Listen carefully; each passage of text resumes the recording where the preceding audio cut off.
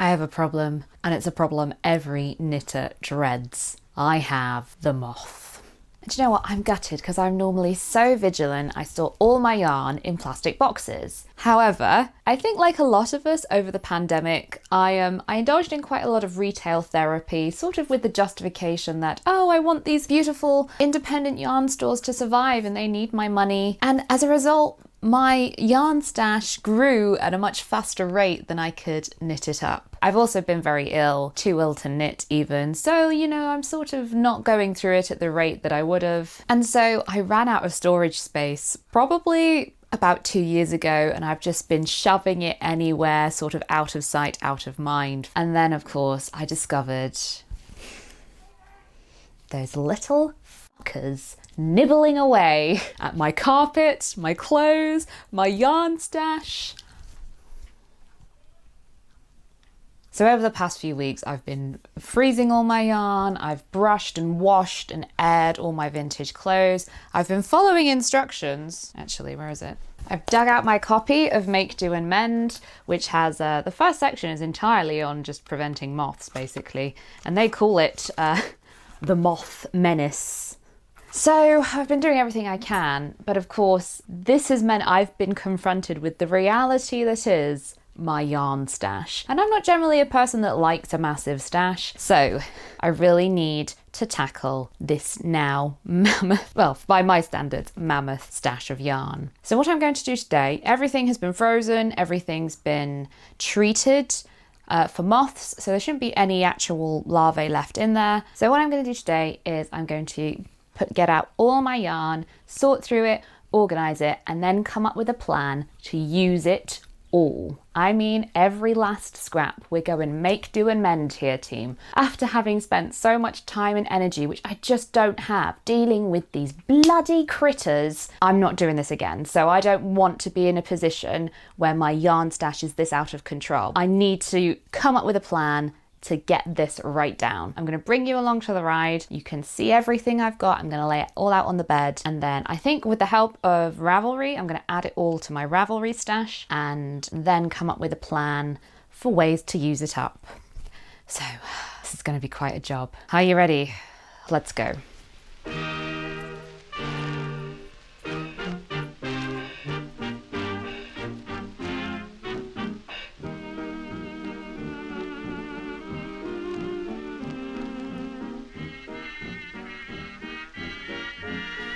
So it's a lot more than I'd maybe even realised when I see it all out on the bed like this. I'm already tired.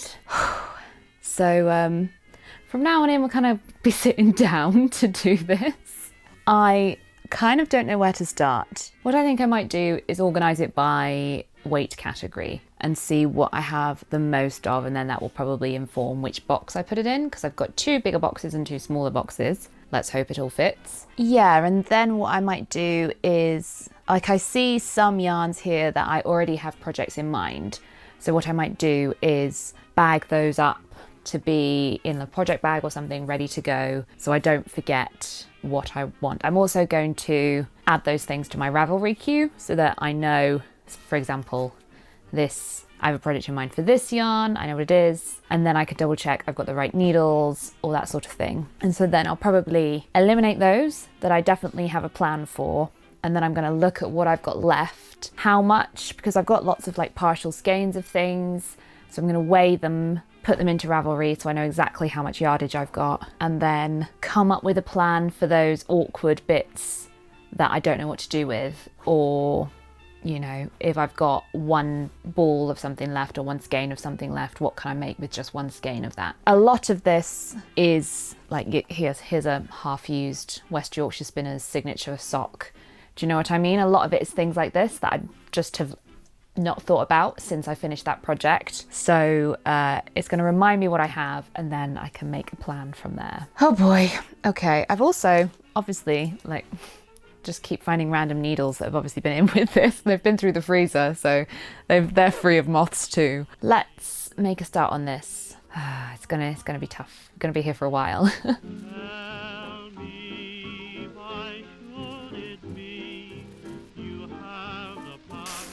So in here I have all my hexie puffs for my hexie puff quilt that I'm working on, and I'm basically just using the scraps to make them. So this is, I kind of appreciate that this is a blanket that's going to take me years to make, years and years and years, because I'm only using scraps of hand-dyed yarns. I don't own that many hand-dyed yarns. I don't buy them very often, so this needs a better long-term storage plan than an old Sainsbury's plastic bag. But what I think I'm going to do is I'm going to keep all the hexie puffs themselves and any yarns I find that I think, oh, I can use that up in my hexie puff quilt together.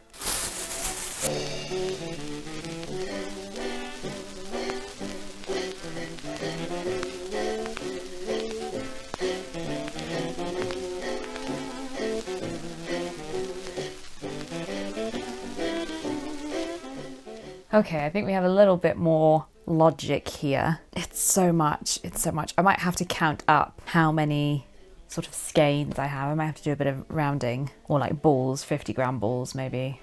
It's gonna be easier. Oh my God. But I think I have the most 4-ply, so maybe let's start there.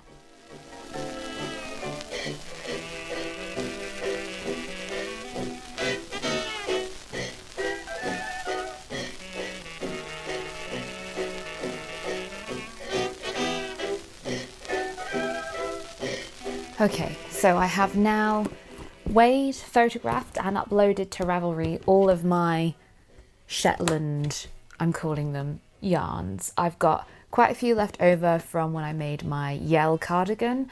I also was given quite a few odd balls of wool that I've put in this category. I don't really know where they came from, so I have no... This took forever, basically, because this was tough. But anyway, it's done now. This almost fills a box, and I don't know what else I can put in here that I've got room for. Maybe the 2-ply. So I think that's what I'm going to do next, is the same thing all again with the 2-ply yarns.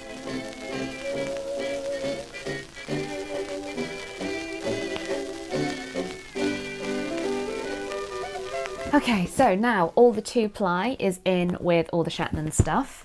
So I have 2 boxes left. I've got, and everything that's left now is either cotton yarns, double knit, heavier than double knit. I never know the right name. Bulky, chunky, super bulky, Aran, worsted. I don't know what I'm on about there. So anything heavier than double knit. And then I've got a whole load of vintage yarn as well. I don't know if I'm ever going to use, maybe I might. So I think I'm going to put all of that in one box by itself. I've got a big box and a small box this size left. So I think the vintage yarn can go in the small box and everything else can go in the big box. This has been a very intense process and I'm not even halfway through and I haven't even started deciding on what I'm going to make with it yet, which is the exciting part. So guess I just have to crack on for now.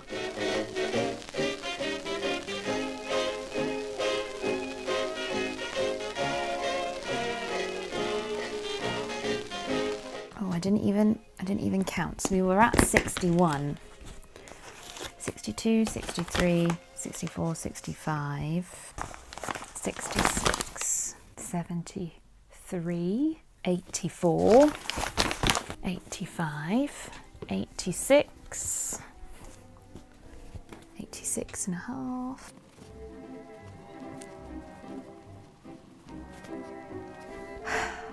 That took so long and my back really hurts now, but it's done.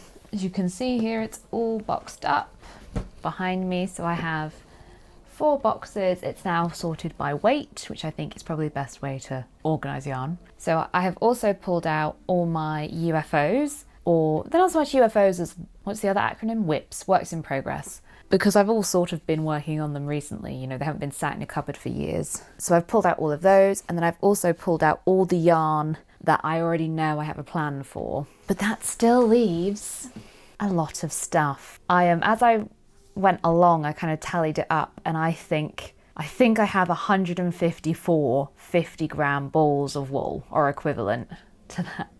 So that's a lot. I think my individual entries on Ravelry was more like 92, but you know, if I've got 5 balls or skeins or whatever of one yarn, they went in together, you know. 154 balls of wool is just madness, really. but never mind. Part of the reason why I wanted to do this, like I say, was because I want to start eliminating as much of my stash as possible. I don't know how long that's going to take. I also don't really think that buying bands really work because, well, we all of us need that dopamine hit every once in a while of, ooh, new stuff. So it's not like I'm never going to buy new wool ever again, but I am going to be a bit more mindful about what I buy. Do I really need more 4-ply? No, I have a whole box full of it. Doing things like this makes me realize what I like to knit and what I like to wear. I've spoken about this before. I like to wear lightweight drapey knits. I don't really like to wear big chunky cardigans. And yet I have a whole box full of double knit weight and up yarn. And I'm never going to wear anything I make out of it. A lot of it is partial skeins, leftovers. So like we've got some make, do, amend stuff in the works, use up some bits of yarn. I think that's going to be some really fun projects, and I hope you'll enjoy that sort of thing. Shall I talk you through my plans? So as you can see, the top box over here is vintage yarn, and then it's Shetland and 2-ply yarns. This top box is 4-ply and the bottom box is double knit. Oh, double knit and above. So as you can see, I definitely have the most 4-ply. Then in the middle here, we have all my works in progress. I didn't include yarns for works in progress in the stash, if that makes sense. Once I'm finished with them, I will then stash the yarn. So this is my Hexie Puff quilt. I've kept it, the loose Hexies in a plastic bag, but the yarns and things, all the yarns that I'm planning to use up for the Hexie quilt are now in this William Morris knitting bag. Perfect. This is a crochet blanket I've been working on freestyle using a whole load of this paint box Cotton Aran, which I bought years ago for something else and has been sitting under my bed for maybe like 4 years now. And so I'm freestyling a ripple striped blanket bedspread. I might have made it too big so that now I'm not going to be able to complete the blanket with the yarns I've actually got. So I'm just going to have to go with it and see. So I'm keeping all those in a shoebox. As you can see, it was previously knitted up into something and then frogged, which is part of the reason why I've not been knowing what to do with it all these years. So I'm just going to, particularly like knitting with cotton, I don't find very pleasant. And then I was like, hey, why don't I crochet something? I can crochet. So crochet blanket.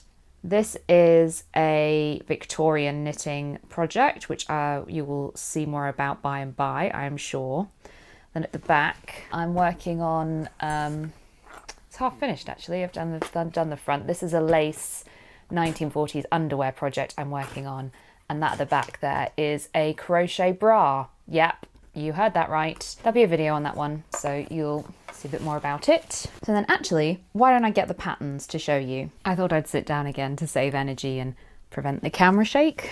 So all these yarns here are my upcoming knitting projects I want to work on. The first one I should talk about is this one, because I don't have a physical pattern for this. I have a digital pattern, which it looks like this, and it came from Subversive Femme. So some of these you might recognize from my 3-ply yarns videos. I don't think I actually swatched the West Yorkshire spinners, but these two I did swatches for my Finding Vintage 3-ply weight yarns video. And I have lots of these, like 45 grams basically of every single one of those yarns left from that video that I don't really know what to do with. So I've been looking for patterns to use up all these odds and ends of yarn. And then I also remembered I've been working on this home fires project to make lots of the cardigans and jumpers and things in home fires, and I was like, oh, I wonder if I can kill 2 birds with 1 stone. And that's when I came across and remembered this Subversive Femme pattern. For the yarn quantities for that, you need 1 ounce of 3 colours, and then you need main body colour. So then this is Cascades, I think, because it was cheap. Fingering 220. So those are all yarns that were mentioned or talked about or swatched in that video. And so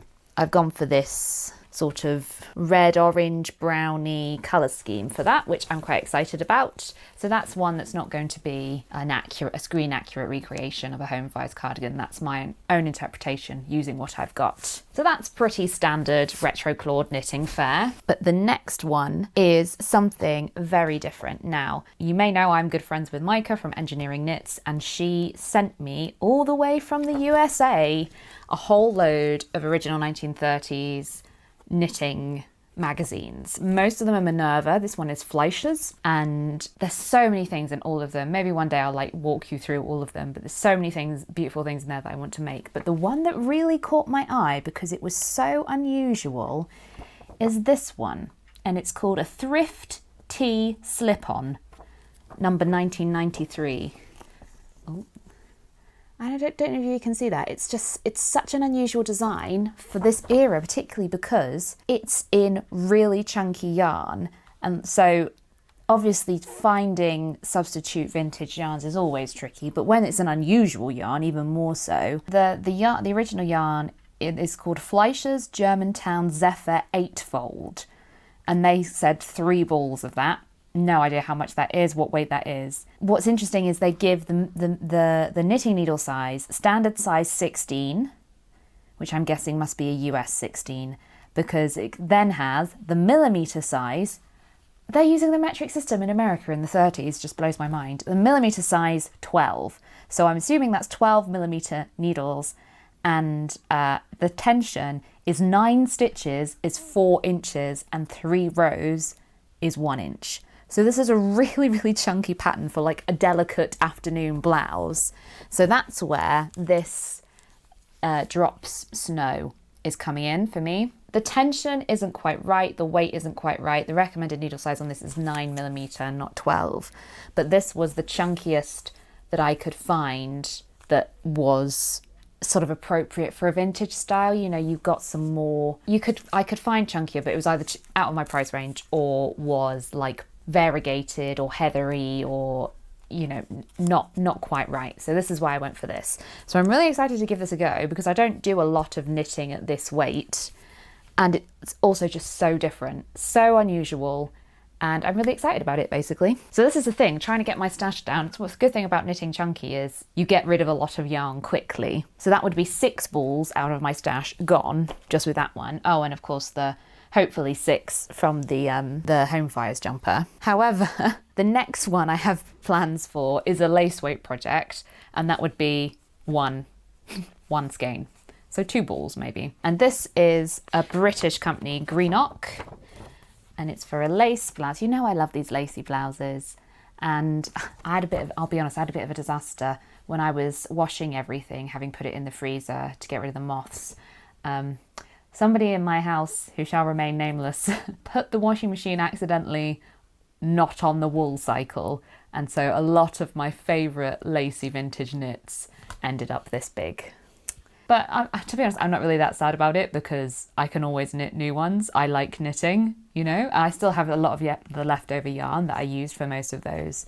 So, you know, it's not the end of the world. What a shame. I'll have to do more knitting. Do you know what I mean? But I wanted to try this one because this one's a bit different, and it only calls for 3 ounces of 2-ply fingering. So this is 100 grams, which is like 3.5 ounces. 1 skein should be enough. And this is West Yorkshire Spinners Exquisite Lace in colour Lagoon. What I tend to do with my knitting is I tend to like swing between lacy projects and heavier weight projects just to give my hands a bit of a rest from the very intense, fine, delicate lace work.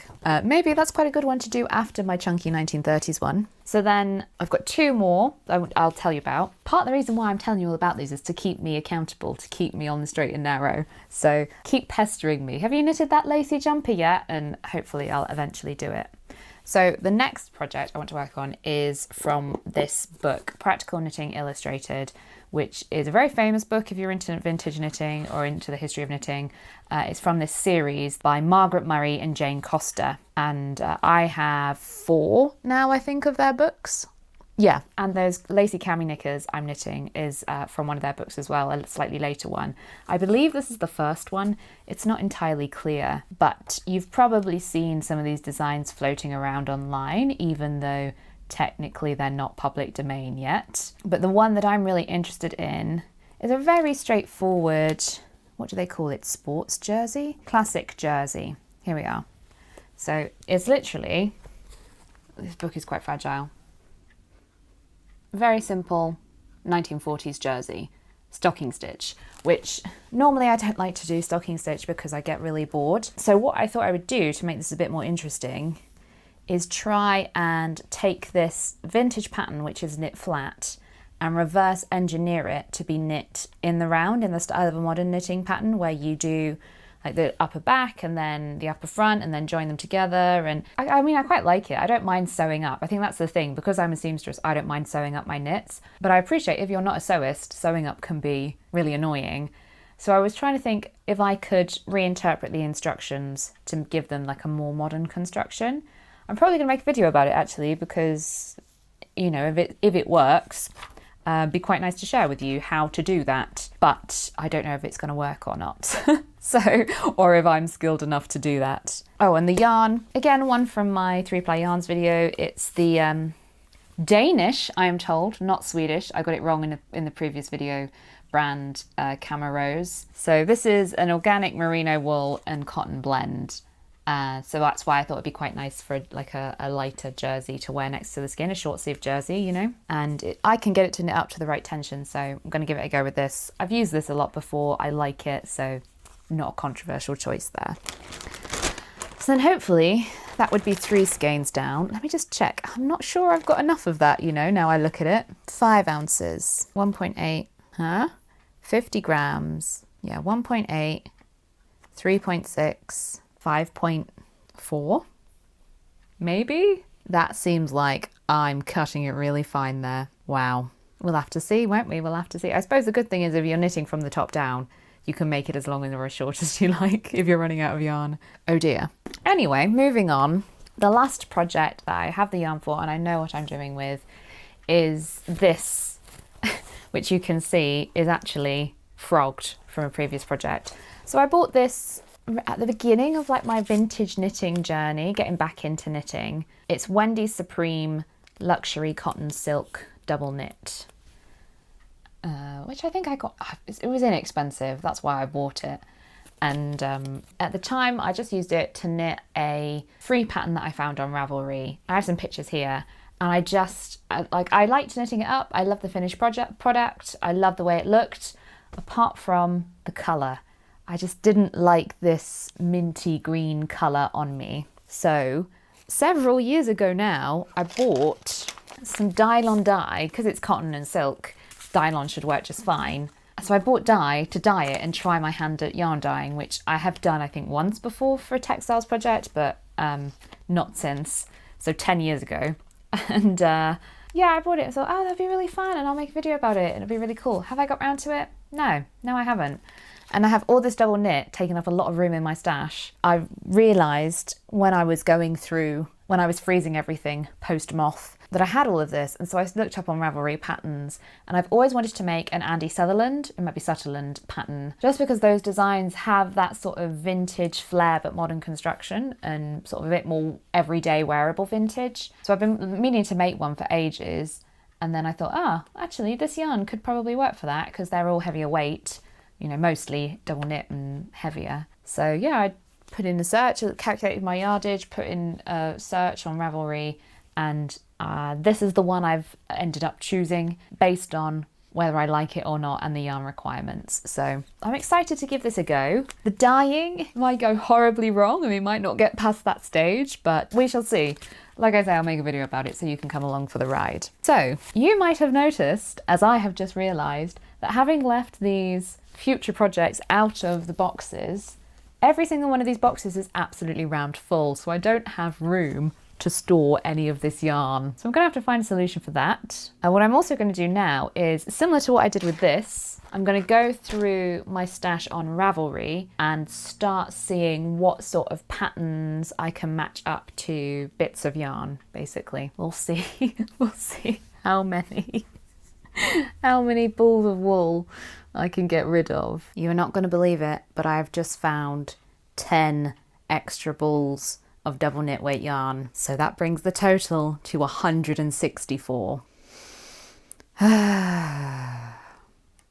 So as I came to review this footage the other day, I realised that I filmed the entire end of this video without my microphone switched on. So here we are, a few days later, and I'm going to try and remember what I said. Anyway, so I found a few more patterns that I think would work with some of the yarns I have in my stash. So I'm just going to talk you through those. Some of them are patterns I found on Ravelry, but some of them are vintage patterns that I have in my stash. So let's start with the Ravelry ones because they're not as exciting. So I have this ball of mohair, which I think I got in a charity shop, and I'm not entirely sure how much that is in terms of yardage. But given rough estimates for mohair, I looked at some other brands of mohair. I think I'm going to have enough to make this pattern. So it's called Ghost Whisperer by Park Williams, and to make the size I think I'm going to need, it says I'm going to need 440 yards, which is probably about 400 meters. So yeah, I have 130 grams of this. So I'm hoping that's going to be more than 400 meters. Normally 4-ply is about 400 meters to 100 grams. So this is much finer than 4-ply. So it should work. I don't know.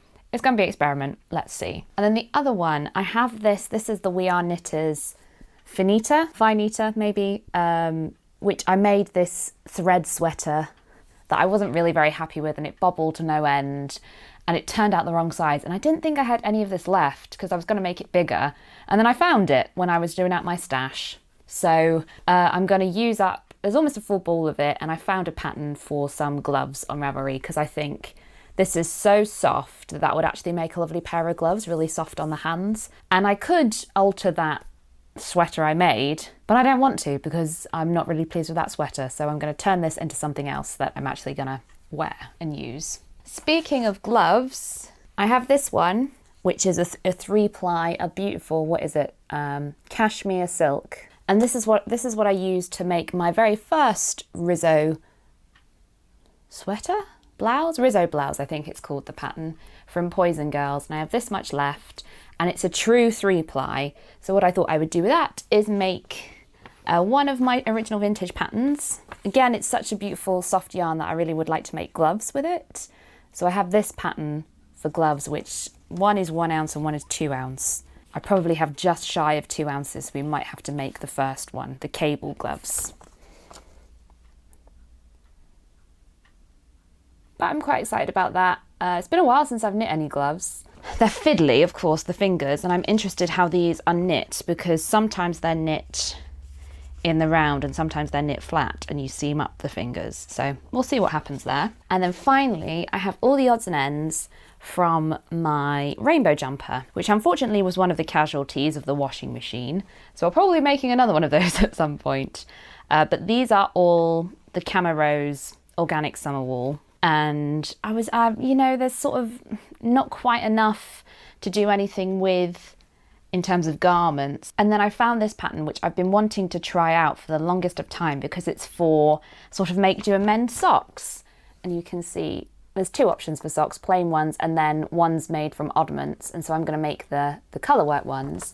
And again, interestingly, I've checked the instructions already. They are knit flat, and I've never knit a sock flat before. I mean, I'm aware with how it works, but I just like to give it a go. So I can hopefully use up all these leftovers in a proper make, do and mend style, as well as experiment with some new techniques, because that's what I'm kind of hoping to get out of this as well, is not just to use up my stash, but it will also force me into being creative and trying new things. These are all the ones that I've identified so far. I favorited a few more patterns on Ravelry that I think maybe might work, and I've been through my hard copy books and things like that, and I've identified a few things I'd like to try. But honestly, I think this is probably enough to be getting on with. I'm also very aware of the fact that I very rarely stick to these things, and I add things to my Ravelry queue and then never make them.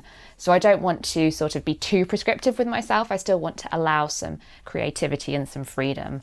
But I think what I've got is a good mix of things so that, you know, if I'm in the mood for knitting socks, I can knit socks. And if I'm in the mood for making gloves, I can make those. And I've never worked with mohair before, so that's going to be interesting, you know, and so that's keeping me engaged and inspired and interested in this project. So I hope this video was entertaining. It was definitely useful for me because it's really made me confront just how much wool I have. And maybe for you, a stash this size is no problem, but for me it really is too much for mostly practical reasons. I don't have the space. And I'm actually really excited. I've discovered a lot of things in my stash that I'd forgotten I had, like this Finita. So I'm really excited to make a start. I've got a lot of knitting ahead of me.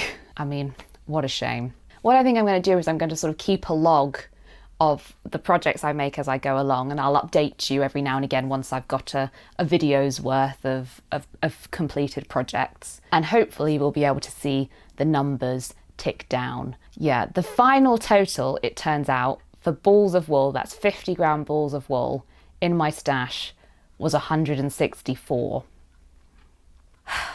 It's not exactly 164 physical balls, it's more like equivalents. So if I have like a 100-gram skein of yarn, I'm counting that as 2. And if I've got lots of little bits, I sort of added them up until they were roughly a 50-gram ball. So it's kind of an average. But what I'm hoping to do as I work my way through the stash is sort of tick off and update the total as and when I make things up. So we shall see how long it takes me, because I'm really, really hoping I can get down to 0. Maybe that's not realistic. Let's say 10.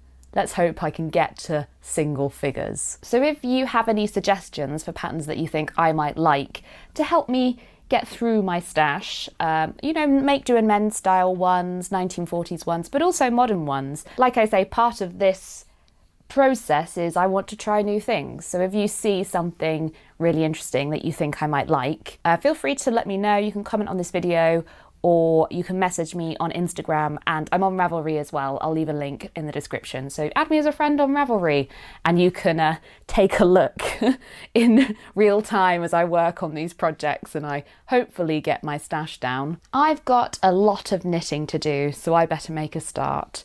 So all that's left to say is thank you very much for watching. See you next time.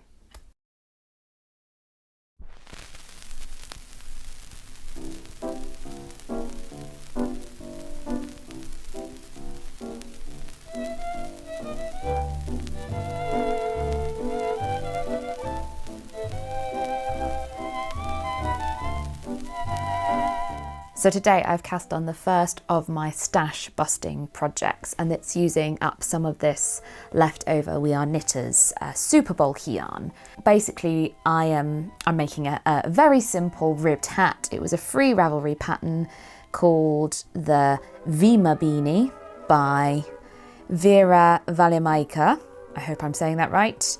And originally I was actually going to do a different style of hat, but I was going to have to buy 3 different sets of needles, very thick needles, 15mm needles, you know, and I don't really do that much super bulky, heavyweight knitting, and it was going to be quite a lot for these needles. They were quite expensive, and I was like, why am I buying needles that I'm never going to use again just to use up this tiny quantity of yarn in my stash? So I went for this Vima beanie instead. It's very simple, 1x1 rib design, but I have done my very first ever tubular cast on. I've never done that before. I don't know if you can see that edge there, tubular cast on. So that's a new technique for me. So at least that's something. That's one of the things about using up my stash and doing all these sorts of different projects, is that it's going to make me be a bit more creative with my knitting and try new things. I'm just going to rest most of this afternoon, I think. So I think this is what I'm going to work on in bed. So I'll keep you up to date with my progress. To count each moment we're apart, my lips will find your lips, sweetheart. You know. Well, I finished my hat. I actually really enjoyed knitting this. It was so simple, and actually knitting with this yarn is really nice. It's just a shame that my experience with the wear of it has been so bad. I was really unwell yesterday, so unwell that I could barely knit, so I only did about that much. I only did like a couple of centimetres. So I did most of this in one day, and then I did sort of a few more rows and then the crown shaping today. It said to block it, but I've never really blocked a hat before, and definitely not like a beanie, a ribbed one. So I don't know, am I supposed to like stretch it out as I block it? I don't know, I might have to do some research there. But you can see I did this tubular cast on, and it's, you know, supposed to be really stretchy, and it is, but it kind of has gone all fluted, which could be me. It's my first time doing it. Yeah, I'm a little bit annoyed with that. The other thing is about this sort of hat. I have to take my hair out, hang on.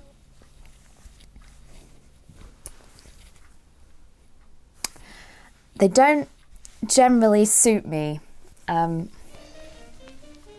unless I fold them right back like that.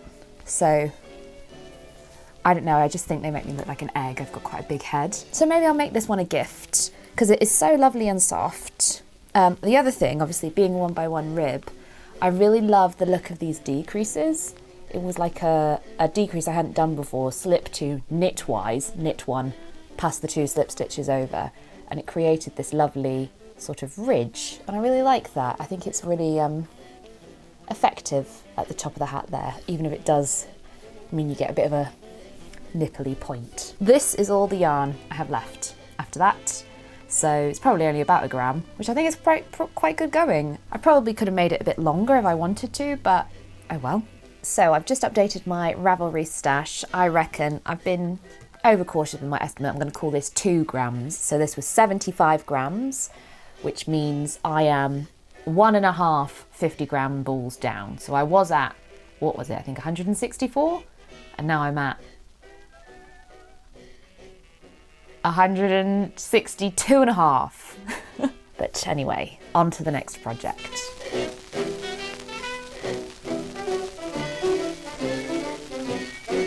So I've been thinking about what I want to knit next, and because I've got all these odds and ends of Shetland yarn, I remembered that I had this book, The Shetland Trader, which is a pom-pom book, I think. I don't know. This is volume 3. There are others, but I went for this one because I loved the sort of 70s vibes of a lot of the patterns. In terms of vintage clothing and vintage knitting, I do tend to gravitate towards earlier decades, but I love a bit of 70s stuff as well. There's a plane going by. So there's 2 patterns in here that I would like to make. The first is a jumper or a sweater called Maywick, which looks like this, which has got this like wave ripple pattern. But if I'm honest with you, I'm not really in the mood to knit a sweater. It's summer here, so I'm much too hot for that. So the second one I want to make is this Tara, or Tara maybe, shawl pattern. Tara. And it's quite a skinny shawl. It's a bit more of a scarf, really, I would say. Apparently Tara means little hill in Shetland dialect. And again, it's got this ripple pattern and this main body colour, but it uses a lot less yarn. One of the good things about this book is it gives like meters of yarn that you need, not just, 3 skeins or whatever. It tells you exactly the number of meters you're going to need. So what I'm going to do is look at my Shetland yarns and look what I've got in Ravelry and see approximately how much I've got and come up with a colour scheme. That's what I'm going to do. Yeah. Next one, Tara shawl.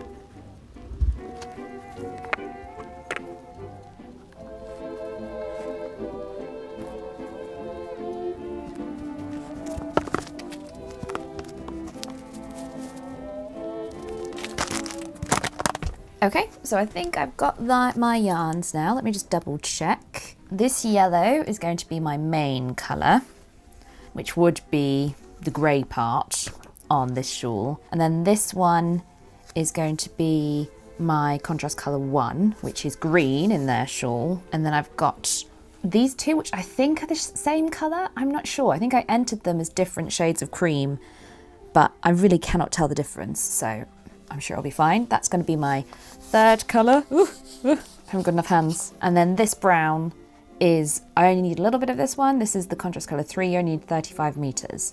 So I think that's going to be the colour scheme for my shawl.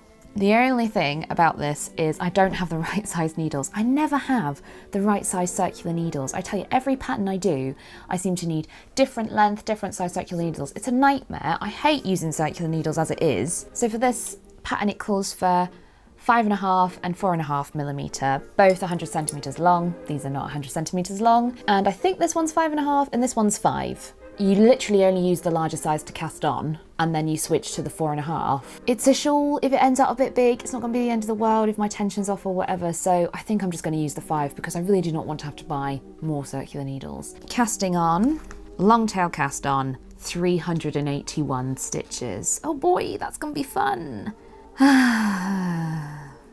Well, I think it's time to load up a podcast and just settle in. Really? Oh, I suppose I should wind these first, shouldn't I? Oh, right, okay, that's first. Time to get out my Swift. Good night, sweetheart, till we meet tomorrow. Good night, sweetheart, sleep will banish sorrow. Tears and parting may make us forlorn, but with the dawn, a new day is born. So I'll say good night, sweetheart, though I'm not beside you. Good night, sweetheart, still my love will guide you. Dreams enfold you, in each one I hold you.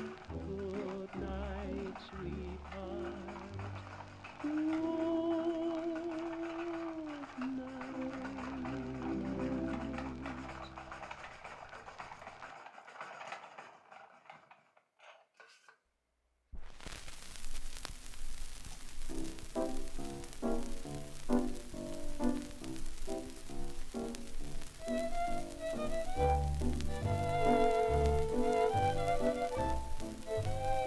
So I've been plodding along with my Tara shawl. I'm really enjoying it so far. However, I've just had to unpick and redo the same row twice.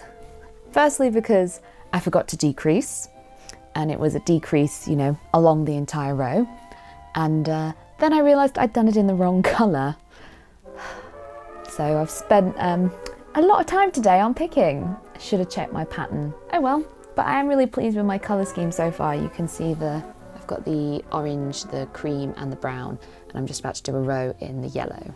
So we'll see what that looks like when I finally get this row right.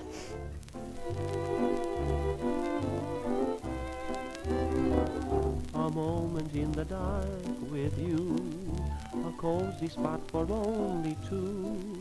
The light of love comes shining through in a moment in the dark. One of the things about this Tara shawl that I've been really enjoying is the fact that there's no ends to weave in despite constantly changing colour, and that's because the pattern recommends you use this technique called splicing, which I've never done before and I think must be possibly most suited to this sort of Shetland wool. But I'm about to change colour now for the main colour, so I thought I would sort of demonstrate to you how I've been doing it, at least. I don't know if I'm doing it right, but it's been working, so there you are. Okay, so I have my orange end here, which I've actually been finding that it's easier to break them off and make them a bit fluffy than it is to cut them. And then what they recommend you do is you untwist the yarn a little way, because these Shetland yarns are 2-ply, so you have the 2 strands there, and then break off one half of them like that. And then again for this end, so I'm just untwisting the end and then pulling a little bit of the tuft off. And then it suggests unpicking a few stitches.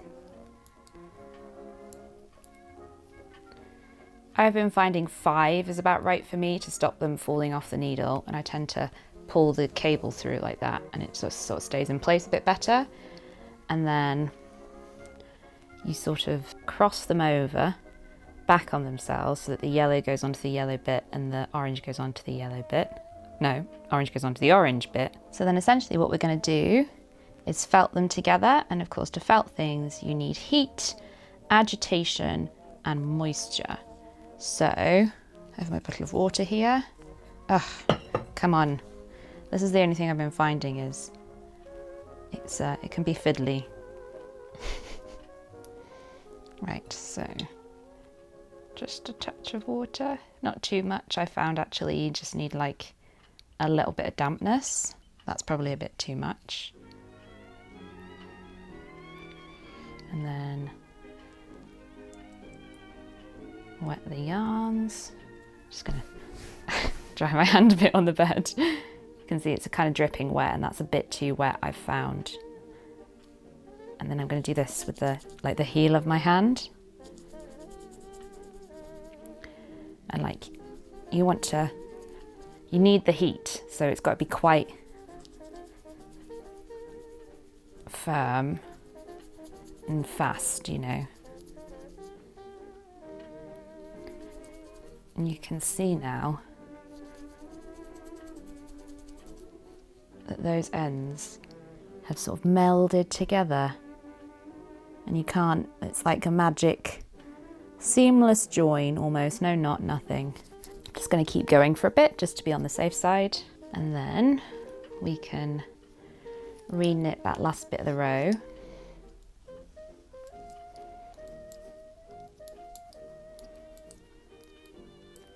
And then magically, just at the right moment, we've changed colour and we can carry on knitting. Beautiful girl, you're a lovely picture, beautiful girl. Sometimes, particularly earlier on, I didn't get it exactly in the right place, the join. And so there are a few moments where it's a little bit off, but oh well. So here I am, working away last night on my Tara shawl from the Shetland Trader. I'm now onto the main body of the shawl. I've done they call it like razor clam or something, edging, I don't know. I've done the edge and I'm onto the main body, and I really don't like this yellow colour that I've chosen. Just doesn't go somehow. I don't mind it in this little stripe, but in this big block of colour, it's just horrid. So I think I'm gonna rip it out and change it for something else. I did consider also changing that little yellow stripe, but honestly, that's a lot more work to do. Maybe I could graft it, but it's garter stitch and I've never done grafting in garter stitch before. I don't even know if it's possible to do it. So I think I'm going to leave that yellow bit and just redo the main body of the shawl. But that leaves me with a dilemma because I've only got 3 options for colours I could replace it with. One is this purple, one is this blue, and one is this green. So let's lie it out and see what we think, shall we? Of course, this is all done with short row shaping, so it's awkward. In the sample that they have in the book, they have sort of a heathery blue. What colour is it? Do they say it's called? Shayla. Oh, so it's kind of one of the bluey greys. And I think that's part of the reason why I'm not loving it, because theirs is a much darker tone and mine's a bit too light. So I am tempted by the purple, but I don't know how well that goes with my orange. Yeah, I think the purple's not really a feasible option. I don't think it's going to coordinate in the way I would like it to. Well, to do with colour theory, blue would be quite a good option to go next to be contrast to orange. And you know, I don't hate that. I think it could work, maybe. But then maybe the green being just a touch darker and it has a hint, it's like flecked a little bit with red or orange. So I'm actually wondering if that will help bring it all together, and maybe I should go for the green. Yep, I think I'm going for the green. I think that's the best option. Time to start unpicking. So I've ripped back now to the last row before the colour change, wound up my green. I also rewound the yellow while I was at it. I thought, why not? I have, however, just thought of a problem. When I came to unpick it, of course, I spliced the ends so they're felted together. So I couldn't unfelt them, if that makes sense. So I'm going to have a little bit of yellow and then felt the green to the yellow, but hopefully that won't, no one's going to notice that, will they? I'm all ready to go. I think what I'm going to do, it's the Wimbledon men's final today. In about 45 minutes it starts, so I think I'm just going to sit in front of the telly, watch some tennis and knit, basically. It's ended up being quite a bulky join, and we're probably going to have one random yellow stitch. Oh well. Right, to Wimbledon. Beautiful girl, you're a dazzling eyeful, beautiful girl.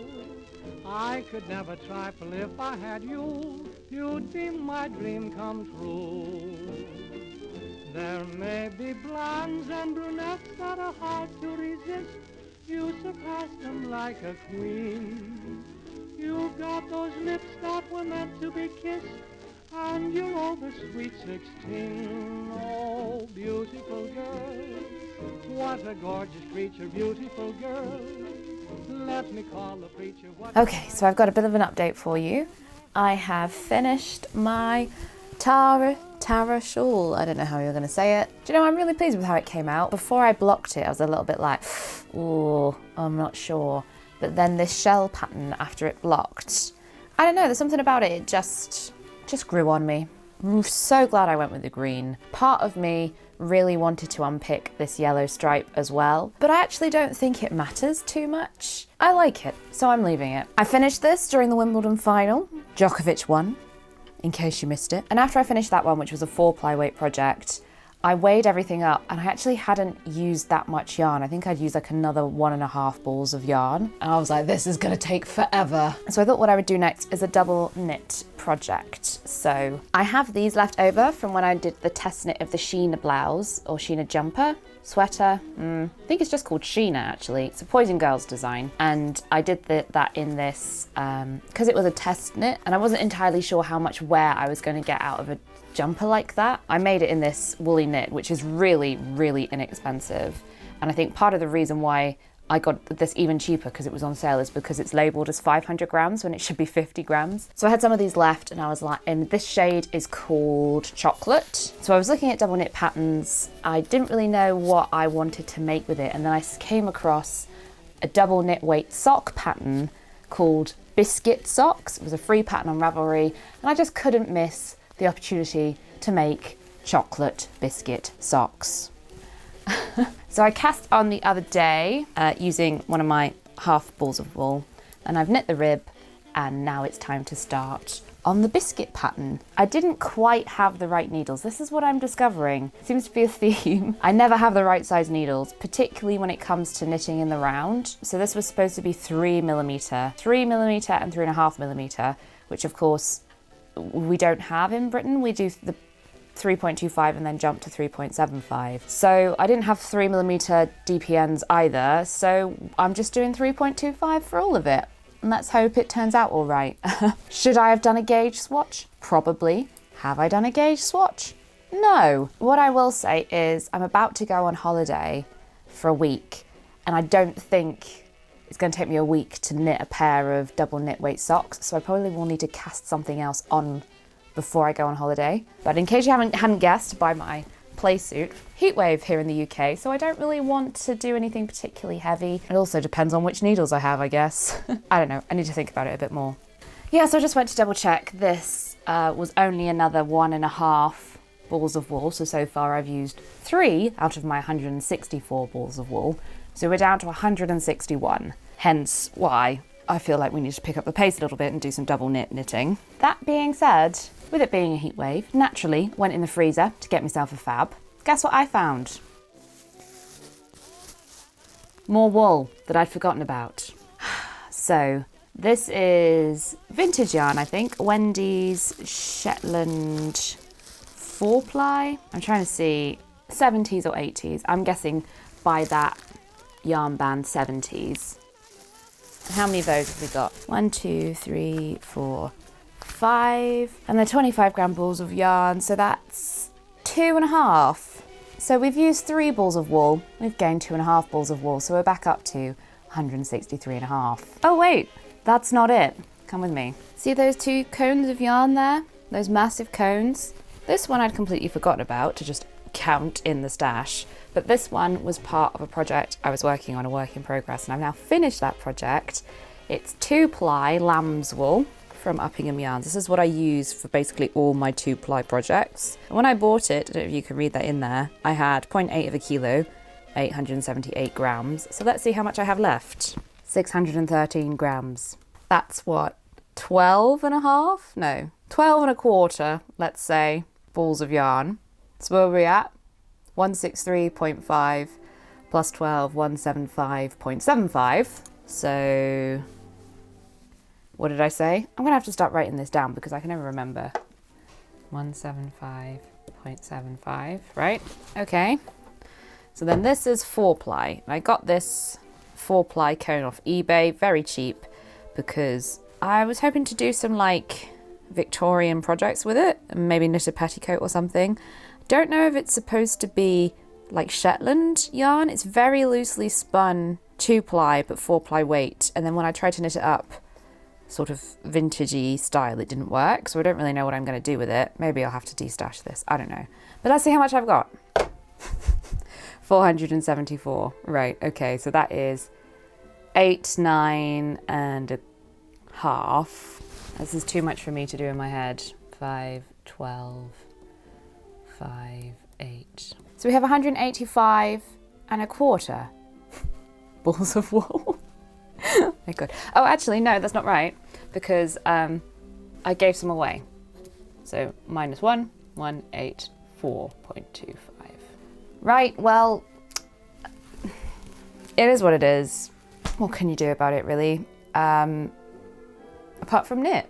So it's just come to me as I'm stood here thinking about this that I've seen quite a few patterns for Victorian Shetland shawls. So I think I might attempt one of those using this, because they're often, say for example, looks very fetching in cream with a scarlet border. So this might be quite a good choice for that. Do I want to take this to knit on holiday with me though? No, it's gonna be much too hot. I'm also gonna double check my maths, because this might be all wrong, mightn't it? I must admit, I feel really smug about that. Sometimes I've still got it. Please don't let me find any more yarn that I've forgotten about.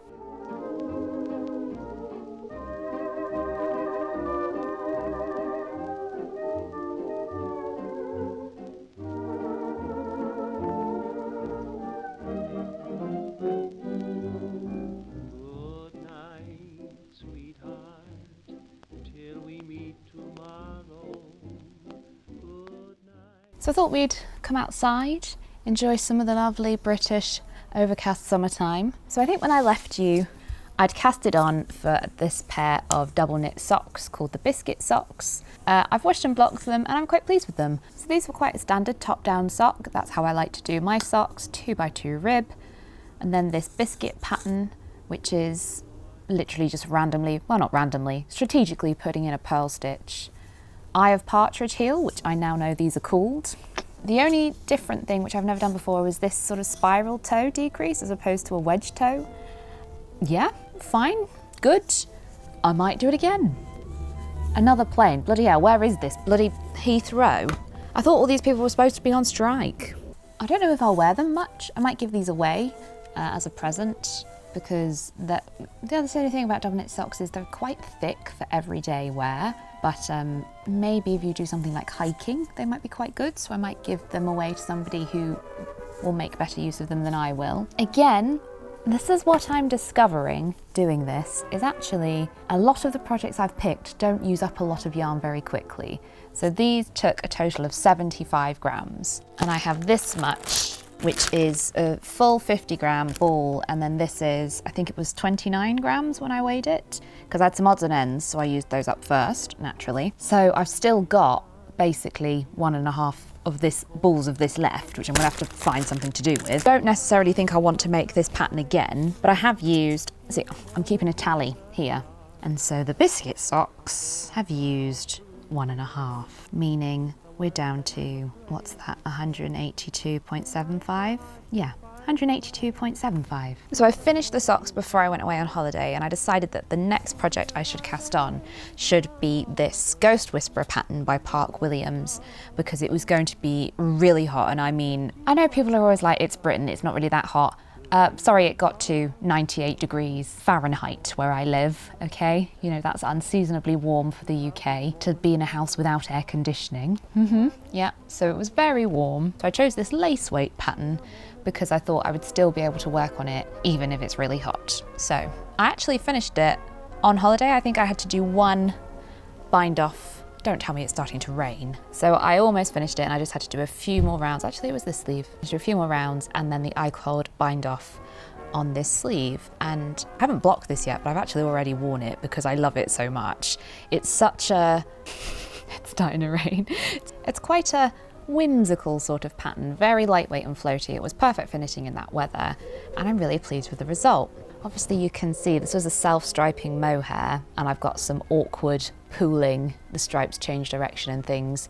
And this sleeve, weirdly, despite the sleeves having the same number of stitches, this sleeve has closer together stripes than this sleeve, which I think is to do with the striping of the ball rather than anything I did. And you can see it's curling up a little bit at the bottom, so I think I should block it. This is my first ever I-cord anything, bind off, whatever. And I'd always previously avoided them because I was like, that seems fiddly, which, given that I like doing 2-ply lace knitting, is a funny thing for me to think that I wouldn't be able to manage. I don't know, but you know, sometimes you get these blocks in your head, and for some reason I-cords was that for me, and I was like, oh, an I-cord, I'm not doing that. And I did it for the first time on this, and guess what? It was fine. It was actually very straightforward. So, unbelievably, this entire jumper, sweater, whatever you want to call it, took just 50 grams. 50 grams of yarn. So that's one ball. So we're down to 181.75. 181 still to go. I smell fire. I tell you, filming in the garden is a ride. So while I'm very pleased with this, it didn't actually use up all the yarn. And so actually this morning cast on another project using this in the hope that I can actually finally use it all up. Is my house on fire? I hope not. So I cast this on this morning. And that's one of the brilliant things about working with 8mm needles is this is maybe like an hour and a half's work. It's like 20 rows or whatever, and it's already this long. Amazing. One of the casualties of the washing machine was a We Are Knitters cardigan that I made that I wasn't very happy with. Fucking planes, man. Or is this a helicopter? Helicopter. Also, if you hear rustling in the background, that's the pigeon. Yes, that is a pigeon walking up my garden path. And that cardigan was unfortunately one of the casualties of the washing machine. So I knew I needed something in my wardrobe to sort of replace that cardigan. And then I thought, why don't I knit that pattern again using this yarn? Because I've got the needles, I've got the pattern, I should have enough just, and let's see how it goes basically, because it should use up all of it. I know it's a pattern I like and wear. Don't have to spend any money on new needles or a new pattern. So that's what this is. Unfortunately, because of the self-stripe, it's got these daisies, or like flowers or something they call them, but you can't really see them with the patina of the yarn. But oh well, I'm gonna do them anyway. As much as this has been about trying new things, it's also nice to revisit some tried and true things, and also use up my stash consciously and not just knit things for the sake of it, like with these socks that I don't think I'm going to wear. I wore that old cardigan all the time, so I'm hoping I'm going to wear this cardigan all the time as well. So that's everything for this month, and it's going to be one video. Grand total down to so far 181.75, so more than what we started with, but oh well. Oh, now the hairdryer. Hey, I'm fighting a losing battle here, team. Pigeons, helicopters, hairdryers, something's on fire. So very quickly, because it is actually starting to rain now, my plan for next month is actually to tackle this pair of socks. I really enjoyed knitting socks again, and this is this very unusual odds and ends 1940s pattern using scraps that's knitted flat, and I'm really excited to give that a go and use up some of my 4-ply. But again, that's probably only going to be one ball of wool. And oh yeah, by the way, as I was waiting for the quiet, I did some quick maths, and I used 5.5 balls of wool this month. And at that rate, I will get through my stash in approximately 5 years. 5 years. Oh God. We really need to pick things up a notch. Okay, all right, I have to go. Rain, bye. Before we end this month's video, I thought I'd just do a little review of everything I made. I really love My Ghost Whisperer by Pat Williams. It was a real change for me to make a contemporary design, but I've already worn it loads. The Tara shawl by Gudrun Johnson is a really cute little shawl. I'd never made one this shape before. I prefer to wear triangular shawls, but I think I'll get my wear out of this one this coming winter. Again, I'm so pleased I changed the yellow for the green.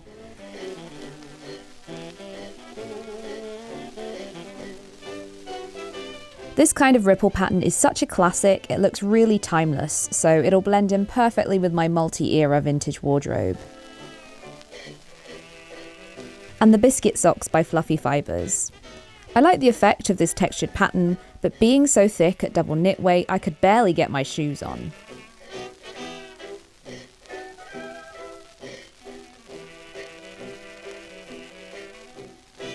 And finally, the Vima Beanie by Vera Välimäki. I've been practicing my finish. As much as I like the design of the hat, I'm still not sure I've got the knack of wearing it.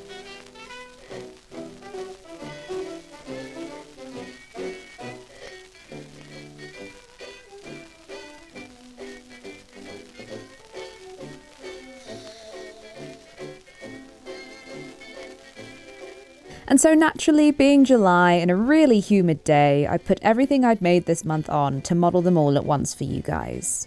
The total number of 50 gram balls of yarn at the end of the month was 181.75. I made 4 items and used 5.5 balls of yarn. So there's still a long way to go. Come back next month to see how I fared in August. Thanks for watching. See you next time.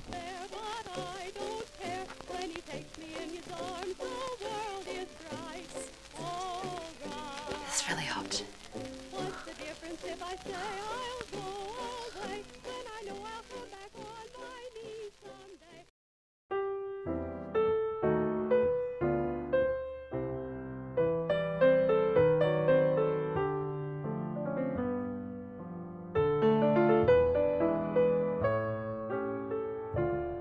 So, start of a new month in my knitting through my stash project. So far, I've been working on my crochet ripple blanket. This is one of the things I didn't show you in that previous month. I've been picking this up throughout the month when I want a bit of a break from knitting, but I find the motion of crocheting is more prone to pain for me, so I can only do it in short bursts. So this is taking quite a while. I'm only this far.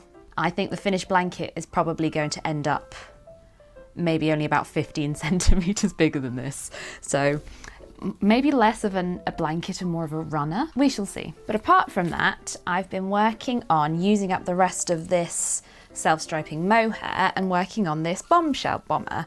This is a We Are Knitters pattern that I made from a kit previously, and it looked like this. I was never really very happy with it because the yarn bobbled really quickly and it went really fluffy really quickly, and because of the colour I'd chosen it just looked old and tired, even though it was actually quite an expensive cardigan. But I like the pattern, and so having worked with mohair at a loose tension for that Ghost Whisperer project, I thought I'd try it again and use up the leftovers I had of this yarn. In 2 days, this is how far we've gotten. I've got a waistcoat. Amazing how quickly these things knit together.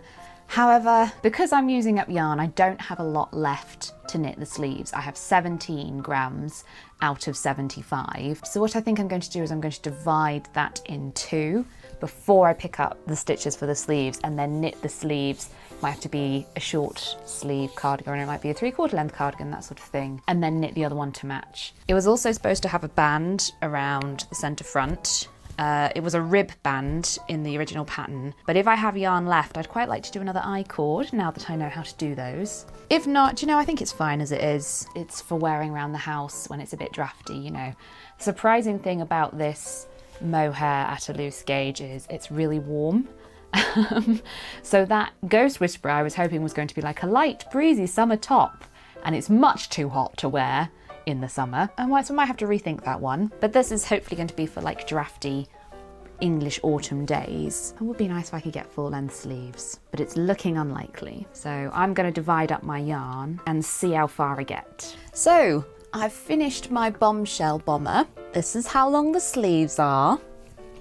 I don't love it, but it is very comfy and cozy, so I think it will be perfect for what I want it for, which is chucking it on around the house when it gets a bit chilly. And more importantly, this was every last scrap, to the extent that to finish casting off the final sleeve, I literally had to weave in the ends and trim them and then use lengths this long. I had to do about 5 of those, so it's literally every last scrap of this yarn gone. Hey! So that was 75 grams, so it's only 1.5 balls of wool. So let me update my totals. So that brings us to 180.25. So 1.5 balls of wool down. But to be fair, it is only the 3rd of August. So like in 3 days, I've used 1.5 balls of wool, which I think is quite good going. It's amazing how quickly things knit up when you're using 8mm needles when you're used to using like 2mm needles. So having been working on this more modern project, I thought I would go back to my roots and do something vintage next. And I am really excited to try my vintage ankle socks pattern, this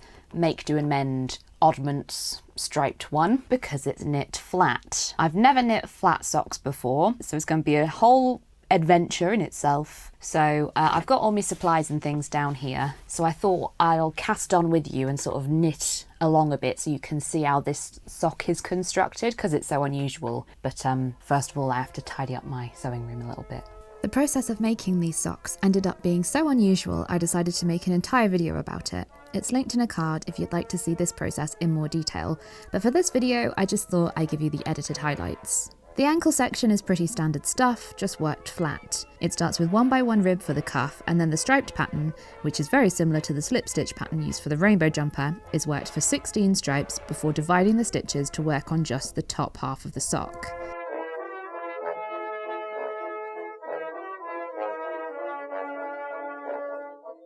Then the toe is knit in the main colour again, before returning to the stitches on hold to knit the heel and sole.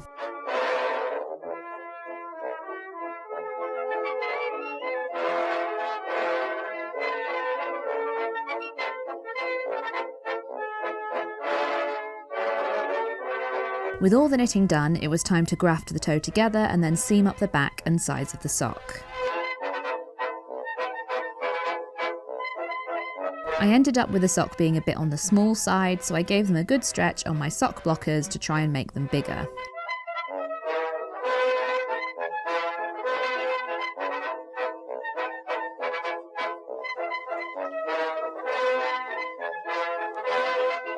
With the striped pair of socks complete, I was curious to try the other pair of socks that are given in this pattern. So I dug out this trekking hand art hand-dyed yarn from Zitron.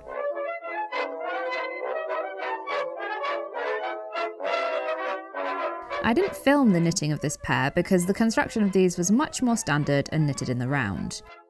They have a long turnover cuff, so the ribbing was quite long, but nothing too unexpected here. So, I've had kind of a bit of a chaotic month in terms of my knitting, so I finally had a moment to sit down and talk you through what I've been working on. So I think the last thing you saw was me working on both pairs of these socks from this 1940s vintage pattern, and so they are both now finished and blocked, so I thought I would show them to you because these are the Make, Do and Mend socks. As you can see, I didn't quite have enough pink to finish the toe on the second one, so it's in green, but I quite like that. It sort of adds to the Make, Do and Mendness of them. I've blocked them and they have grown a little bit, but they are still just a touch too small for me to wear comfortably.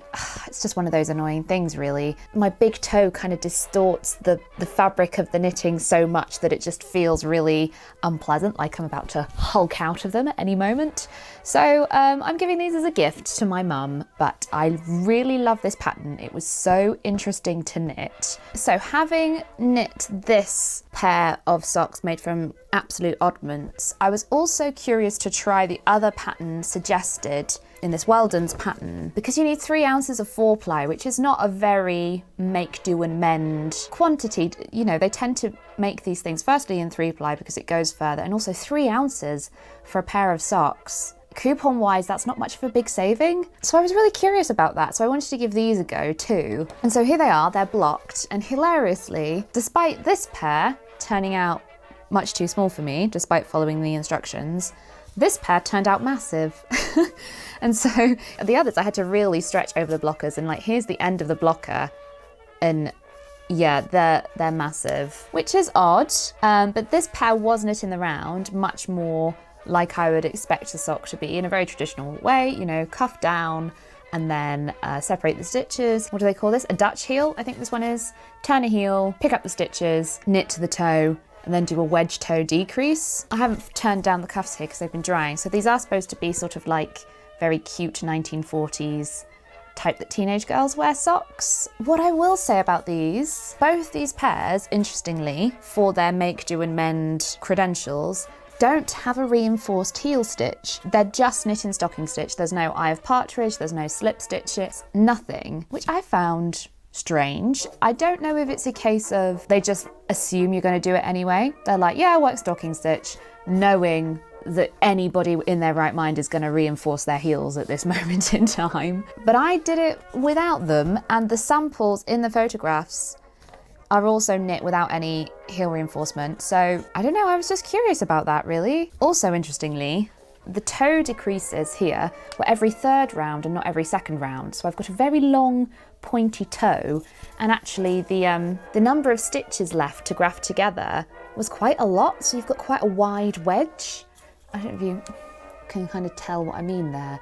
So they don't sit very well on my feet. So I don't know whether I'd call these pair of socks a success. They only come in the one size, but that was 72 stitches around. And normally if I knit socks for myself, I'm more like 60, 64. And I've double checked my tension, everything. So part of me is wondering if it's deliberate. Is it a deliberately baggy sock? Was that a thing? I don't know. Again, this is part of why I find recreating these patterns so fascinating, because when I tend to first knit a vintage pattern, I tend to knit it exactly as it says. If it says knit two together and I think slip stitch, pass one over, might be better here, I do knit two together because I want to get a sort of insight into what these patterns were doing, why they told you to do the things they did.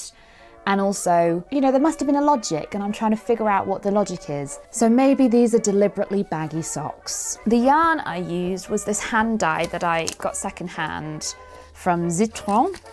I'm guessing that's how you say it. And I quite like the effect. It's kind of almost like a camo effect. It's my sort of colours. I love greens, so I think I will wear these, but sort of maybe as sort of bed socks or something, because they're so baggy. I don't think I could get a shoe on over them. Very strange. And what I have done is I have scanned this pattern. So if you are interested in this pattern, it is available in my Ko-fi shop and on Etsy. It's cheaper in the Ko-fi shop because the fees are less. So if you would like to knit yourself a pair of these Make Do and Mend socks, or these baggy ankle socks, whichever you prefer, you can now get that in my Ko-fi shop. So have fun with that one. So in terms of using up yarn for the stash, this is how much of the hand dye I have left. I haven't weighed it yet, but I think this is going to go towards my, what is that called? Beekeeper's quilt. Beekeeper's quilt. As for the oddments from the rainbow jumper, I've still got quite a few left, so it hasn't really used up a whole bowl of wool. As you can see, I've only got very little bits of the pink left. I'll have to weigh this and see where we are. So I imagine I've probably used like one ball of wool. So this is the thing, because I've been sort of all over the place with the knitting. I started like 5 projects. I've had like 5 works in progress this month. I don't know, I was just obviously in a bitty mood is the only way I can describe it. I have made a start on my 1930s super chunky, super bulky Fleischer's pattern, the Thrift Tee slip-on, which looks like this. I'm not really going to talk to you about that one too much because I think I'm going to make a whole video dedicated to that one because it's proving interesting. But I will give you a sneak peek of something else I'm working on from this 1930s magazine because it's the one on the cover. So one of the things that really intrigued me about these Fleischer's patterns were there are several made from things that required a daisy knitter. Now I'd never heard of this before. Apparently they were like a new thing or a novelty or something in the 1930s because I've seen several 1930s patterns for them. I've also seen some like 70s revival 30s things for them. So like in this one you can have, what do they call it? A jabot scarf. Very nice. You can have a blouse with a cap sleeves, they call it, but I would really call those flutter sleeves. Don't know what you're on about, Fleischers. Oh, they call it cape sleeve. That's why. Cape sleeve, yeah, that makes more sense. And then of course we have the one on the cover, and I'm making it again out of leftover Danish Camerose organic summer wool. Every one of these videos I go to try and pronounce økologisk sommeruld, and I'm like, no, don't do it, don't do it. So the thing with these patterns is you need to buy this contraption, a daisy knitter, and they're not really made anymore. And I saw some that were sort of like reproduction ones on Etsy, but they were quite expensive. And so I happened to type it into eBay and I was able to score an original vintage one for 99p. Sometimes you just get lucky, you know, and I was like, it's meant to be. So my daisy knitter arrived with its original instructions from made in Redditch, England. And essentially what you do is it's a little device which has a knob on the back. And when you turn the knob, these little spokes appear, and then you wrap yarn around the spokes to make a little daisy. And I've got some practice ones here that I made. And then you do have to like sew over the centers to secure it in place, and you make a little daisy. And then you can crochet these together or sew them together to make all sorts of fancy work designs, it says. So I have been working on this one on the front cover. However, I need 371 daisies, and I think I'm up to about 40. So I can show you how far I've gotten actually. I have a little daisy chain. I'm really proud of that joke. So yeah, you can see I've kind of crocheted around them to join them together. And then there's a little picot join at the corner to sort of make them into a fabric, I suppose. Oh, that's the wrong side. Oh, I've been showing you the messy side, sorry. So again, it's just one of those things. I did actually mention this in a previous podcast where I was talking about I wanted to make this willow pattern jumper, and I bought this white and blue organic summer wool intending to make that, and I knitted up to about here on the back, and then I got COVID and it was too complicated to do that sort of colour work while I was very ill. And I came back to it and I was like, you know, I don't like this at all. I don't like the way the fabric's behaving. I don't like the colours together because it's not true white and blues, petrol blue as opposed to navy. And I was like, I'm not loving this. And so I sort of parked that one. And when I went through my stash, I was like, yeah, I'm definitely gonna frog this project. And so I should have enough of the white to do all the daisies in white and enough of the blue to do the ribbing for this. So I think that's what I'm going to try and make happen out of that, which means it's going to be hopefully 5 balls of wool out of my stash. So fingers crossed for that one. What else? Oh yes, I like to have like an upstairs knitting project and a downstairs knitting project so I can sort of knit in bed when I'm resting, because stairs are difficult, man, okay? And it just is nice to have a change sometimes as well. And so this has been my upstairs knitting project for a little while, which is another free Ravelry pattern to use up some more of this woolly knits, double knit that I made the biscuit socks from. Again, it was just a case of I went in Ravelry and I put in how much yardage I had left and saw what came up. And this hat came up, which is the Bohemian beanie. Yeah, nice cable beanie. I do enjoy doing cables, I just don't do them very often. It's one of those, again, I like knitting them, but I don't like the way they look when I wear them, unless they're in like lace weight. So it's one of those things like, oh yeah, a hat, perfect place for a cable on me. I have enough left that I think I'm gonna make a pom-pom to go on the top, and then that will be all of this woolly knits used up and gone. This is a superwash wool, and I think I need to block the hat because it's a little bit small. And again, like, this is the thing, hats generally, I'm not really a hat person, always look like an egg.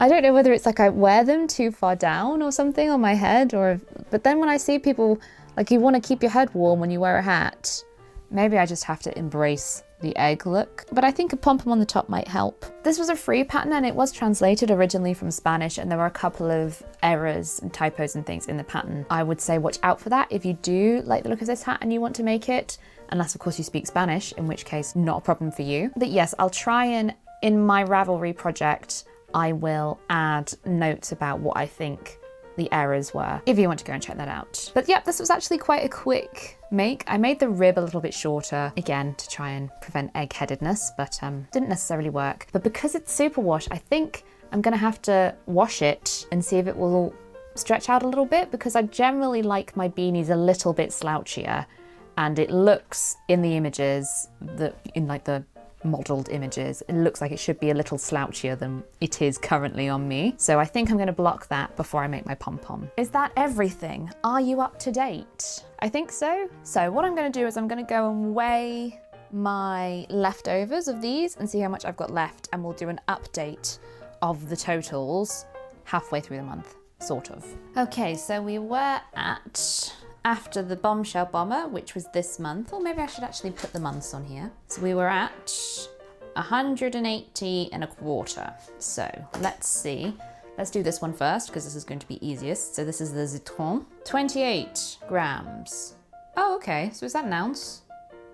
Exactly an ounce. That's what we like. It was 100 grams. So let's call it 1.5 balls of wool.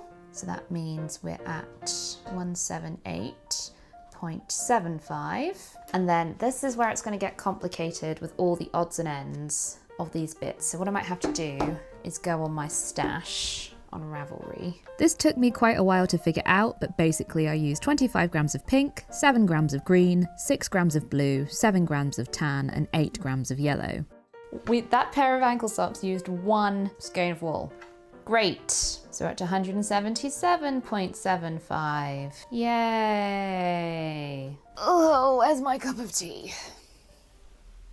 So I must confess it's been a little while since I've done anything for this video because I have unfortunately been very ill.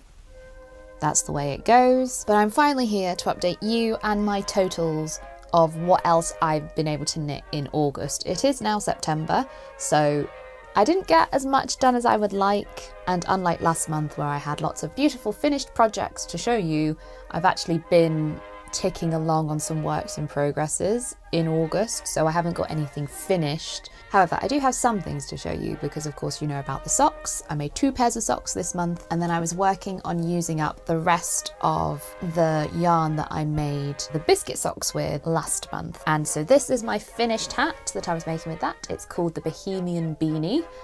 It's got a massive pom-pom on the top. Shall we try it on? Now I did block this hat because it's superwash wool and it did get a bit bigger, but it is just a touch too small for me. I'm gonna have to slouch down a bit so you can see the pom-pom on the top. What do you think? I don't know, hats, me and hats, if it's not a beret, it doesn't look good on me, basically. Or like a 1940s topper hat, I can rock one of those. So let me know what you all think. It's very warm and it's very soft. Thanks to this, it's like merino, I think it's supposed to be, superwash merino, this yarn, which is good for a hat because the last thing you want is an itchy head. But is it my thing? I don't know. It did use up all of this yarn, so we have completely eliminated 1 set of yarn from the stash. I can't bear having hair on my face, so I have to clip it back. So I've updated my Ravelry already, and I've updated my tally already. So we were at 177.75 balls of wool, and thanks to this Bohemian Beanie, we are now at 176.25. Most importantly, that's all of this gone. One of the reasons I started on this hat was because I was working on that 1930s thrift tee slip-on from the American patterns that Engineering Knits sent me. But because I've been filming that one for its own video, like I did with the Make Do Amends socks, I can't work on it non-stop because I have to wait to be able to film, and I have to wait to be well enough to film, and I have to wait for my house to be quiet to film, and all those sorts of things. So I haven't finished it this month, but I have finished the knitting. It just needs blocking and sewing up. So I'll give you a sneak peek. It's very squidgy and sort of bizarre. It's unlike anything I've ever made before. As you can see, it's knit in one piece, which is interesting. For the 30s, and then obviously you have to seam it up, and I've got quite a few ends to weave in. And I did have to modify this pattern because the sleeves are supposed to be like puff sleeves, and so the cuff is supposed to be really tight, but there was only 12 stitches for the cuff, which would at this gauge would make it 4 inches, and my arms are not 4 inches all the way around. I don't think even like my elbow is 4 inches all the way around. So there was no way this was going to fit me, so I did have to tweak the pattern a little bit, but there'll be more about that in that video anon. But that's going to stand alone from this sort of stash busting series. What I thought I would do now is see how much I've got left and update my totals, because it's basically done. This is how much wool I have left. So very conveniently for the maths, this is 50 grams equals 50 meters. So it's a gram a meter. And I've weighed this already. This is 50 grams unused, and this is 15 grams. So I have 65 grams left. I have 65 meters left. And that means I originally had 6 of these. So that's 235 grams and 235 meters of yarn that it took to knit this. Not very much, actually. I would have thought it would have been more. So I haven't used all the yarn for this, which is annoying. And this is quite a small quantity of a super bulky weight yarn. I don't know if I'm going to be able to make this into anything if there's a pattern for so little yarn, unless it's something that I'm like coasters, which I don't like any of that sort of chunky stuff. So I don't know what I'm going to do with that. I might give it away, or I might destash it, something like that. But let's update the totals. Oh, this is going to make my decimals really annoying, isn't it? We're going to round, okay, so we're going to say that I've used 0.75 of a scale. So I've used 4.75. 176.25, take 4.75. 171.5. I'm in too much pain to do mental arithmetic. What am I thinking? 0.25 minus 4.75. Banging. Right, okay. So that was the thrift tea slip-on. So at the end of the month, we're down to 171.5 balls of wool. Yay, that's quite good. So what did I start with? 181.75. Oh, so we've used more than 10 balls of wool this month. 10 and a quarter. So that's nearly double what we used last month. Thank goodness for chunky weight yarn. And of course the other thing is, I've been chipping away this month as well at other projects, lots of works in progress. So that should hopefully mean that September's total is also higher because I've sort of given myself a head start. That's what I'm hoping anyway. So now obviously you'll have to wait and see how the thrift tea slip-on turns out because I haven't made it up yet. But I think we should try on a few of these other bits and pieces and see what they look like. The finished bombshell bomber is not great, if I'm honest. I have been wearing it around the house as the autumn has started to creep in, as I expected, but the short sleeves are really not ideal because then I just have chilly arms. But this has been a very useful sort of proof of concept that I would like and would wear a mohair cardigan like this. So maybe once my stash is a little more under control, that's a project I might tackle. I'm very pleased with my make do amend socks. As much as it was a faff to make them, I'll definitely be revisiting this pattern when I need to use up lots of awkward quantities of leftover yarn.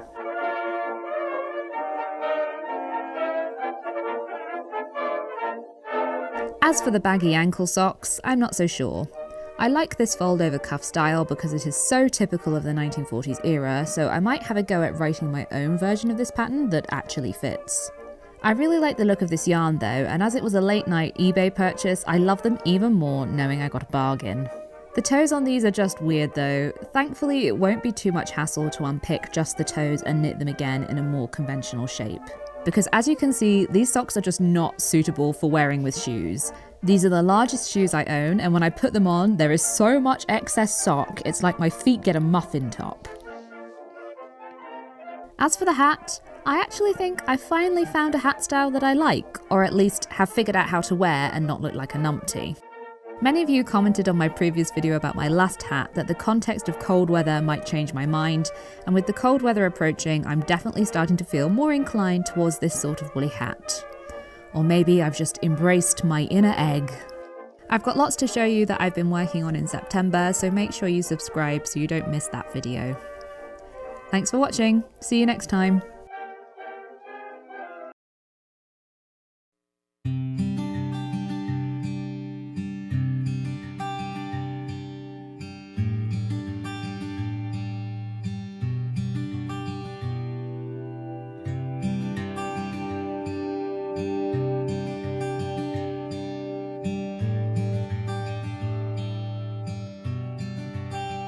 Hey team, keeping it real with Retro Claude, a series on living with a disability.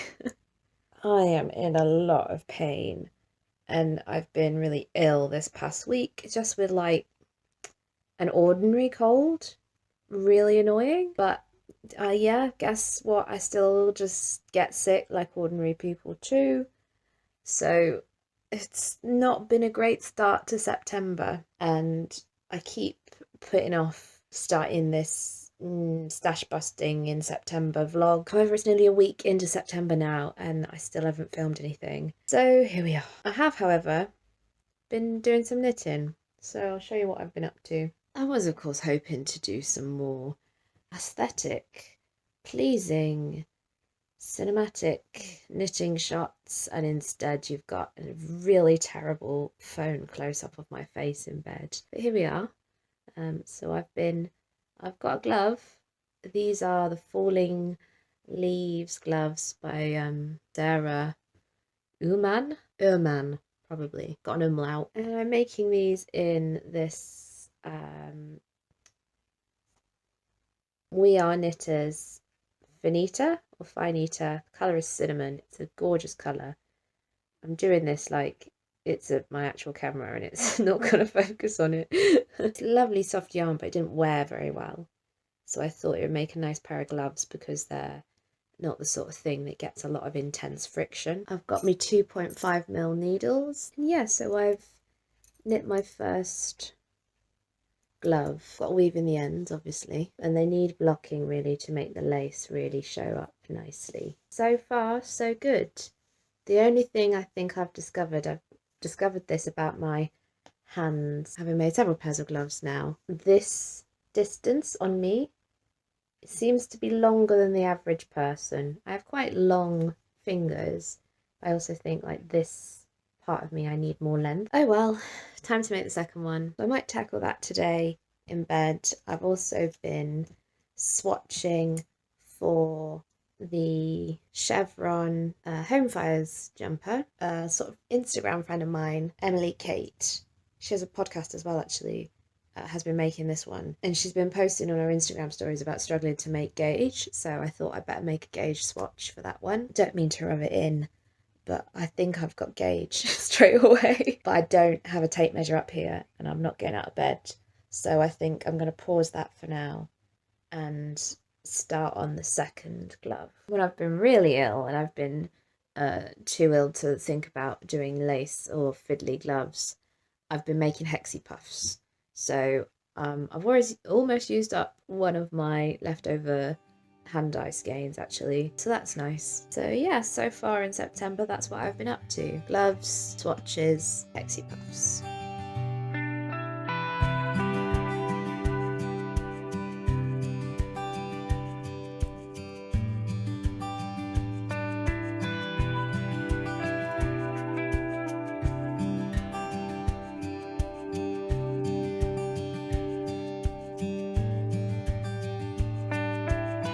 Tell me you have ME without telling me you have ME. Magnesium spray, melatonin, eczema cream. So I am doing a bit better today, which is a relief. And I'm sort of taking it easy as a precaution, almost. And like, I can't really focus. That's how I always know. I've got my wheat bag on my back, my knitting, and this is the rib for the chevron jumper. I made my sample, and at first I was a little bit concerned that like these two colours there's not enough contrast, but I actually think I quite like how subtle that is, and it's going to be almost like an ombre. Guess what? I got gauge. Guess I just am a tight knitter maybe compared to most modern knitters, or maybe I'm just experienced with vintage patterns. So this is Cascades 220 fingering, colour 9619, God knows. I've got the gloves on the go as well, but because I'm working on the back of the hand now and there's a lace pattern, it's too much for the old noggin. So 1 by 1 rib, and I need 42 rows of that, so that's quite a long rib. So I'm going to sort of settle in with YouTube, I think, and just knit some rib for a bit, basically. So this was one of those things, when I made that 3-ply yarns video, I knew I was going to have some oddments left, and I knew I wanted to make this pattern, so I bought more of this Cascades to use up the leftovers from that video. So kind of counterintuitive in terms of the stash busting, but I did count this. I'd already bought this before I made that grand tally, so hopefully this should get rid of quite a big chunk of my stash, but I feel like it's going to be slow progress.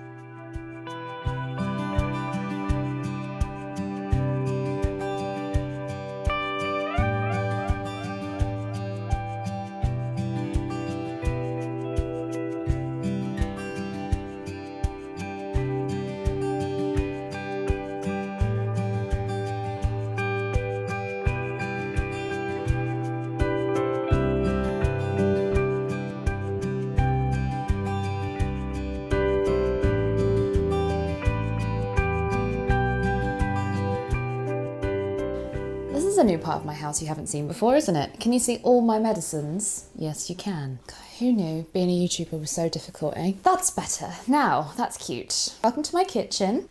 I'm sorry, this is going to be, firstly, a very short video, probably, and also not very interesting because I've just had a really rough time in my health. I've been in a lot of pain, haven't been able to walk, haven't really wanted to film any of that, and I haven't got a lot done. In my previous installment, I was like, oh, September, I'm going to use up loads of wool because I've been giving myself a head start. Yeah, no, that's not going to happen. We are in real danger this month of the tally being 1, because the only thing I've finished are my falling leaves mittens, gloves, sorry, not mittens, and they need a block.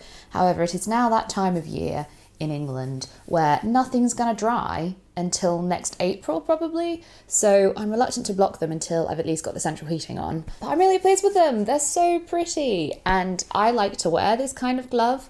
I do have a pair of like fair arm mittens that I like to wear a lot as well, and I found those really useful during sort of the height of COVID precautions, because they were easier to whip on and off and sanitize hands and all of that, whereas these you have to do a bit of the old to get them off. The other benefit, I think, of knitting your own gloves is you're able to make the fingers the exact right length. So that's nice. The only one that's a bit long on me is the pinky finger, but I don't mind that. It gives me a bit of flexibility. So as far as free Ravelry patterns go, this one I highly recommend. It knits up beautifully, the instructions are great. The only thing I've found, I think I might mention this earlier, I'm not sure, is that they're a bit short in this section. I could have lengthened that, but then I would have distorted my lace pattern. So that might be one of the things I try when I block them, to kind of make them a bit longer there. Because, oh yeah, like, look at that, that's fine, that's great. But yes, the damp English winter is upon us. I did manage to block my thrifty slip-on. It took 3 days to dry, and even then it still wasn't completely dry. But the other thing that I have achieved this month is I've been working on this chevron jumper from, I think it's originally a Patterns and Baldwin, and I bought the digitized version from Subversive Femme. So yes, we have a front and a back, and they are seamed together, and I have knit the neckband, which was literally just a few rows of plain knitting. Let's see if you can't get a nice close up there. Oh, that's quite a good shot. So you had to seam it up and then just knit 2 rows, garter stitch and cast off. I did a stretchy cast off, and you also work a buttonhole there. It's a very small buttonhole. So like a lot of 1940s that are very close around the neck, like the one I'm wearing actually, yes, they have buttons to form like a sort of vent opening. Now I find I tend to be able to get them on over my head just fine, and I have a very big head, so I kind of just leave the buttons done up. This one has a particularly long vent opening, so I'm wondering whether that's like a style decision. I don't know, I haven't got any buttons yet. I'm gonna need 5 buttons. Seems a lot. But yes, I also went wrong. This is the thing when you're knitting and your brain's not really in it. If you're not a knitter, or if you're new to using knitting patterns, knitting is very repetitive. So quite often what they'll do for an instruction, say you're decreasing, they'll give you written, row by row written instructions for how to do it once, and then they'll just say, repeat these rows twice or 10 times, or however many times you need to do it. However, that's open to interpretation, because do they mean repeat these twice more, as in you've already done it once, written out with the instructions, and then you do it twice more? Or do they mean do it twice as in 2 times? In modern knitting patterns, we've kind of managed to overcome this ambiguity. A lot of modern knitting designers, they put 2 times more, or for a total of 2 times, or something like that, or they give you the number of stitches if you're decreasing, so you know you're in the right ballpark.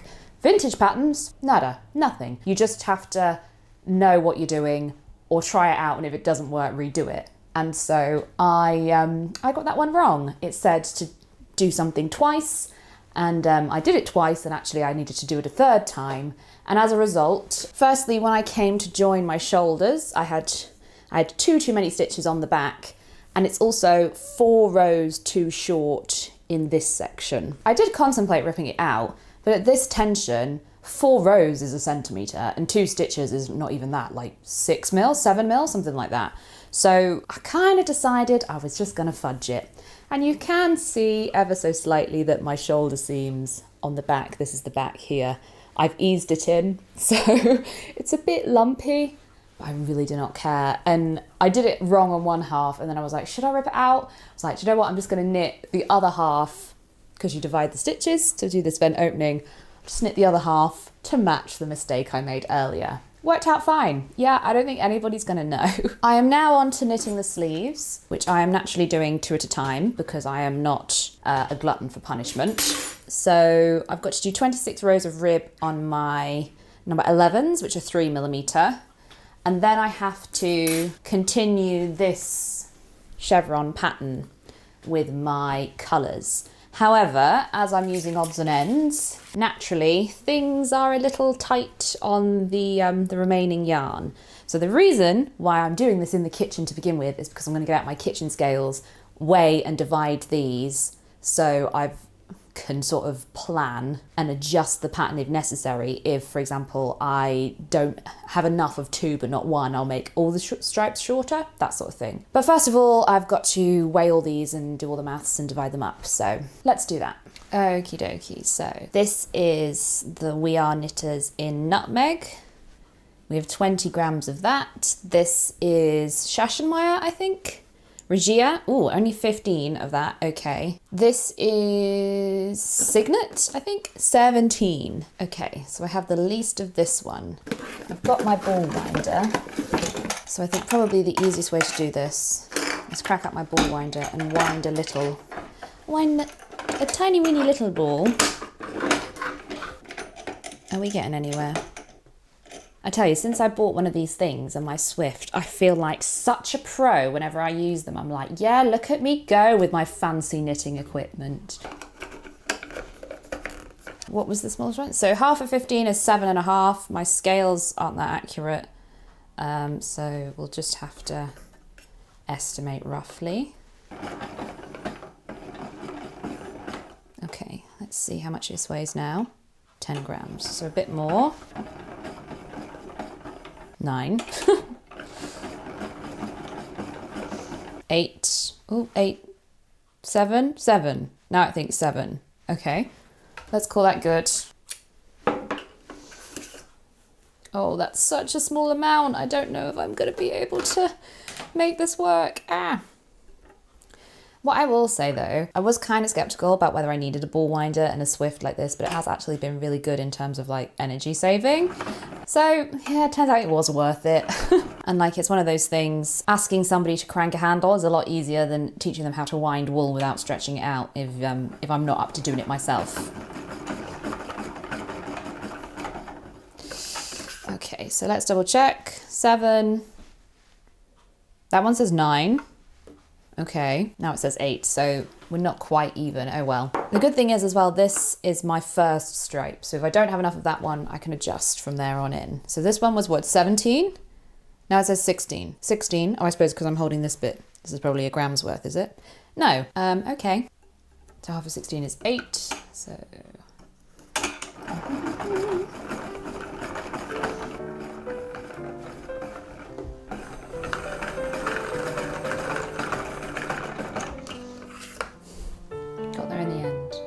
What am I doing?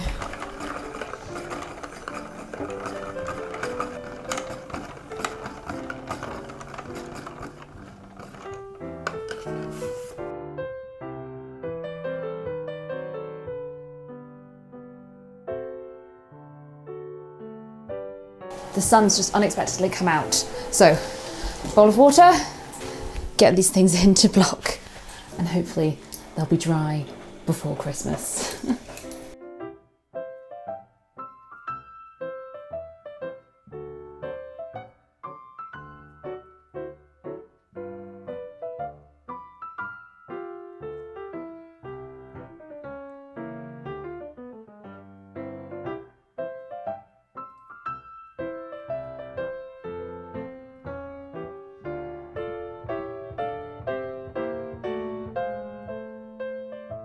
So here I am knitting away in bed, and I just thought I'd update you because I finished my rib and I'm on to my colourwork stripes now, and I just checked the pattern, and annoyingly this first colour is the one I have the least of, and it's the longest section of stripes. So there's more stripes in this colour than the other 2 colours in the design of the pattern.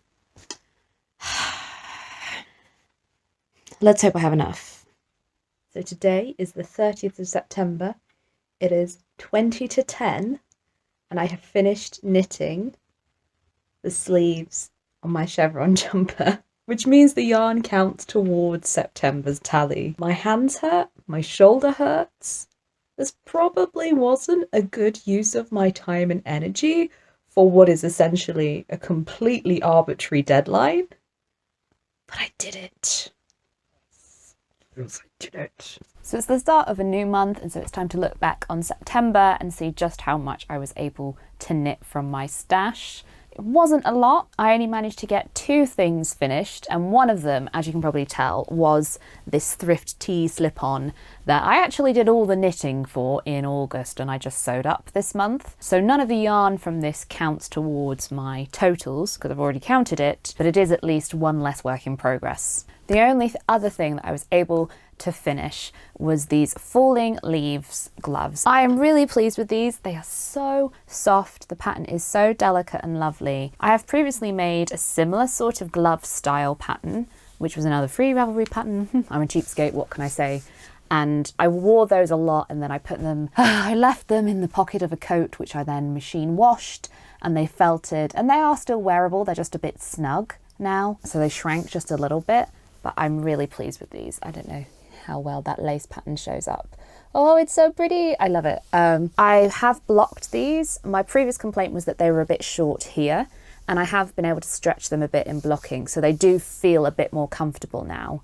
So all in all, I'm calling these a success. In terms of stash yarn, this was We Are Knitters Finita yarn, and I have this much left. I haven't weighed it yet, so I'm going to do all the weighing and totaling up at the end. So yeah, I'll be having to come up with something else to use the rest of this yarn. And so as you can see, 1 pair of gloves and this much leftover wool wasn't going to be a huge total for this month, which is why I worked so hard to try and get that chevron jumper finished. So I had knitted and blocked the body. So you saw this previously. I had knitted it, sewn up the shoulder seams and knitted the neckband. I quite like the colour scheme. However, when it was laying out blocking, my mum was like, that's interesting. And I do think it is a little bit like 70s curtains. Do you know what I mean? Which, I mean, I'm cool with, but once you see it, you can't unsee it. I finished this and it gave me 2 days to knit the sleeves, and I was just able to do it. So here they are. I cast it off last night, and as you can see, this is one of the things about why you should block your knitting. Can you see how like these chevrons are just not lying nicely at all, and it's all sort of puckering? If you compare that to the body of the sweater, which is, you know, wet blocked and pinned out and left to dry, you can see that's so lovely and smooth and everything's lying nice and flat. So that's why you should block your knitting, in case you were wondering. I was worried because when I divided up my yarns, the yellow stripe, which is the first stripe, I had the least yarn of, and it's the longest stripe of this in the sleeves. But it was actually okay. It turned out I had enough, which meant, of course, that I haven't used up all my odds and ends here. So I have quite a lot of the main colour left, which is fine. So I have those, and then of course, because I divided everything in 2, I've got like 2 balls of bloody hell. It's like never ending. I've got lots of bits like this left for all the other colours. Naturally, I still have to sew up the jumper and block the sleeves, but much like this jumper from last month, I'm counting the yarn in this month's tally because the knitting is done. And so I need to know how much yarn I have left to plan other projects. I've got my kitchen scales here, so I think what we're going to do is we're going to sit here and weigh them as opposed to go to the kitchen because my legs hurt. I hope that's cool with you. You don't have a choice in the matter. I will set everything up and I'll load up my Ravelry stash so that we can do all the calculations and see just how much yarn I was able to use this month. So apparently I had 67 grams of this and I have 27 grams left, meaning I used 40 grams for the gloves, which isn't even a full ball of wool. Got my notebook here. Oh, I also knitted a few hexie puffs this month, which I've included. So I used about 1/3 of a ball of wool there, and I've used minus 0.8 for the falling leaves gloves, taking us to 170.4. Okay, so let's see how much of this yellow I started with. So this is the Regia sock yarn, which is one of the ones I bought for my 3-ply yarns video. And I had 43 grams left over originally. So I had 43 grams when I started the chevron cardigan. So let's see where we're up to now. 5 grams. So we used 38 grams for the chevron cardigan jumper. It took me a little while to figure out the most efficient way to do this on Ravelry to update the stash, and it's actually to put in how much you used in the project and then it updates the stash. So we edit the project and I used, what did I say? 38. So then when I go on my Ravelry project now, it's updated to tell me I've got 5 grams left. Is that in focus for you? I hope so. So then this one was the Signet. So I started with 44 grams and I have 9 grams left. So I used 35 grams. I'm gonna have to call this yellow 2. And what did I say I used? 35 grams? Yeah, 35 grams. See, this is the thing. People think knitting, it's a really easy, relaxing hobby. It's all maths. It's all maths, I tell you, it's never ending. So then now this was the like nutmeg, I think they called it. What's that brand called? West Yorkshire Spinners. And it's 14 grams of that left. And we started with 50 grams. So we've used 36 grams of that. Right, okay. So then last but not least, we have all of this Cascades. So I have 39 grams of that left. And I started with 150. So I've used 111. Yeah, 111. Oh, apparently this shade is called Ember Heather. So now I just have to add up how much I've actually used. So 38, oh no, that's 28. 38 plus 35 plus 36 plus 111 equals 220 divided by 50 equals 4.4. Okay, not as many as I thought it was going to be. Oh well, so minus 4.4. Conveniently though, that takes us down to 166 balls of wool. So in total this month, what's that, 11, 5.5.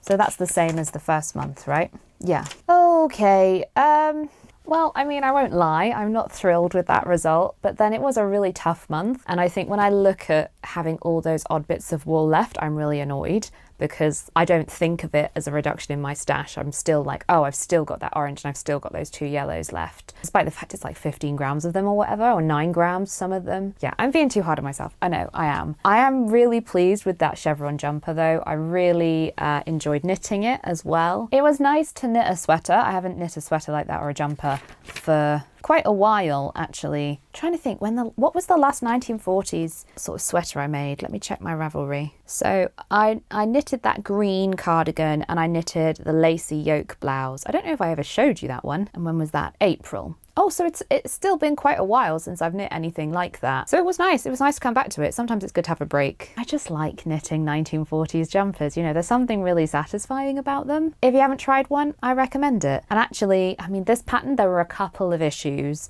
Like it kept telling you when you were doing shaping, it would tell you to cast off, say, 2 stitches and then knit 9 stitches before you did the decrease again to get the chevron pattern. But it was including that stitch that you still had on your needle from casting off. And so really you had 1 on your needle and you needed to knit 8 more and then do the decrease. And that caught me out a few times and I was like, oh, this is weird. So vintage patterns are always a bit like that. I normally finish these videos by doing a grand reveal of everything I've knit this month, but seeing as it's only a pair of gloves, should I still do that? Like I say, this is having its own video, so I don't really want to include it this month. Maybe I will. Maybe this pair of gloves deserves its own photo shoot, you know? I believe in you. I will leave you with the grand reveal of my falling leaves gloves.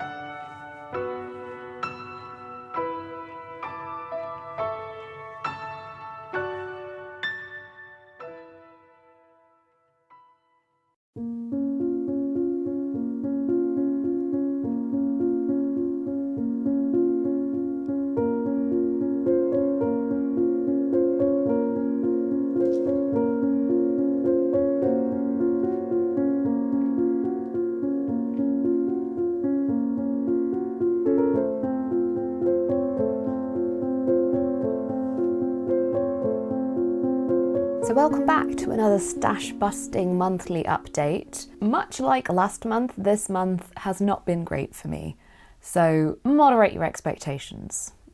I'll be honest with you, I've been very ill. September and October I've been very ill physically, and as well, I'll be honest, mentally. I've just not been in a very good place, and that's okay, you know. For me, I just sort of have to accept that this is part of it.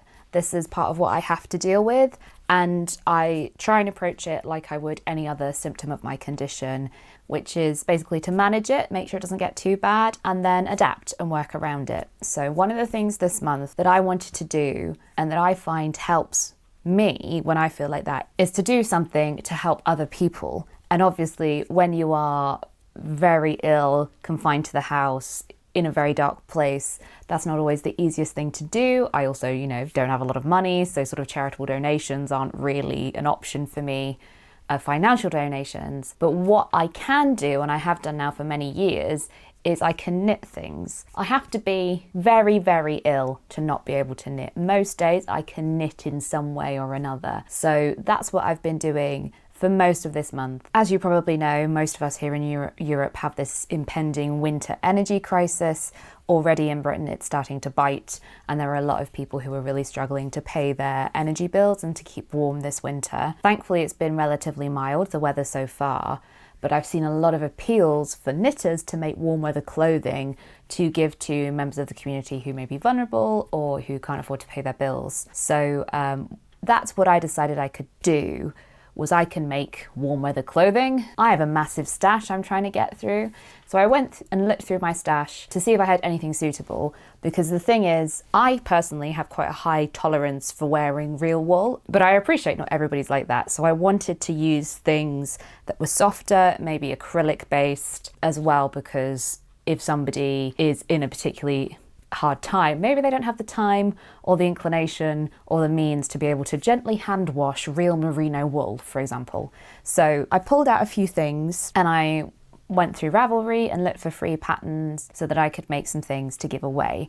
And I also know, because I do this often, I've, you know, got my contacts of places I can give to locally and nationally.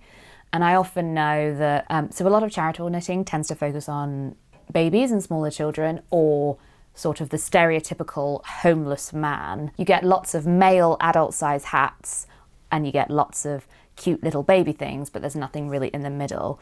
So what I wanted to do was make some things that maybe a young woman would like, a teenage girl might like, because that's sort of the colours I had in my stash were leaning more traditionally feminine. And so I looked for styles that would work for that sort of somebody like me, or somebody younger than me, something like that. Because I often think about this. Yes, you're a teenager and you're desperately cold, and I'm sure you'll be grateful for something to keep you warm.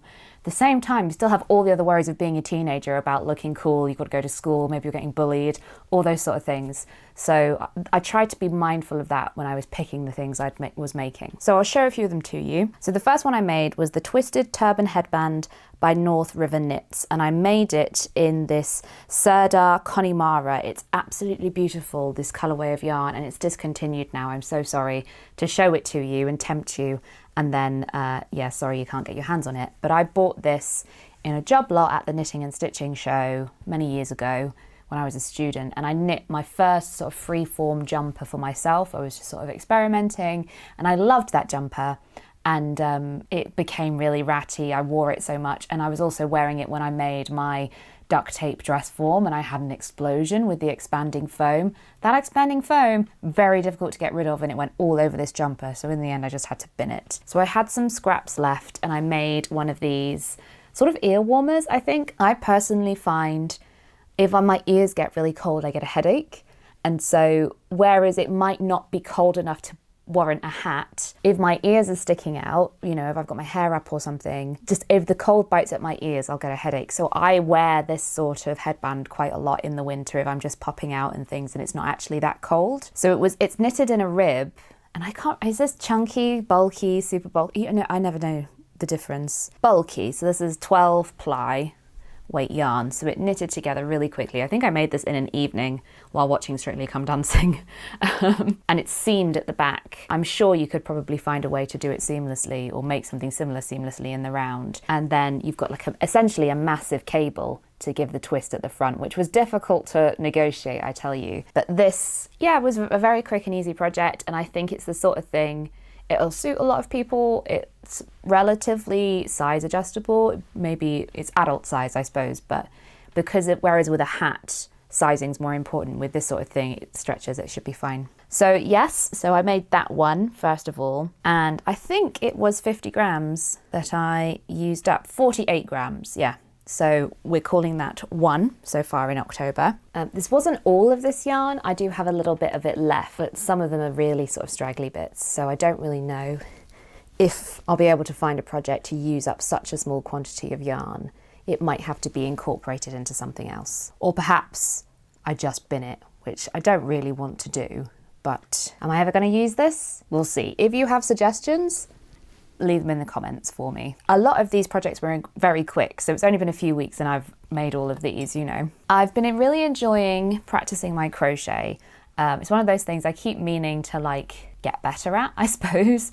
But like I say, because I don't necessarily really like a lot of crochet clothes, and there's the added confusion of the UK, US terms, and my own repetitive strain injuries, I've been struggling to force myself to practice. But with this Knitting for Others sort of project, it opened up my options a little bit. So because I'm not wearing it, it might be a more modern style that isn't really right for me, but might be right for somebody else. And that's when I came across this bucket hat pattern, which I know we're all really in right now, but as I suppose like a younger millennial. I'm barely a millennial, but like I'm not really one of these trendy Gen Zers either. For example, I would not be seen dead wearing one of these because they just make me think of Kevin and Perry. And it was one of those things, they're in at the minute, they're cool now, so maybe somebody out there will be grateful for something a bit trendy. And this pattern is a Sirdar pattern, one of the ones that they had free on Ravelry,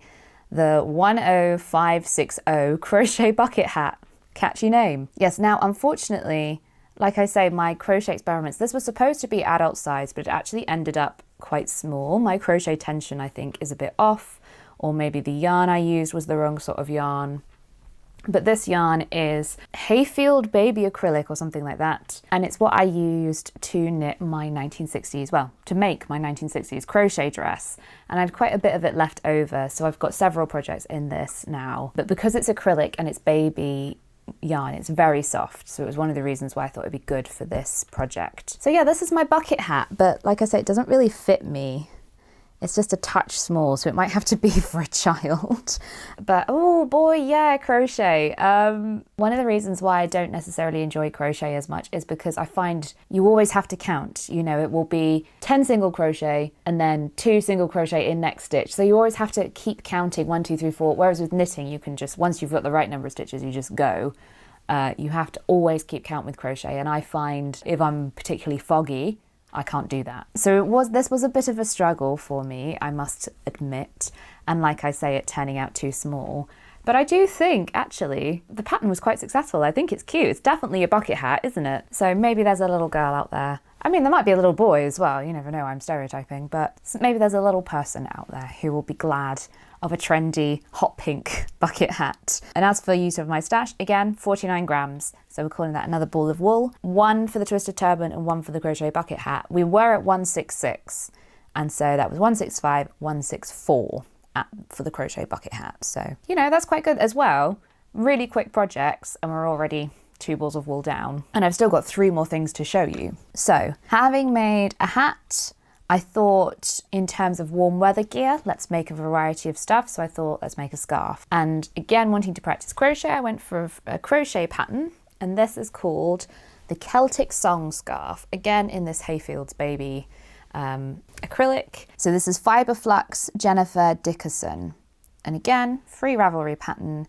There'll be links to everything in the description. And you can also look at my Ravelry if you want more details about exactly what I did, because I did modify this one a little bit. I made it slightly wider. I kind of thought maybe these could be a set, And if they're for a child, maybe a skinnier scarf might be better for a slightly younger child or a younger teen. Crochet just grows so quickly, so this really didn't take me very long, only a few days, I think. And it's quite an interesting sort of textured square pattern, and it kind of has the effect of almost herringbone wool. And so now, as you know, me, crochet clothes, I'm not a massive fan, but again, this, like the bucket hat, this was one where while I personally wouldn't wear it because I like my things lighter and drapier and a bit more vintage, it's still a really nice pattern and a really nice design, and so I'm sure somebody out there will love it, and it will go to a good home. Now, in terms of the D-stash, I think I use 71 grams. Yeah, 71 grams. So that's nearly 1.5. I think, oh yeah, in my notes here I've put 1.5. We're rounding, okay?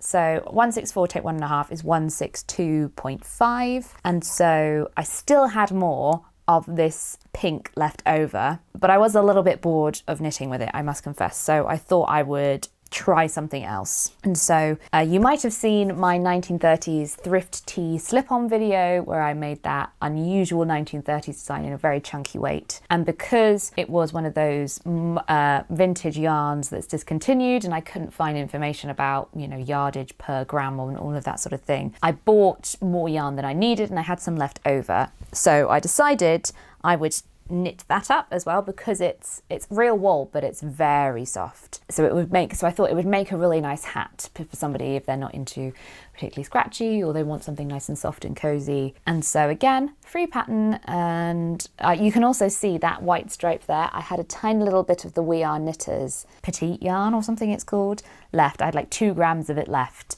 And so I thought, you know what, I'll add it in. I'll add it in as a sort of stripe detail for this one. So yes, the pattern for this one is another free Ravelry one, naturally. Big, chunky, comfy hat by Erica Kempf Broughton. It's the O-U-G-H sound in English, which could be anything. It could be Brufton, could be Broughton, could be Broughton. You know, English is confusing, so I'm sorry, Erica. But this was the very first project I was able to make using my interchangeable circular needles, and I was able to afford to buy those thanks to the generous support of all of you on Ko-fi or Ko-fi. Thank you so much. It was so much more of a pleasing experience to knit in the round with the exact right circular needles that I needed to make a hat like this. So I can't thank you enough. And I'll definitely be using them again. Actually, I'm also about to cast on a project where I'm going to use them. Thank you so much. This was made possible thanks to you. And this was using, the yarn for that thrifty slip-on was Drops Snow. Yeah, Drops Snow in shade 91 Taupe. When I bought it, it said grape. So it's quite a simple ribbed hat. It looks a little small here, but it really stretches. It's a 3-stitch rib. So it makes for a slightly more interesting design than just a straightforward rib beanie. And I did contemplate putting a pom-pom on the top, but I didn't quite have enough yarn left for that. I do have a little bit of yarn left. I have this much, which is really only a couple of meters. So I'm in the same position that I was with the We Are Knitters, and then I've got the tiniest amount left, but I didn't quite have enough to do another full round. So I don't know what I'm going to use this for. It did suggest felting, so maybe I'll make some felt or something with this leftover bit, but I'm not sure yet. So this one was 63 grams of the Drop Snow and 2 grams of the We Are Knitters. So with this one, because all the others I rounded up, this one I'm going to round down and just call it 1. So that would bring us to 161.5 with the chunky hat.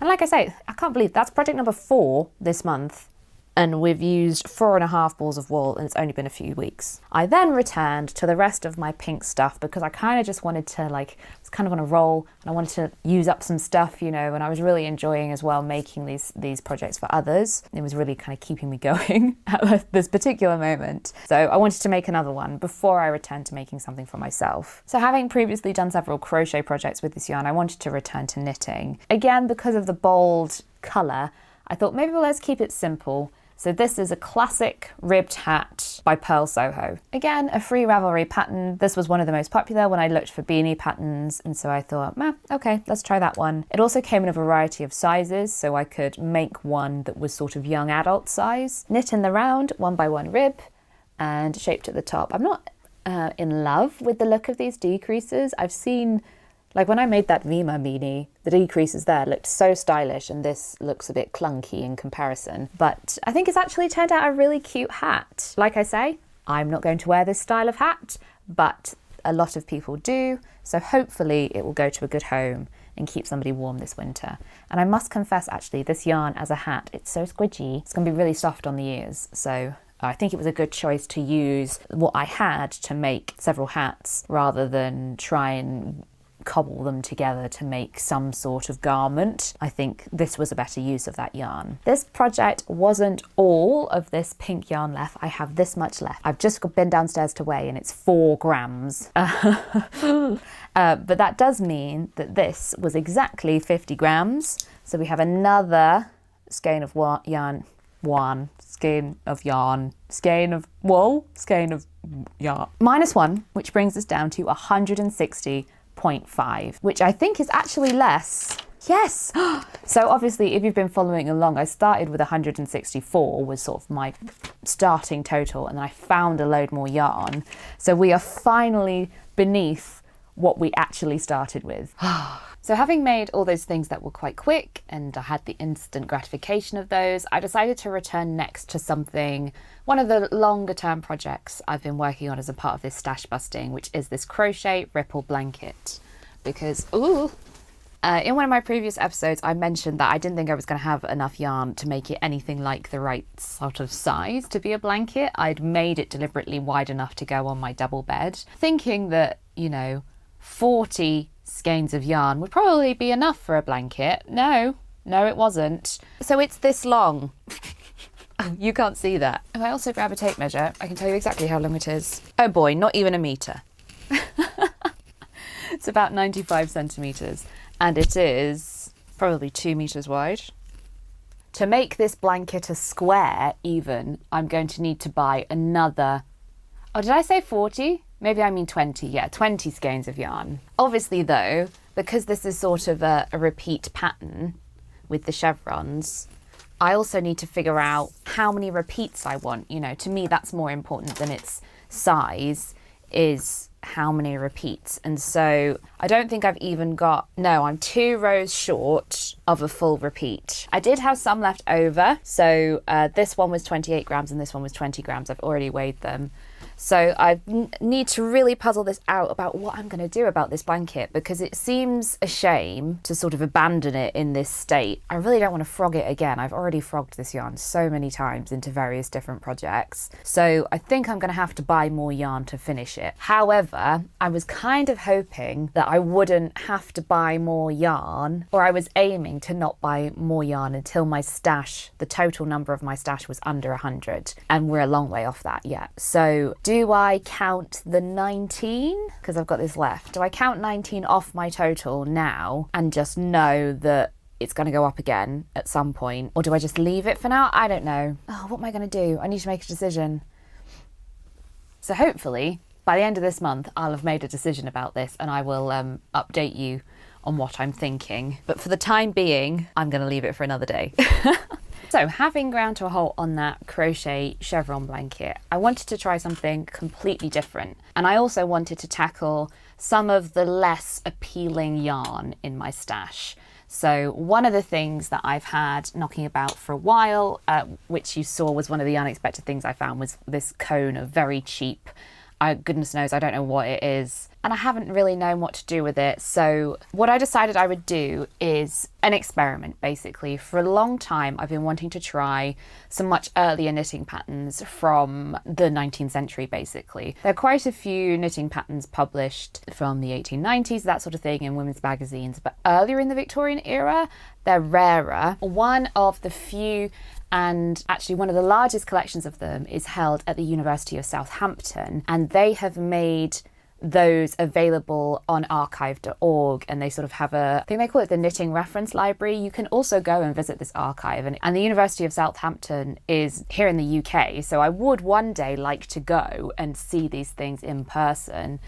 I just don't know about, that depends on my health and access and all that sort of thing. But a large chunk of their collection is available for free on archive.org. So the pattern that I've chosen is actually a shawl pattern, and that seems to be, I looked through a lot of these manuals that are available from the University of Southampton, and a lot of the knitting patterns are not for garments for adults. There's garments for children, there's garments for babies, and there's sort of accessories, but you see very few patterns for wearable adult wear, you know, in terms of what we would consider a sweater or a jumper or a cardigan, something like that. So there's several designs of what they call a Shetland shawl. Now, I'm not an expert in the history of knitting or Shetland knitting or whatever, but my understanding of what a Shetland shawl is was different to what they're calling a Shetland shawl. And so in their case, a Shetland shawl is a square lacework shawl that you then fold in half and wear in a triangle. So that's the kind of shawl I'm making. So it's essentially an enormous square. And the pattern I'm working on is from a book called The Winchester Fancy Needlework Instructor and Manual of the Fashionable and Elegant Accomplishment of Knitting and Crochet. And it's by Mrs. Savage, who is quite well known in the history of knitting and wrote and published many knitting manuals in this era, because this one is from 1847. I think this one, the one like the digitized version that I'm looking at, is a second or third edition. So I think this pattern is actually older than that, but this was the version I was able to find. And so if you're interested, I'll leave a link to the pattern in the description. And the pattern I'm working on is from page 18, and it's titled A Very Pretty Point Pattern Adapted for Square Shawls. So vintage knitting patterns, even from the 20th century, the gauge, the yarn recommendations, the needle size, it's all quite unusual to us as modern knitters. 19th century knitting patterns, it's just a load of words that don't make any sense to me. In double Berlin wool or fleecy and in struts knitting cotton for tidies, etc. Okay. And then it says cast on 200 stitches on pins, not needles, they call them pins, number 6. Now, I've been working under the assumption that given that this is the Winchester Fancy Needlework Instructor, and Winchester is the county town of Hampshire in England, that's an old UK number 6, which is a 5mm needle. And so I knitted a sample of this pattern so you can kind of get an idea of what we're going for. So it's a very simple lace pattern, and then it has a border. So I did some research into what double Berlin wool or fleecy means, and I was able to find a book with descriptions of various different types of yarn and what they meant. And so I've made a guess at what my gauge should be based on that. However, so when I cast it on with 5mm needles and the yarn that I had, for a square shawl, it was going to be 120 centimetres square. And all the other patterns I've looked at for square shawls, the given size for the shawl is a yard square. So 120 centimetres is 1 1/3 yards. It's a yard and a foot, basically. So that, to me, felt like it was going to be a massive shawl. And I didn't know whether, if all the other ones they were giving instructions for were a yard square, was it just a case of this one was enormous, or was I wrong with my gauge and my interpretation of these instructions? So I decided to make mine smaller. So instead of casting on 200 stitches, I cast on 181. But then, of course, you have to add the border as well. So it is still going to be maybe a little bit on the large side. But it's a shawl, so it's not like it's not going to fit. So I sort of was puzzling over this for ages. And then I was like, do you know what? Let's just get on with it, because it's an experiment. This was really inexpensive yarn off eBay. We'll see how it goes. This is how far I've gotten. It's interesting.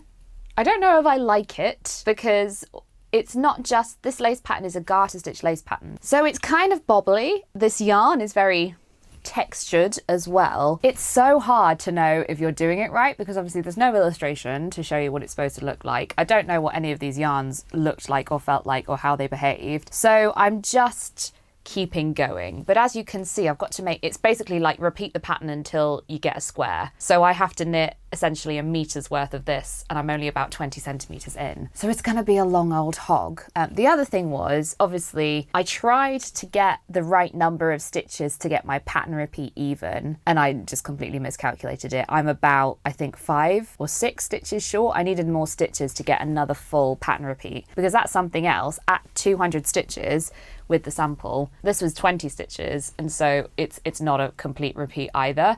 So they obviously weren't concerned about that. So I just went with it. But it's one of those things to my modern sensibilities, having an incomplete pattern at both ends as well. That's just poor knitting design. It's frustrating. I'm going to carry on with it. Firstly, to use up all this yarn, because I'm not going to use this for anything else, because it's not very pleasant to knit with, I must confess. And if it doesn't turn out right, it doesn't turn out right. And it was an experiment. Maybe it's something I wear in my historical costuming if I ever do anything 1840s, which is quite likely. I don't know. Let's see how it goes. Let me know what you think. If you know more about this era of knitting than I do, please help me out. I'm trying my best, but any guidance would be greatly appreciated. The only thing about this though, like I say, is it's not particularly pleasant to knit, and it's so repetitive and mindless that I'm not really enjoying it. So I'm gonna keep plodding along on this one. I'm going to make this my upstairs knitting project for knitting in bed, and then my downstairs knitting project, which I tend to work on more in front of the telly. I'm sort of in a lace pattern mood, having started to work on that shawl, but because it's no fun to knit because of the texture of the yarn and it's so boring, I'm starting another one, which is this one. In my like making plans section of that original organising my stash video, I mentioned this one, and I'm using West Yorkshire Spinners signature lace or something like that. No, exquisite lace in the colour Lagoon to knit this one. And this is another interesting one because it uses only 3 ounces of 2-ply, which is less than 100 grams. And it's knit on Old UK number 6 and number 9 needles. So number 6 is a 5mm and number 9 is a 3.75.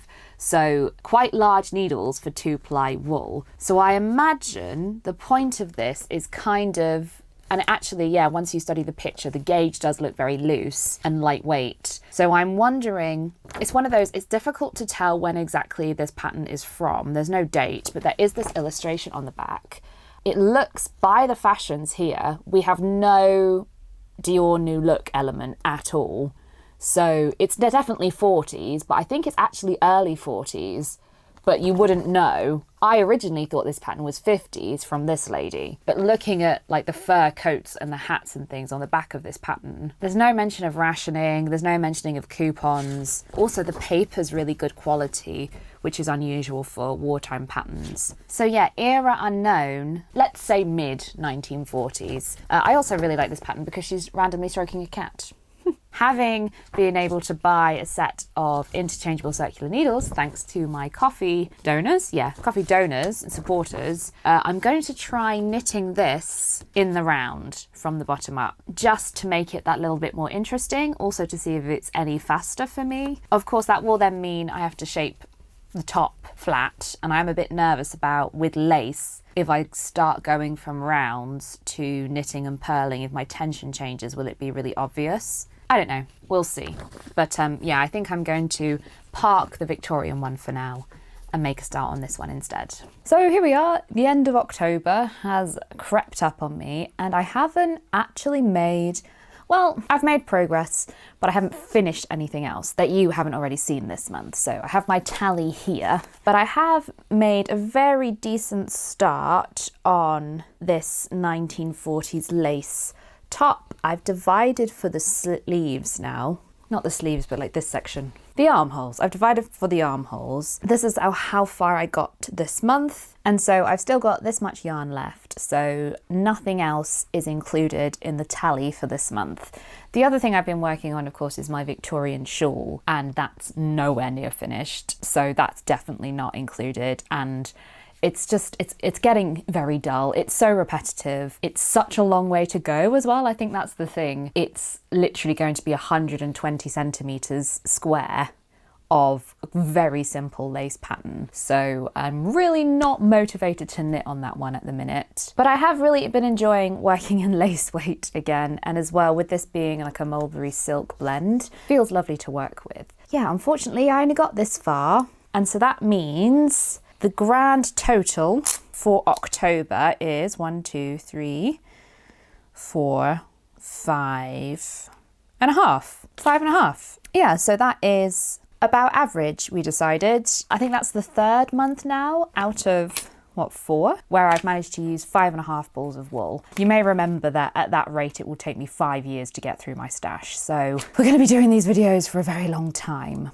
The other thing there actually is, what I've decided to do is include the 19 balls of wool that I used for the ripple blanket, which would take us down to 141.5. And then what I'm going to do is just order enough yarn that I can finish the blanket, and so then that will bring us back up. So I use 19 balls of wool and I'm buying another 20. Let's see if I can't put that order through.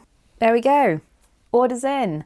So that is plus 20 for 161.5 is our closing total at the end of October. I'll be honest with you, it's been kind of a strange month for me. I've been working on a lot of other non-YouTube projects and I haven't had as much time to knit. I've also not really been able to focus on one project in particular. I suppose I'm recovering from having been very ill, and my focus and my motivation isn't really there for a lot of the projects that I had planned previously.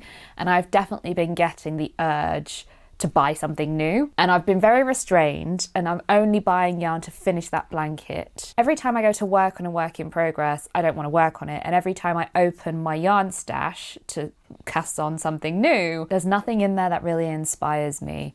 So I'm struggling with this a little bit more than I expected this month. I think it's also coming into the sort of peak holiday gift giving season. I always feel obligated to make handmade gifts for my friends and family. The contents of my stash now are so niche that there's nothing really in there that I think I could use to make gifts. You know, I don't have enough of something, or I've got lots of oddments now and I'm trying to use them up. But do my friends and family want my 1940s oddment knits? Probably not. The boredom is setting in. Having looked at this and knowing what I'm working on, what I'm going to say to myself is my goal is not to buy any new yarn until my total is under 100. So that means we've got 61.5 balls of wool to go, but 20 of those are for those blanket, and that should go quite quickly. I'm hoping that will motivate me, and it'll also give me a break, and then hopefully I can work on something I'm really excited about, and then I can come back to some of the projects that I've lost a little bit of interest in. This is also going to be another weird video in terms of the reveal, because I've already given away all those things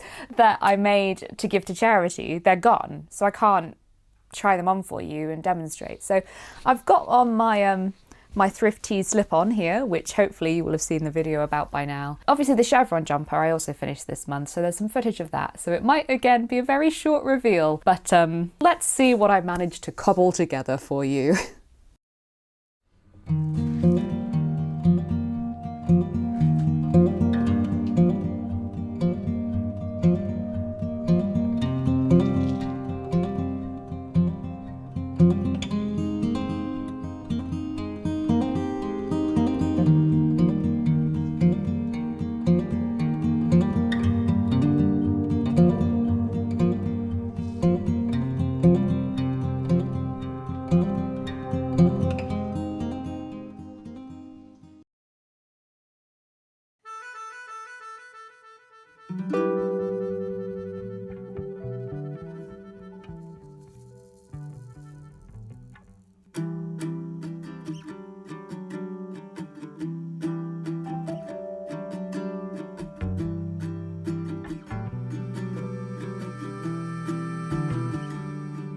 Welcome to November. This is just a quick update, hence standing up. Halloween costume is still here, but I wanted to update you because look what's here. In case you missed my last installment, I have been working on this crochet ripple blanket, and I bought this paint box yarn years ago from Lovecrafts because it was cheap. Because it's cotton, I basically didn't really know what to do with it, and I've tried various things. I've just found it really unpleasant to knit with. So I thought I'd make a crochet blanket. However, I was over ambitious and made it incredibly wide enough to go on my double bed, and so it ended up about this wide. So I've had to buy more yarn to finish that blanket.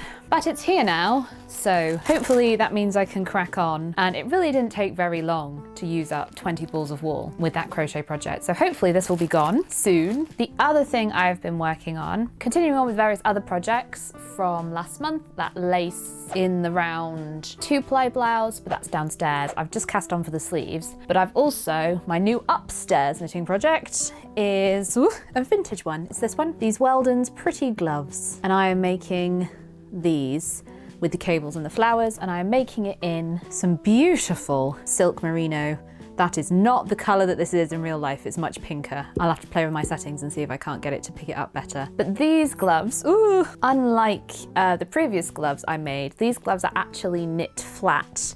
And then you can probably see the fingers are seamed up, which is pretty common for vintage patterns. They use double pointed needles to not knit things in the round. But also personally, having just knit a pair of gloves in the round, including the fingers, those tiny circumferences for the fingers on double pointed needles are generally not pleasant or fun, and you know, oh, it's horrid. So I actually think I prefer this way, although could have knit the hand in the round. Anyway, quite pleased with how these are coming along. They're so soft, they're going to be beautiful to wear. But as of yet, nothing to add to the tally. That's all for now, just a quick update. I will see you soon. November's a really busy month for me, so I hope I actually get some footage. See you soon. So it's actually taken me a really long time to get my head back in gear to think about knitting and about stash busting. I think the last time I spoke to you would have been the beginning of November, and I have done basically nothing towards my stash busting project in that time. Had a lot of other things on. I had a big IRL job I worked on that finished at the end of November, and then I've been working on this very involved both sewing and video project in Clodmas where I'm making a 1940s suit. So I just haven't done any knitting. I mean, I've done a little bit on a couple of works in progress, the crochet blanket for example, and my 1840s shawl. I've done a few rows of that, but the thing with those projects is they are both so repetitive, the progress is barely noticeable. However, I have managed to finish the knitting of this pattern, this 1940s lace jumper that I was working on. You might remember from the previous installment, I was taking this pattern, which is knit flat, and trying to make it work as a pattern in the round. Now, there's always a point where you have to knit flat. You know, you can knit the body in the round, but you have to knit this section. And like the sleeve caps, for example, we have to knit flat. So it wasn't entirely in the round, but I did a lot of the main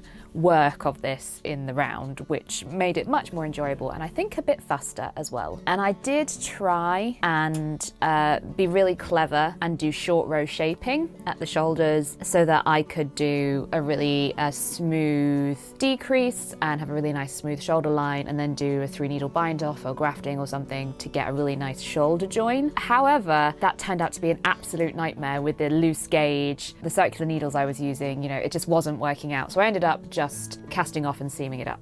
And I think I got quite a neat seam. I'm pretty pleased with that. So this is what I've got at the minute in terms of the body. So it was knit in the round to the armholes and then divided to knit the armholes, seamed at the shoulders to knit the neckband. The neckband was knit in 2 halves, so I've got a seam there as well. I think I contemplated trying to knit the neckband in the round, but I decided it was too much, so I just knit it flat and seamed it as part of the shoulder seam as was given in the 1940s instructions. So this is where we are. And then I have 2 sleeves. For speed, I try to knit the sleeves 2 at a time in the round, which I do know how to do. It always takes me a while to remember how to set it up, but there was something about a combination of, one of the things about my interchangeable circular needles that I'm noticing is that the cables are not as flexible as the cheap ones I usually use. So for things like doing magic loop, it's kind of a bit more cumbersome, and that's what I found when I was trying to knit the sleeves 2 at a time in the round. It was just, oh God, it was really difficult to start off. So what I decided to do was to knit the rib flat. So you can see I've got like a weird vent here.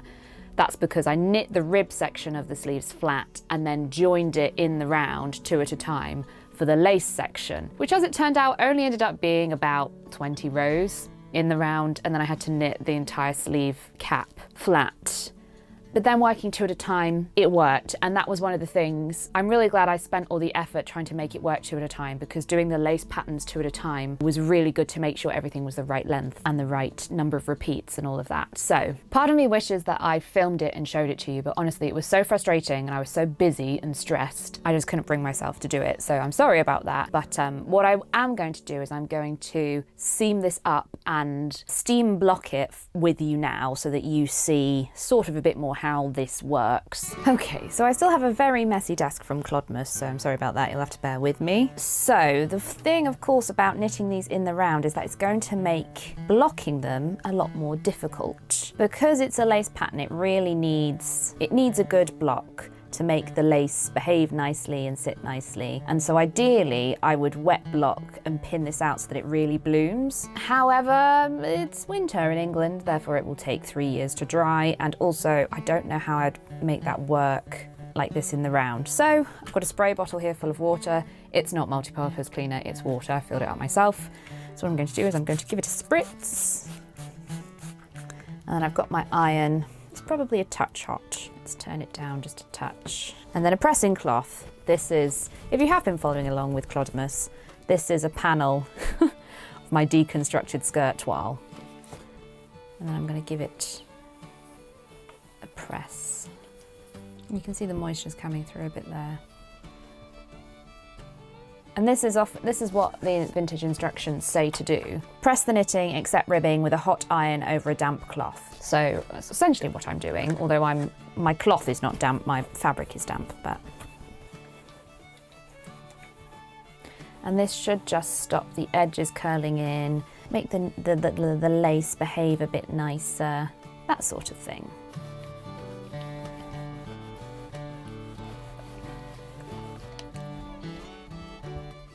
So for this bit that's joined up, I'm going to use my sleeve board and then avoiding the ribbing, okay.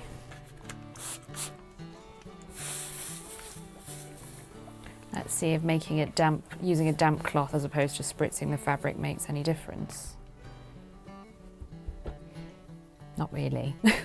I mean, I don't think this is as successful as wet blocking it would be, but needs must. Actually, that was so successful using the sleeve board. I think that's what I'm going to do for the bodice as well. And I think it is better to wet the cloth than the knitting. It just means it's less water, so that this dries quicker.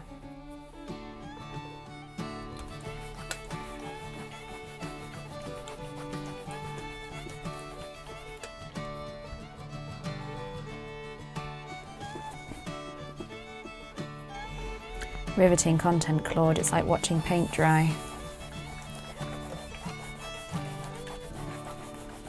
Okay, so it's all pressed now and it's looking okay. You can kind of see the lace pattern a bit better, and you can see at the bottom where I wasn't pressing it exactly, it is a bit more bubbly than up here, but I'll live with that. Now, first things first, I have to seam up the bottom section of the ribbing for the sleeves, and then I've got to set the sleeves into the armholes. Now, as you can probably see, that's a very long sleeve, deep sleeve head.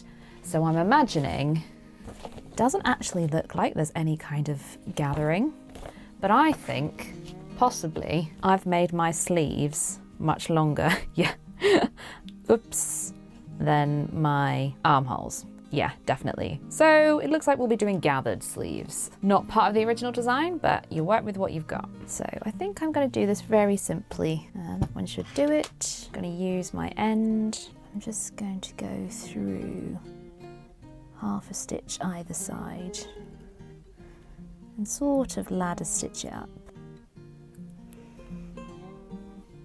It's one of those things, it's going to be on the underside of my arm. Nobody's really going to see it, are they? I'm not that bothered.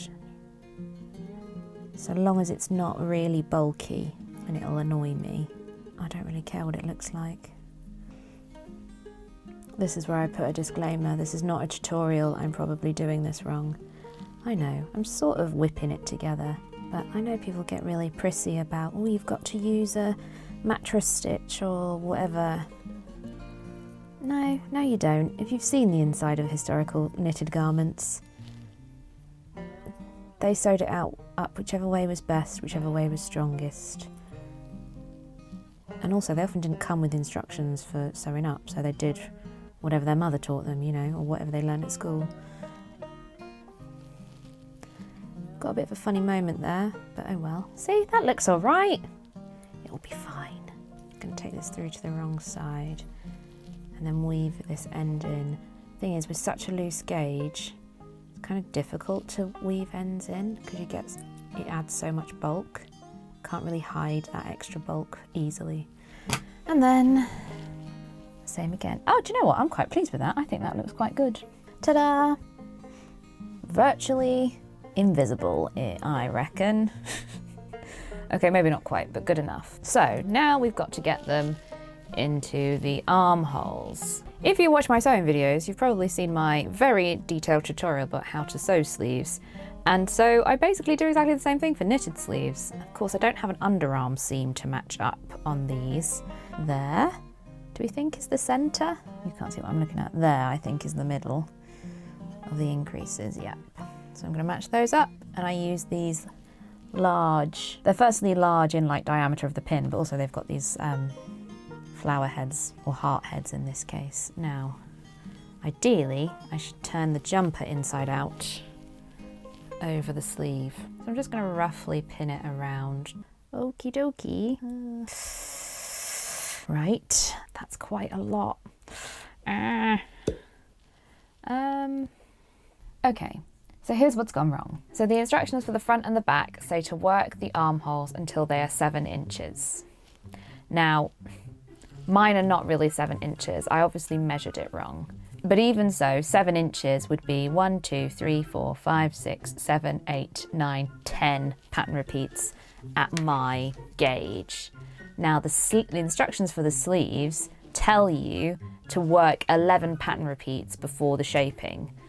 So I think that's from here. 1, 2, 3, 4, 5, 6, 7, 8, 9, 10, 11, yeah. So I'm only 3 pattern repeats short, and I think my gauge is a little different as well. So this armhole depth is like 9 inches, which might be design-age to fit into 7 inches, which would be a bit more realistic than trying to fit it into 6 inches. So basically, do you know, I thought I had a lot of yarn left. Looks like I'm going to have to do some sweater surgery here and take this apart. And I don't know how, oh my God. Oh. So can you believe it? That means this project isn't finished, which means I can't count the yarn I've used towards my de-stash total. Firstly, because I don't know how much there will be, because I need this to repair this and make it work. So the total for November is 0. I've used 0 skeins of yarn. That's it. Nothing is done, nothing. And also, because I didn't do any knitting in December, the total is 0. So I think it was 161.5 at the beginning of November, and it's still 161.5. That's just the way it goes sometimes, isn't it? I'm really pissed about this. Oh my God, this is so annoying. I have a choice here. I can rip this out straight away, start work on it, make this my work in progress, and just smash it out, you know, and get it done. However, I'm so emotional about it, I suppose. Not emotional like, ugh, but so angry, really, and frustrated. I don't think it's a sensible thing to start unpicking what is quite a delicate lace pattern when my instinct is to set the whole thing on fire, you know? I think I need a little distance from it before I start fixing it and taking it apart. So I think it's going to get confined to the UFO pile. Ugh, I've got so many works in progress on the go as well. I feel really bad about this, but I just want to cast on something completely different, completely new. And they say knitting's relaxing. Well, I guess that's all for this month.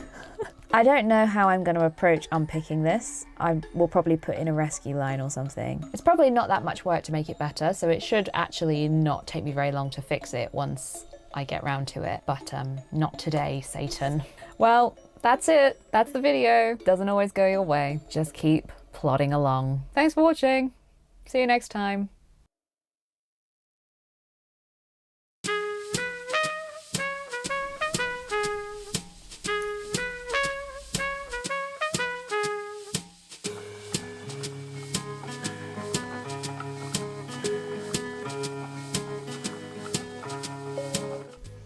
Welcome to January. As you may remember, December and November were not a very good month in terms of stash busting. While I did a lot, I didn't use anything up. So my grand total starts at 161.5 50-gram balls of wool, and it's been like that since the end of October. So, not thrilled about that one. So I started actually the end of last year, literally on December the 30th and the 31st. Kind of had renewed enthusiasm for my stash busting as I was taking a break from my my Clodmas project, and for our, as it turns out now, annual Retro Claude Not New Year's Eve live stream, I did some yarn crafting in making some pom-poms for Nanny over at Seamstressed, who is making a dress out of 100,000 pom-poms to celebrate 100,000 subscribers. She isn't quite there yet, so if you haven't subscribed to Seamstressed, go and do that because it's some of my favourite sewing content on YouTube at the minute. So I made my contribution to the pom-pom dress, and I've just put all my pom-poms on the scale here to weigh up how much scrap yarn I've used, and it's 17 grams. Now obviously I had a few casualties,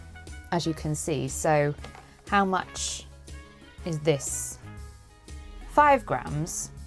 So we wasted 5 grams of yarn just with my poor pom-pom making skills. So 17 plus 5 is 22. Let's call that half a skein. So minus 0.5. So we are starting January at 161. Nice round number. Love it.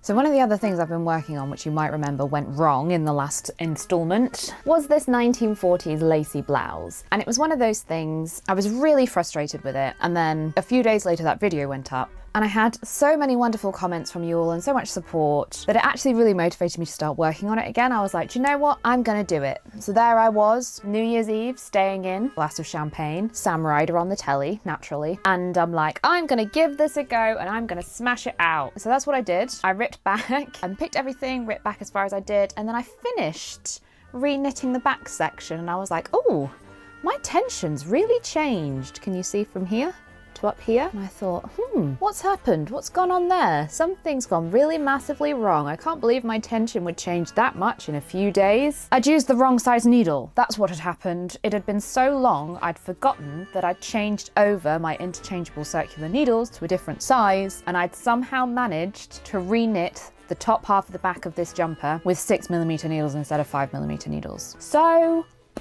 that killed any renewed enthusiasm I have, I tell you. Oh my god, I was so mad! I couldn't believe it. As well, I had the best of intentions and I was feeling so positive, and then to screw it up again. So mad with myself. So mad. The good news is it really didn't take very long to knit 3 more pattern repeats.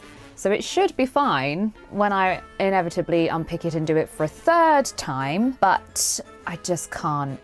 I just can't anymore with this. I need another week or so. Maybe Roxanne Richardson, who is another vintage knitting YouTuber. Well, not just vintage, but she does a lot about the history of knitting and knitting technique and things like that and how it's evolved over the centuries. She has run for several years Finish It February, which is sort of in the month of February, you just pause everything and dedicate time to work on your UFOs. And I think I might need Finish It February this year, and that might be when I tackle this one. So then that gives me like 3 weeks, it's the 5th of January today, to work on things that I'm a bit more excited about and not feel so stupid every time I look at this. The other thing was lots of people on last month's video commented, oh, why don't you just rip back the sleeve heads? That would probably be quicker.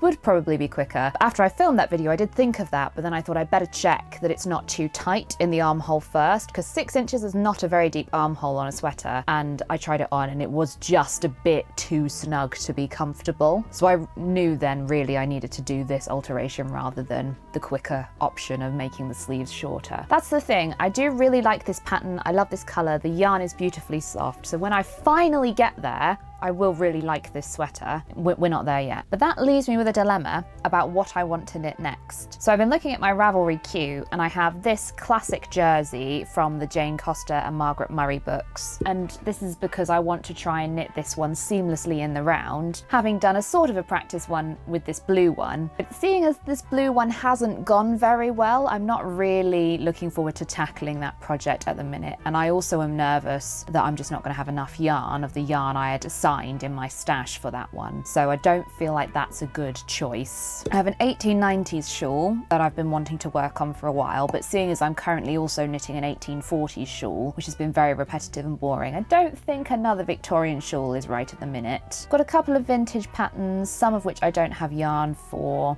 I still want to do my yarn dyeing, but winter in the UK is not the best time to do that because everything takes so long to dry. And then I've got another pattern from that Shetland trader, one of the first things I knit for my stash busting was this Tara shawl, and there's another pattern in the book where I got that pattern that I want to make, but it's going to involve a lot of figuring out how to make it work with the yarn that I have, because I don't have enough yarn. And so the only other thing that really I think I want to do is this economy jumper, which is a 1940s patchwork pattern from Cronit Homecraft. And this was a series of leaflets that were published in the UK in the 40s, specifically with sort of make, do and mend ideas of what to do with unpicked wool and what to do with oddments. And so I think it's really appropriate for my stash busting series to try and tackle this pattern. And I have got quite a lot of odds and ends now of various 4-ply weights, because that's the thing, this is a variety of weights. You can use 2-ply, 3-ply and 4-ply oddments all in the same design. So I think that's what I'm going to tackle next. However, I think I'm going to make that one its own video, because having just looked at the pattern, the construction is really interesting, and I think there's probably quite a few of you, a bit like with my 1940s make, do and mend socks, that would be really curious about that one and how it goes together. And it's a free pattern online as well, so if you're interested, there'll be a link in the description and you can take a look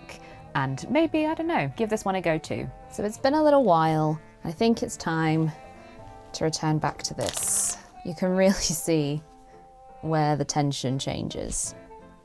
So first things first, let's set up with the correct size needles, which is 5mm. Can't remember if I used this cable last time. I probably don't need one this long. Thank you to my Ko-fi donors for my beautiful set of interchangeable needles. What a shame you can't help me avoid stupid mistakes by leaving the wrong size needle on the cable I need. So here it goes. I have done it where I've put rescue lines in before, but I actually find sometimes that's harder for me to do. So I just rip back slowly. Here goes.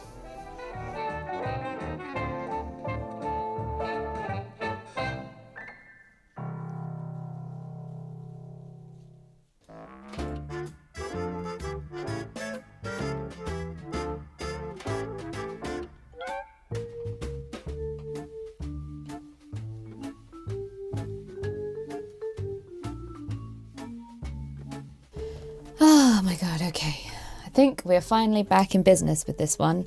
So I'm just going to knit a purl row. No, I'm just going to knit a knit row just to sort of even everything out, make sure I haven't dropped any stitches, etc, etc. Actually, what I wanted to do was watch my own video and check that I'm definitely using the right size needles. Yeah, the pink, yes. Oh, thank God for that.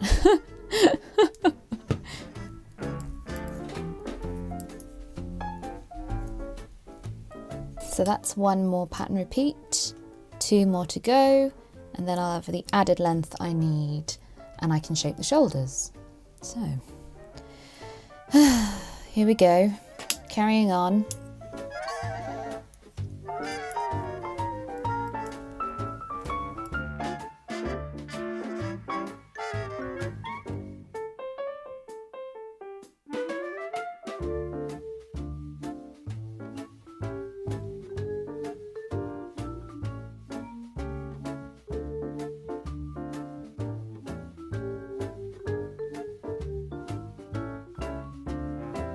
So I've finished re-knitting the back now. Yay! I've done my rib for the neck. It's 3 pattern repeats longer than it was. Now my dilemma is on the front. I've ripped back and picked up my stitches to below the neck opening because I've got to add 3 repeats, but if I add them all in the shoulder, the neck will be really low down and then the ribbing might not work, and yeah, I'm not sure. So what I'm going to do is I'm going to add 1 more before the neck shaping and then the last 2 in the shoulder section. I think that's probably going to be easiest. So this one was a bit more tricky to figure out in terms of what I've got to do next and where I am in the pattern. So I've got to do a full repeat again, ending on the 2nd pattern row, and then I do the shaping as it was. Okay, more straightforward than I realised. So I've been working away this afternoon, re-knitting the front, and I've finished sort of the main part and I've got to pick up the neckline for the ribbing. And one of the plus sides about ripping out your knitting and doing it again is you can change things that didn't work brilliantly the first time around. And the instructions originally have you cast off the centre 14 stitches to shape the neckline, and then you subsequently pick them up to knit the neckline, which is a waste. So I just put them on a scrap bit of yarn, put them on hold, and then I'm going to pick up the rest of the stitches evenly around here. So I've changed out my circulars for my 3.75mm, and it says 52 stitches, so that's 14 in the centre and then 19 up each side. I didn't do that maths in my head. I got my calculator out earlier. So I think it says with the right side facing. Yeah, here we go. And then once I've done this, that will be the knitting done, and we can weigh this and I can add it to my total of stash busting. Thank God.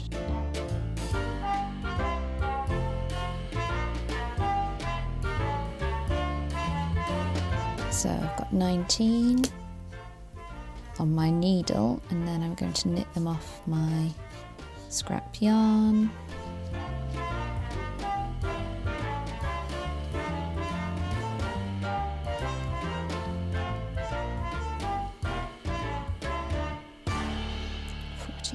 Lovely.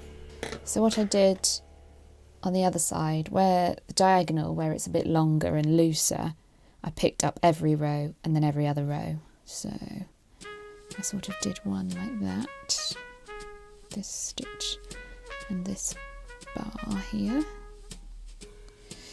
So 1, 2, 3, 17, 18, 19. That worked out quite well. And then knit 2 peltier rib for 6 rows.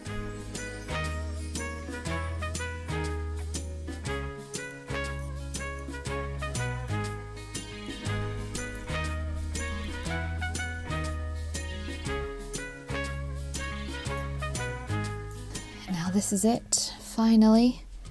Casting off. Well, let's hope so anyway. When I did this on the other side, what I did was I switched out one half of my small needles for one of the fatter ones, so that I didn't cast off too tightly, because it's quite a close neckline. I'm doing a stretchy cast off, which will hopefully mean I can get it on over my head. But there's no opening in this one. At least there isn't as far as I can tell.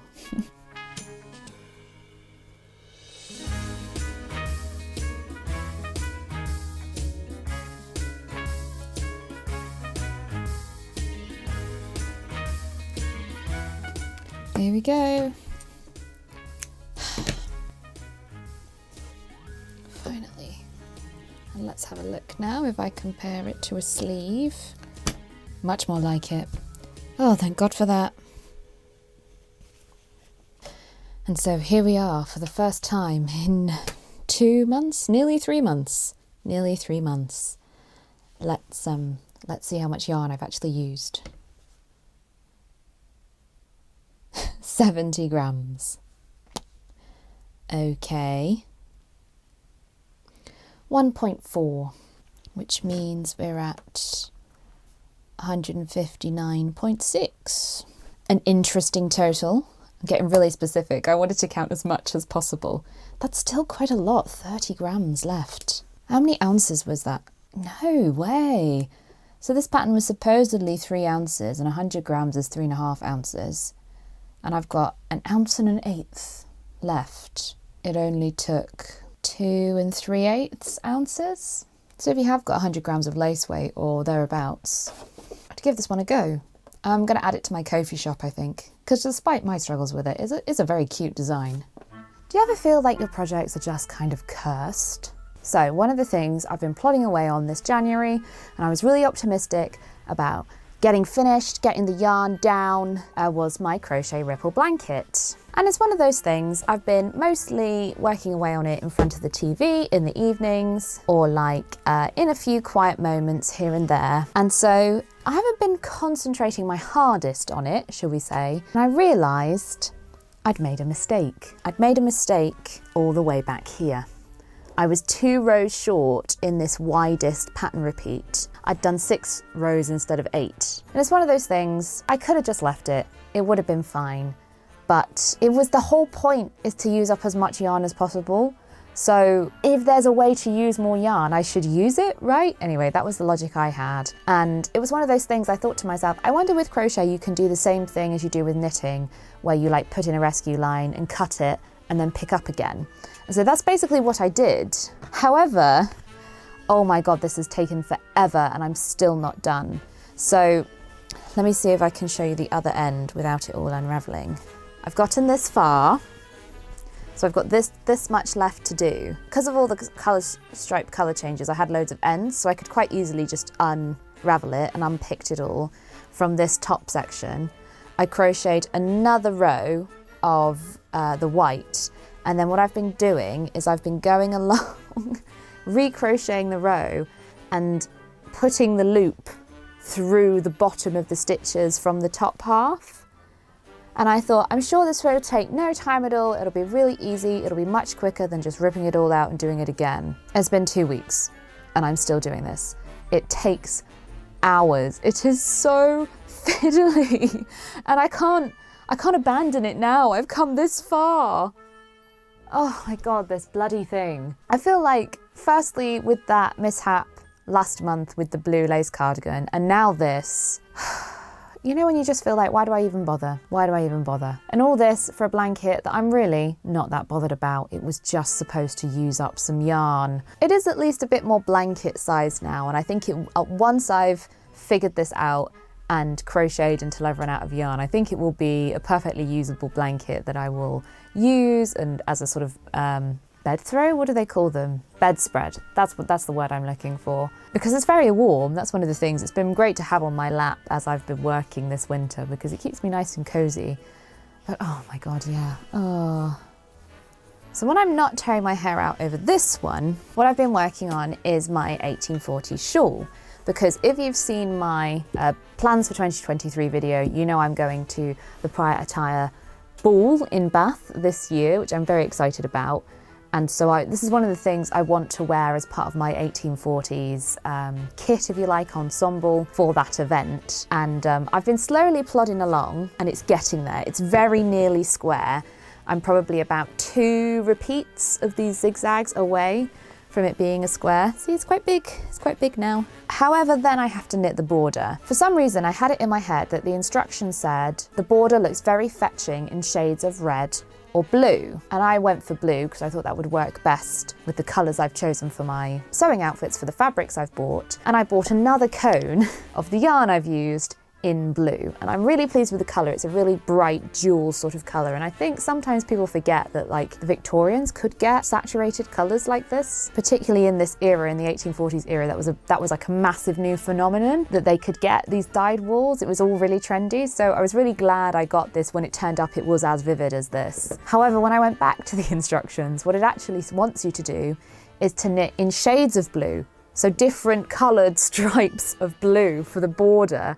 And I've bought 400 grams of the same on a cone. So I've bought 8 50-gram balls worth of wool to complete this. And I probably didn't even need to. And now I'm really torn because I didn't keep to my buying ban and I bought this because I was like, oh, I can justify it because I need it to finish the shawl. But it's not right. So should I buy different yarn to finish the shawl in a historically appropriate way? In which case, what do I do with this? Because I can't send it back. Should I just knit the entire border in this colour? Should I buy more yarn and use a bit of this and have loads left over? I'm really not having a good time at the moment. Nothing is going my way, it feels like. I don't know what I'm going to do. I have to finish the shawl anyway first, so maybe I'll worry about that one another day. Somebody remind me why I enjoy knitting and why I do this.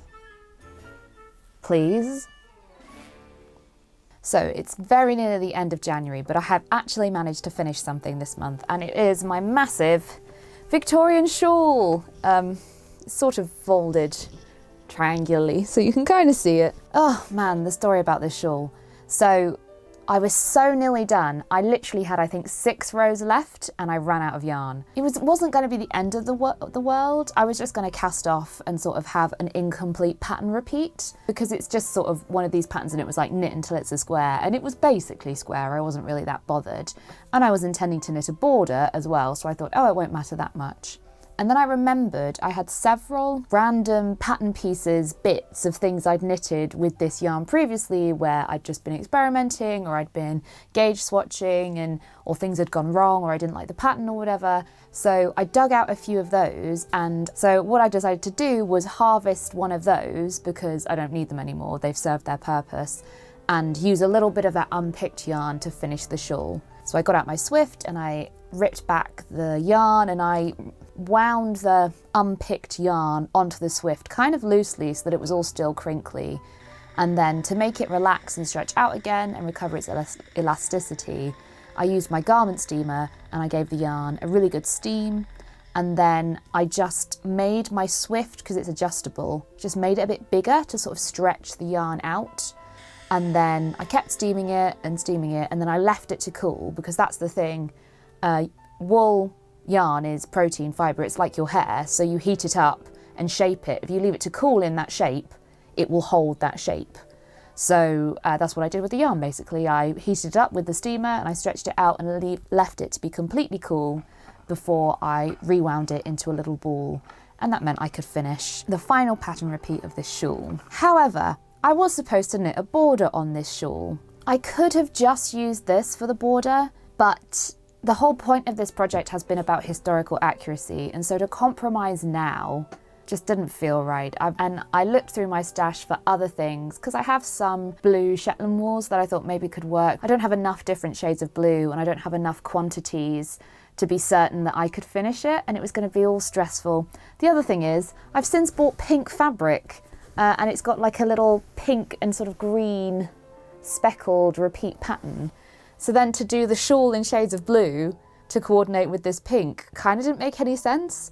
So what I've decided to do, the instructions in this pattern were very clear that the border and the fringe and all of that is optional. You can just have a shawl like this.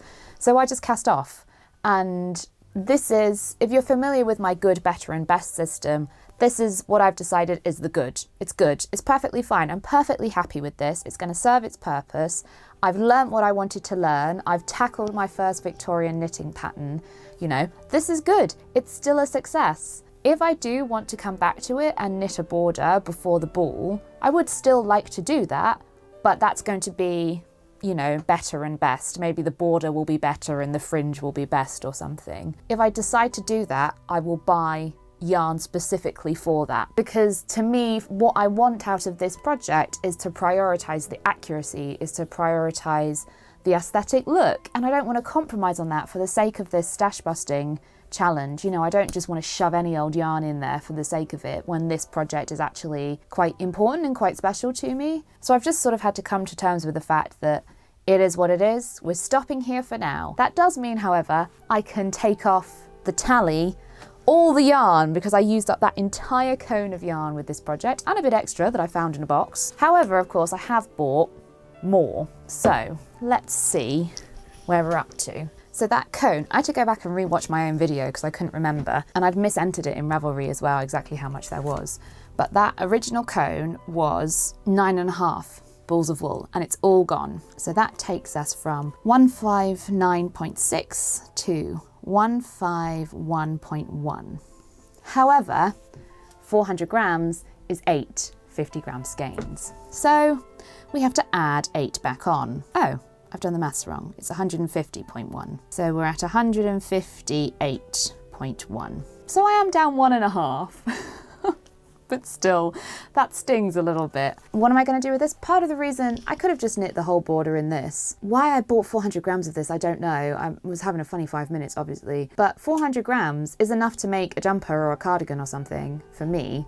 So I would rather put this into that sort of project than use 100 grams of it to finish off this shawl in a way that I'm not satisfied with. So this is going back in the stash. I mean, maybe I don't think I'll finish anything else by the end of the month. No, it's not going to happen. So I think I'm going to call January here and say we've used 2.9 skeins total in January, destashed. It's quite a long way till 100 still, isn't it? But I'm optimistic with Finish It February that I've got lots of things that are kind of low-hanging fruit that I can tackle, and that should help bump things up a bit and get the pace going a bit quicker as well. If I want to buy new yarn for the shawl to finish the shawl before April, because I had originally said I didn't want to buy more yarn until I was under 100. Actually, what I'm going to do is I'm going to see where we are at the end of February, and as a treat for doing Finish It February, for doing destashing, because I think it would be 6 months as well I've been destashing by the end of February. I think as a treat then, as a reward for getting on top of things, then I'll buy the new yarn to finish off my shawl. So I have to go and figure out what I want to make out of this, and I think I'll stick some footage in here at the end of the finished shawl in all its glory. Hello, me again, I'm back. So you know how I said, don't think I'll finish anything else in January? Well, not only did I start something else when I said I wouldn't, I've also finished it. Here it is. It's a little baby jacket.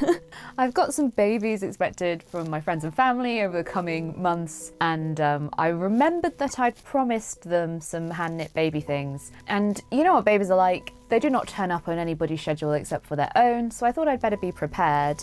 And I didn't want to use any of the real wool in my stash, because I don't think, as much as it was perfectly common to do that in vintage times, I don't think a modern baby would appreciate that, should we say, or a modern parent in terms of laundry. So what I decided to do instead was use up some of the cotton I had left from my swimsuit that I made, and I had just enough left, look, I have this much left, to make this little baby jacket. I think it's really cute. I'm really pleased with it. I paid for this pattern, but the pattern wasn't very good, so I won't recommend it. And the stripe pattern was my own invention, because I was trying to figure out how to not run out of this yarn, which I did quite successfully. So that means I used up, I think I've done the maths already.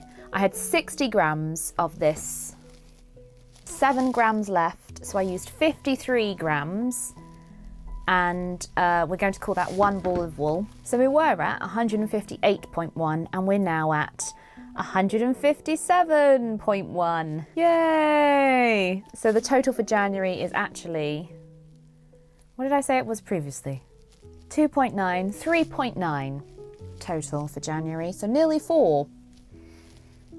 Yeah, okay, acceptable. I think let's just call it 4. Let's just call it 4. 157. Yay! Okay, so today is the 31st of January, so I literally just got to count this in the total for this month, and so tomorrow Finish It February begins. So I'll see you next month.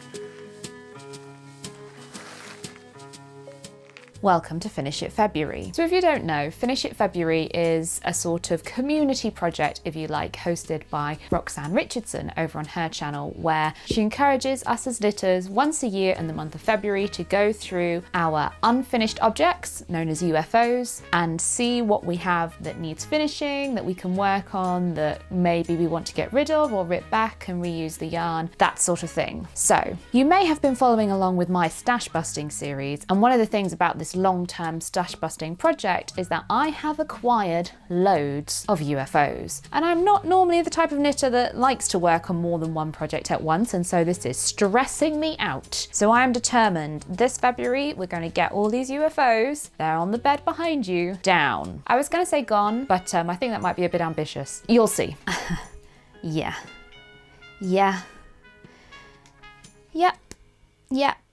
Yeah, all UFOs. I've also pulled out like random things that were just hanging about, knitting supplies and things, so I'm partly look, here's my needle gauge. So part of this is I'm going to tidy up stuff that's been kicking around my room and my house for too long and needs to go back in its home. And part of it is I really needed to see just how bad the situation was. So the way Roxanne recommends we do this is to sort into 3 piles: the keep pile, the get rid of pile, and the pile of ambiguity. I think I'm going to sort them into their piles first because they're just a mess, really, aren't they? And then I'll talk you through each one as we reach it. So do you know what? That was actually surprisingly painless. I have more works in progress than I thought I did, which but oh well. And so I thought we'd start with the get rid of pile, because there's only 2 things in that pile and they're both pretty nondescript projects, so they should be quite quick to talk about. So first of all, I had a whole load of random leftover bits of various things, not enough for a garment, weird weights that I couldn't put together. You know, I would have a little bit of Aran and a little bit of worsted. And so I looked for patterns that could use up really small quantities of yarn, and I came across this pattern for these crochet stars. And I have more of these downstairs. However, I hate this sort of thing, and I don't know why I made them, because I knew I wouldn't like them. And I've got all these crochet stars that I'll never use for anything. To me, they're kitsch. They're not my style at all. So I don't really know why I did this. I've kind of had them as a sort of work in progress to do something with them, to finish them in some way. And I think I'm just going to rip them out and reclaim the yarn. I mean, I could just bin them, but as they are part of the stash busting, I feel like I should use them for something. I don't know. They're to be gotten rid of. I don't want to spend any more time on that project as it is, as it stands. Now, the other thing I've been working on, I'm at that age now where people in my family, in my friendship group, in my circle, if you like, they're having babies and they know I knit things and they ask me to knit things for the babies. However, I haven't been using yarn from my stash for those. I've been using yarn from my mum's stash, which is all acrylic. She only knits for babies. So I haven't been able to tick anything off for those. And then I remembered I had some cotton, and I thought, oh, I'll do some cotton projects because I didn't really want to use my nice real wool for a baby. And I don't think the parents would appreciate the sort of labour involved with delicately hand washing merino wool. So I thought I'd do some cotton, and I've had some cotton in my stash, and I casted on a pattern for a hat for a newborn baby. Admittedly, this is a brimmed hat. It's a sun hat. But even so, I think it's just going to be massively too big. So, and it's got this folded hem. Don't know if you can see that. And I'm sort of halfway through working the folded hem, and I was like, oh, this is the brim. Okay. And I looked at how many decreases I had after that, and I was like, it's going to be massive still. So this is, I'm done. We're not doing any more with this. I'm just going to frog it. And that means I can stash these needles again. So those are the get rid ofs. Seeing as everything else I'm keeping, and it's mostly stash projects that you have seen or heard me talk about before, I won't go into too much detail about them. But the other thing I wanted to talk about, which you haven't seen, which is the only thing I have in my pile of ambiguity, because it's these Victorian mittens. Oh, I've got a pin in there for some reason. As you can see, this is supposed to be like a snug mitten. It's much too big. So the logic here was, when I bought my ticket to go to the ball in April, which I've talked about in my plans for 2023 video, I knew I wanted to knit some accessories, and I started doing research into Victorian knitting patterns, finding some things that would be appropriate for the 1840s and the late 1830s. One of the things I considered making was a pair of lacy mittens, sort of because you see them wearing them evening wear sort of mittens in this period. So I looked at some patterns for those, and the thing with Victorian patterns is they're very cryptic, and the needle sizes are often, you know, the person who wrote that book had their own numbering system for the size needles, and then you got a gauge with the book sort of thing. They're really hard to decipher, so I basically just started experimenting, and I knew they would be a very fine gauge, so I used the thinnest yarn I had, which was 2-ply, and the smallest needles I had, which were number 15s, and still this mitten turned out this huge. At this point, having sort of completed one pattern repeat to see what it looked like, I was like, oh, I could give this a go. So I started to look into the smallest needles I could find. So I was able to find these from Higher 1.2 mil, 1 mil, and 0.7 mil. And they're absolutely minuscule. They're really long, which makes them a little cumbersome. But I've used thicker sewing pins. That's sort of how thin they are. These are the 0.7 mil ones. I don't even know if the camera, it can just about focus on it. They're so fine. And I was like, Okay. I then ordered a whole load of silk, because they would often be knitting in silk, these mittens and things, silk thread from De Vere Yarns, which is like an embroidery thread supplier, to see what I could find that would sort of be a dupe for Victorian style. They call it, you know, purse twist. So it was obviously something specifically designed for this sort of knitting that was easily available in this era, but we're never going to find nowadays. So I found a few. I just basically ordered some different weights and different types of thread, but the thicker ones are quite loosely spun, and so they're not great for knitting because you just split the yarn. And then they do have a firmer one, which is sort of like mercerized cotton, which is like buttonhole twists. And I did get out my silk buttonhole twists, and I had to go with some of these as well because I had various different gauges of those. But it does seem that essentially that's what they were knitting with. They were knitting with silk thread, the sort that you and I would only use to hand sew buttonholes these days. So this was a really great sort of research rabbit hole to go down, and I have got some little samples of things I've knitted.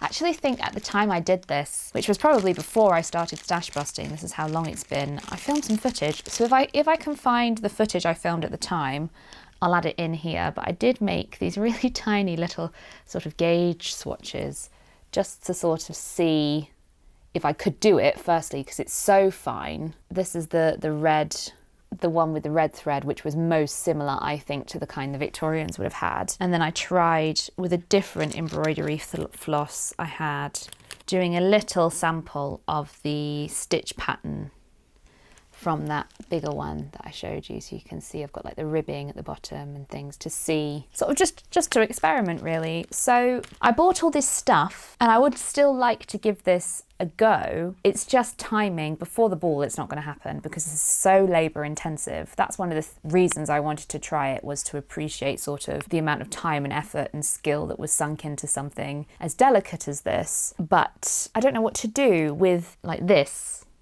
I don't want to frog it because it was a lot of work and it was useful, and it's useful to have and look at. But what am I going to do with just a bit of random knitting? I suppose what I need to do is like make up a notebook and write down my observations and all of that like it was sort of a proper project, and just keep it on file and then come back to this research at another date, because I think that's what it is. It's more of a research project than a garment making project. But anyway, I thought I would share that with you. That's the only thing in my pile of ambiguity. The other piles I have, over here I have random yarns that need to be put away.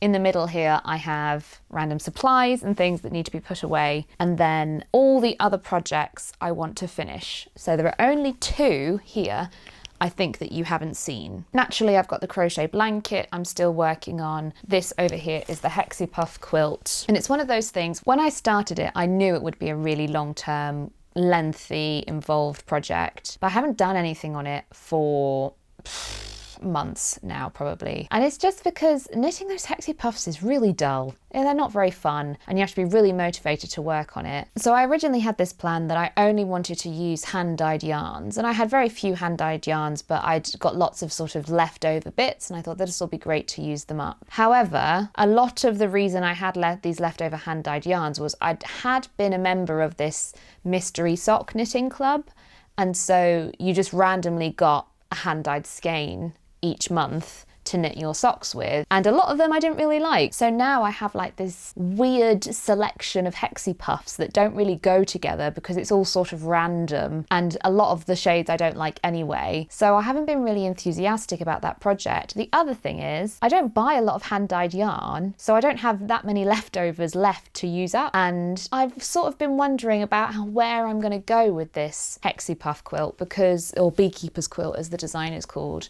Do I just want to use hand dyes? And it's gotten to the point I think I have to abandon this idea that I just use hand-dyed yarn, just because I simply don't have enough of it, and I'd have to buy a ridiculous amount of yarn to finish what was supposed to be a stash busting project, which doesn't make any sense. And as I know from this project, it just really kills really kills your motivation for it. So I think that's what I'm going to do. I'm just going to use whatever I have that's the right weight, that all can achieve the correct gauge, or maybe I adjust it and do different gauges and just have fewer or more stitches, you know, and so that I just use things up. It will kind of be like a journey of my stash. So sort of like a little time capsule maybe. And I think that way that will hopefully help me re-engage with this project and be a bit more interested in it as well, because I've lost all interest in it. As much as I would have loved it to have been a very artistic, very curated, sort of conscious choice, it's just going to be odds and ends, and I'm all right with that, turns out.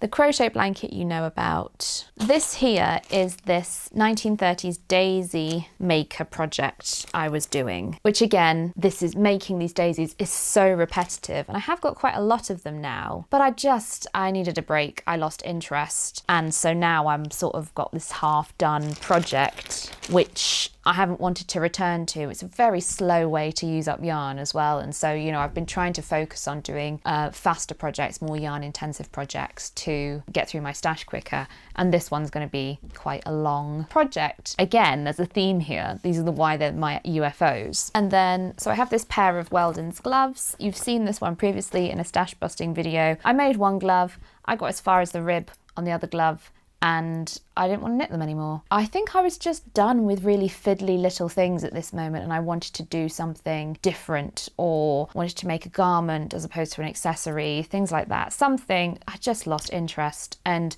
I also think they might turn out a bit small, and kind of the fear of that, because if I put this one on, it's not stitched up properly yet, but like, see what I mean? It's going to be a tight glove. So I will finish it, I will sew them up, and if they're too small, I'll just give them to somebody with small hands, basically, I think is how I'm going to solve that one. But I suppose I kind of got second glove syndrome, if you like, as opposed to second sock syndrome. This is a project that will be a video in its own right, which is about making a 1940s patchwork jumper. So this one is still in the works. This is sort of one of my current works in progress, if you like. This one hasn't been in, only cast this one on in January. Yep, I'll keep chipping away at that one. But the other two that you haven't seen, they're both UFOs because I wanted to make videos specifically about them, and then I got to a certain point basically where I needed to film another bit, and I couldn't film because I wasn't very well or whatever, and time went on. And so because I couldn't work on them because I needed to film, I would cast on something else, and they kind of got abandoned. So the first one is a really interesting one, which is a World War II pattern for a crochet thread bra, and it's this weird sort of almost fishnet sort of pattern, and it was just one of those weird 1940s patterns that I wanted to try. Again, thread crochet, quite fiddly and delicate, and I kind of have to be in the mood for this. And the other thing is I can't find where I've put the pattern. It's probably somewhere in my sewing room somewhere, but that's one I definitely want to finish this month, or at least work on this month. And the other one is something I've been thinking about for years, and it's one of those projects because it means quite a lot to me. It's a project I'm really excited about. I kind of get a little bit like decision paralysis or whatever. I sort of avoid it because I want it to be perfect, basically. And I kind of get imposter syndrome, I suppose. And instead of just making it, I overthink it. And it's a knitted corset. You might have seen that on my whiteboard downstairs in the background of some of my videos. I found this pattern for a Victorian knitted corset, and I wrote my master's degree on the aesthetic dress movement, and one of the big movers and shakers in the aesthetic dress movement was Dr. Jaeger, and he made, at the time, as sort of like a health thing, dress reform thing, a knitted corset, and this knitting pattern is quite obviously a rip-off of that. So I was trying to recreate it as part of my, again, my academic interest in this. Here we go again. So my camera battery died. So day 2, it's February the 2nd, day 2. I'll finish it February. I'll very quickly finish telling you about the Jaeger dress reform corset. Yeah, basically it's just one of these weird things from the past that when I see something and I'm like, that's weird, I have to make it. So I've been wanting to make this corset. I also had intended for this to be sort of the foundation layer for the Liberty dress I'm hoping to make. So part of the reason I've stalled on that Liberty dress project is because I've stalled on this corset project, and literally all I need to do is just film the next step, and that's why it's been stalled for like a year. I just haven't gotten around to that. I'm determined. This is one of the ones I really want to finish. I really want to finish the knitting of, because there's a whole, I have to put bones in, I have to figure out how to put a busk in. It's going to be a really interesting project, and I'm kind of mad at myself for having abandoned it for so long. So this is one of the ones I really want to tackle this month. So yes, knitted corset. So having gotten out all those projects and looked at them and assessed on them, the one I decided to tackle first, which I actually was able to do last night, was the sewing up of this one, which you're probably very familiar with if you've been following along with my stash busting, because, oh my God, this has been a nightmare. So I really desperately wanted to get this finished. That's what I did yesterday evening. I was like, right, what can I do in one evening to get something ticked off the list already? And I picked the sewing up of this lacy jumper. So I sat there in front of the telly, sewed it up, set my sleeves in. I did have to pleat the top, even with the adjustment, but I'm fine with that. I think it looks all right. I also think that's what kind of makes 1940s knitwear 1940s knitwear, is those gathered shoulders. So I finished it all up, sewed everything up, went to try it on, couldn't get it over my head. So obviously when I knit the rib, I did a stretchy bind off, obviously not stretchy enough. Also it is quite a high close neckline and I have a big head.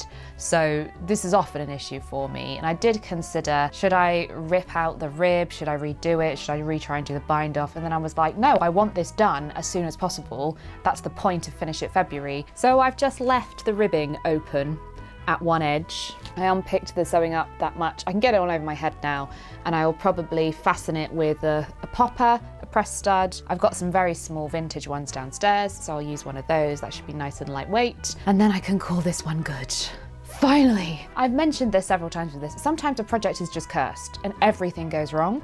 That was this project for me, you know, and I'm thinking to myself, oh, it's like the way you approach it, you know, it's the mindset you go into it with. The reason you're making mistakes is you've already decided it's cursed in your head. So I was trying really hard to like come back with renewed enthusiasm for this project and like, yeah, I love this design, let's finish it. And still something went wrong. So it's just cursed. It's just cursed. It's not quite done. Probably go downstairs and do that now, so I won't film that because sewing on poppers is boring at the best of times.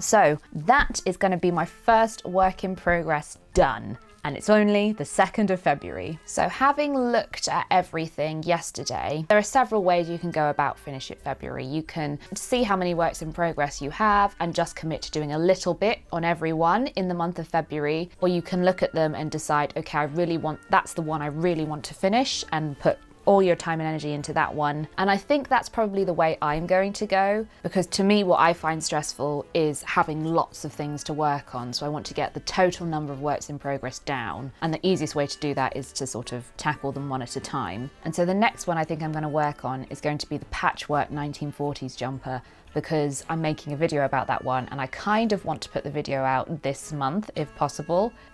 Maybe that's overambitious, but we'll see. So that's going to be the next one I tackle. So very excitingly, Finish It February, I have finished knitting the patchwork jumper. It needs sewing up, and because of the nature of it, it's going to need a lot of sewing up. But I thought I'd sort of show you where I'm at, what all the pieces look like, because in true stash busting style, I didn't have enough yarn.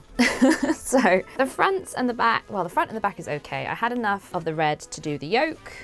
So this one's the back, but they're two pattern pieces the same, but the patchwork pattern is a little bit different, of course, because I ran out of various quantities of yarn and things. So I've got more of this colour yellow on the front and this orange on the front, and I've got none of the sort of heathery orange. That's only on the back. And then the sleeves, I'm a bit nervous about the shape of these sleeves. They seem quite short in the sleeve depth, in the armhole depth. Because I knitted them from the top down, I deliberately did that because I knew I was going to run out of yarn. I was reverse engineering the pattern in the instructions, and I got halfway through and it was lots of work until it measures this much from the beginning. And I sort of had to do like loads of calculations to be like, well, but if it's going to end up being 4.5 inches from the beginning, I knit for an inch first of all, and then how many decreases am I doing? How wide is that going to be? Yeah, there was a lot of figuring that out. I didn't do it scientifically. I just kind of guessed and was like, man, that looks about right. So they have turned out the right length at least, but you can see I ran out of my green here. So then we have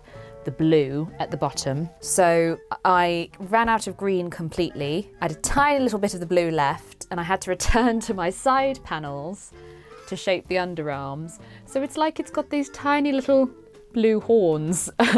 So this here is like the bottom of the armhole. But yeah, I had this tiny little bit of blue left to do the shaving at the top, and I left long tail so I could sew it up. That was the other problem I was facing. I was like, I'm not going to have any yarn to do any sewing up apart from red, which will probably be pretty obvious against the navy blue and the green. Of course, it's all this moss stitch pattern, so I've got garter stitch edges, so I've got that to look forward to. I also double checked the pattern about how it opens at the neck, because it's a very straight neckline, and you just put snaps on the shoulder seam as expected. So I think that's what I'm going to spend the afternoon doing, sewing this one up, and you will see this one, or hopefully you will have seen this one already, finished in all its glory in its own little video. But what I need to do, because I've finished the knitting, I can update my stash busting total. So I've got lots of post-its here, and I need to check my Ravelry and see exactly how much of everything I've used, so bear with me. Yes, 10 grams, 48 grams, 40 grams. One of the things that caught me off guard was the Lang Yarns Yavol I was using. As I was getting towards the end, this little bobbin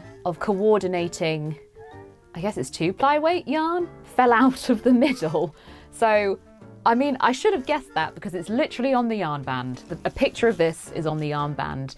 But I don't know, I expected this to be like a little cardboard tube or something, you know, just to hold the skein together. So this was an unexpected surprise. I have no idea what I'm supposed to do with this. Is it for sewing up, do you reckon? Because there's quite a bit of it. Maybe I'll knit something else from it. I don't know, but I'm counting my Yavol as all gone because this was unexpected. I don't know what it is. So I'm just going to live with that thing now. 218. It says 4.36, so I'm going to call it 4.5. Let's round up. Why not? 4.5 for this one jumper. I'm quite pleased with that. So we were at 157 at the beginning of February. So we are now at, what, 152.5. Okay, that's quite good. That's quite good. And there's still a few days left in February. You never know, I might finish something else. Although, oh no, actually there's 1 day left in February. So probably not. But I have made progress on some other things, which I will show you too. So some other things I have been working on include my daisy jumper, sweater, cardigan, blouse, I'm not sure. I'd left this project as a bag of these daisies and like I'd started crocheting them together along the bottom. And so I spent the last couple of days just adding a few more rows of daisies, and I think if I have 3 rows, I'm sort of almost finished there, hoping to have 3 rows done, because that's the very bottom of the blouse. So the reason I've wanted to get 3 rows of this done is that's sort of like the first step in the instructions, and then the shaping happens and it gets a bit unusual. So I had enough daisies to do 3 rows of, I think it's 19, and I've been crocheting them together. Yeah. It's going to be close. I do have more of this yarn somewhere. Part of the reason why I just wanted to tackle this one was so that I didn't have daisies flying about everywhere, because I keep finding them. They keep falling out of bags and things like that. So that's sort of making me anxious, is having all these loose daisies hanging around. So I wanted to start crocheting them together, even though I haven't made enough daisies yet, just so that I know that I'm not going to lose them. So I'm quite pleased with how this is turning out. I think it's going to look really spectacular actually when it's done. Very granny chic, but I like it. And I think it will need some quite considerable blocking. It was one of those, I had this 2.5mm crochet hook kicking about, and I was like, what was I using that for? And I couldn't remember. But then amazingly, for a vintage pattern, it had millimeter hook sizes in the instructions. So it was supposed to be 2 3/4mm, but I don't have a hook like that, so I've just gone 2.5. But yeah, I'm really pleased with how that one's coming together. So amazing. I think actually both of these are crochet projects. And so then the other one is from this edition of Stitchcraft, August and September 1945, so after the end of the war in Europe, and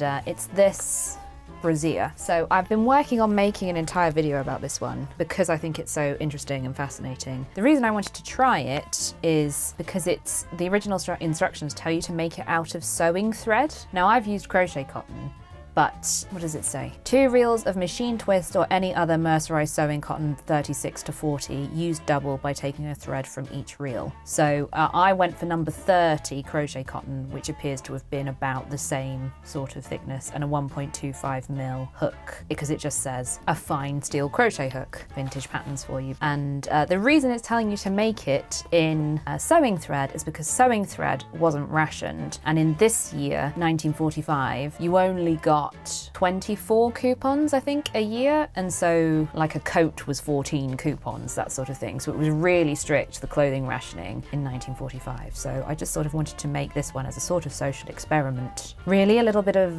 historical practice, I guess, living history, that sort of thing. So crochet isn't my strong point, but I've finally done this border around the edge, which was where I had stopped previously. Hopefully, I've only got to do the band and make it up and sew on the straps and all of that, so hopefully that will be another one done, but I don't think I will get that done before the end of February. But I just thought I'd share my progress. I have done a little bit on it during Finish It February. So finally, after having started work on this project in October, we have a finished lace blouse. I love the little puff at the sleeve head, I love the colour and the delicate nature of the pattern. And after all the struggles on this blustery March day, it finally felt like the sun was starting to shine on this project. I'm so glad I persevered with this knit. The yarn is so beautifully soft and I know I'll get a lot of wear out of this blouse this spring.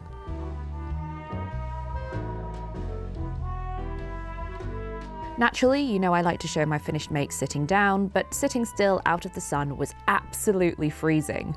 The sun may be shining, but that doesn't make it warm.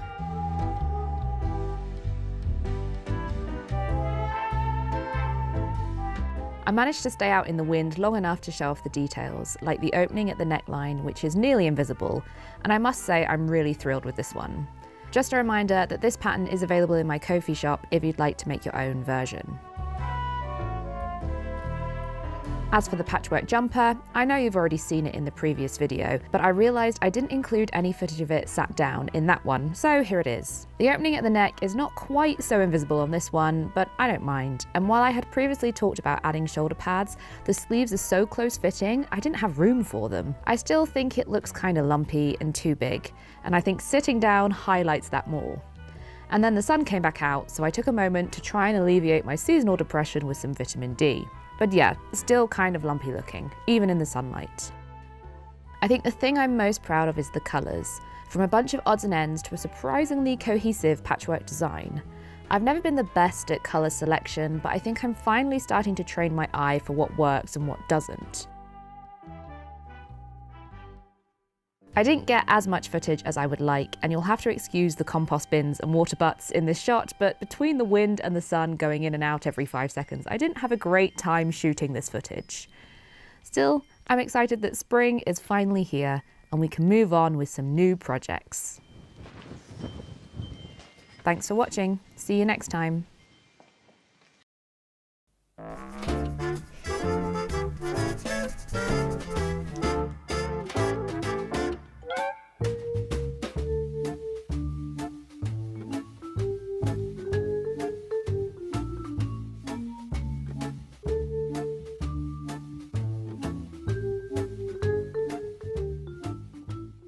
So welcome to March. It's 4 o'clock and it's still light enough to film. So Finish It February actually went surprisingly well. I finished 3 things and I was able to move along 2 or 3 other projects that had sort of been languishing for a little bit. And so to say it was my first time doing it, I think it was quite successful. And so to reward myself for such a successful Finish It February, I've cast on a new project. And it's this one. It's been on my list for a while. From this book, The Shetland Trader by Gudrun Johnson, and this is book 3 in Little Series. And the one I am making is, it's been in my queue for a long time, Maywick. And it's a sort of chevron retro. It's got a little bit of a 40s feel, this sort of pattern. And apparently this is quite a traditional pattern with this zigzag. And I used this pattern before, razor shell, they call it, for the Tara shawl, which I also made from this book. However, stash busting, it's never easy. I don't have enough yarn to do the colour work the way they have it in their instructions. I have lots of odds and ends of Shetland wool that I've collected over the years from various Fair Isle projects and the like. And so instead I'm sort of having to, rather than have like the main colour be one shade of yarn, I'm having it be the main colour is blue, and then all my different shades of blue that I've got, and indeed green, because I don't have enough blue, will be the main colour, that sort of thing. I've just sat here and figured it all out to make sure I have enough yarn, but I'm so nervous about this What I'm actually doing, I've already cast on movie magic into it. I'm knitting the sleeves two at a time and the body at the same time, and using my interchangeable needles, I'm taking the needles off the cable once I'm done with one colour and reattaching it, and it's going to be a bit of a palaver, but I'm hoping this way will actually be less stressful than having to rip back or keep having to figure out how much I've got left and keep having to weigh everything. It is quite fiddly to keep changing over the interchangeable needles. I suppose I could just use 3 separate sets, but I don't have 3 separate sets, so...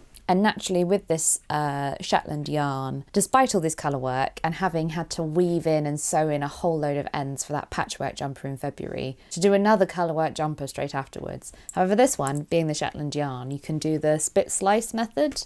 So that's what I'm doing as well. So I'm having to knit the entire round, change the interchangeable needles, and then unpick a bit to be able to do this spit slice. It's going to be quite an involved project, this one, and I don't think it's going to use up a vast weight quantity of yarn, if you like, but I think it will use up lots of odds and ends so that I will have more room in my box and I can move a lot of things into the used up category in Ravelry, which I'm finding very satisfying. I also thought it'd be nice to have a bit of a change. I've done quite a few 1940s projects in a row now, or sort of very vintage projects, and this one, knitting in the round, a bit more contemporary. It's still sort of 1970s, so it is still a vintage knitting project, just that little bit more modern.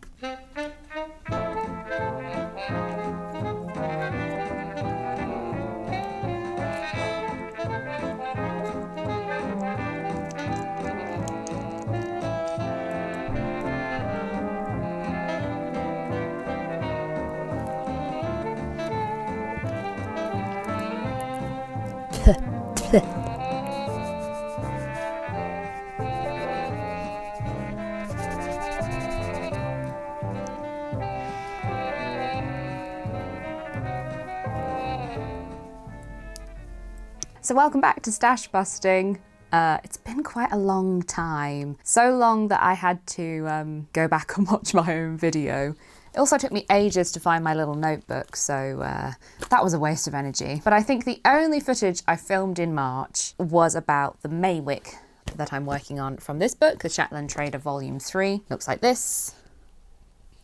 And I have continued, over the past couple of months, I've picked it up and down because I was doing this thing with the interchangeable needles where I had to keep swapping them round. It made it really fiddly and I just haven't been able to get into the flow of it. And I'm now up to the point where I'm about to join the separate sleeves and the body to do the yoke.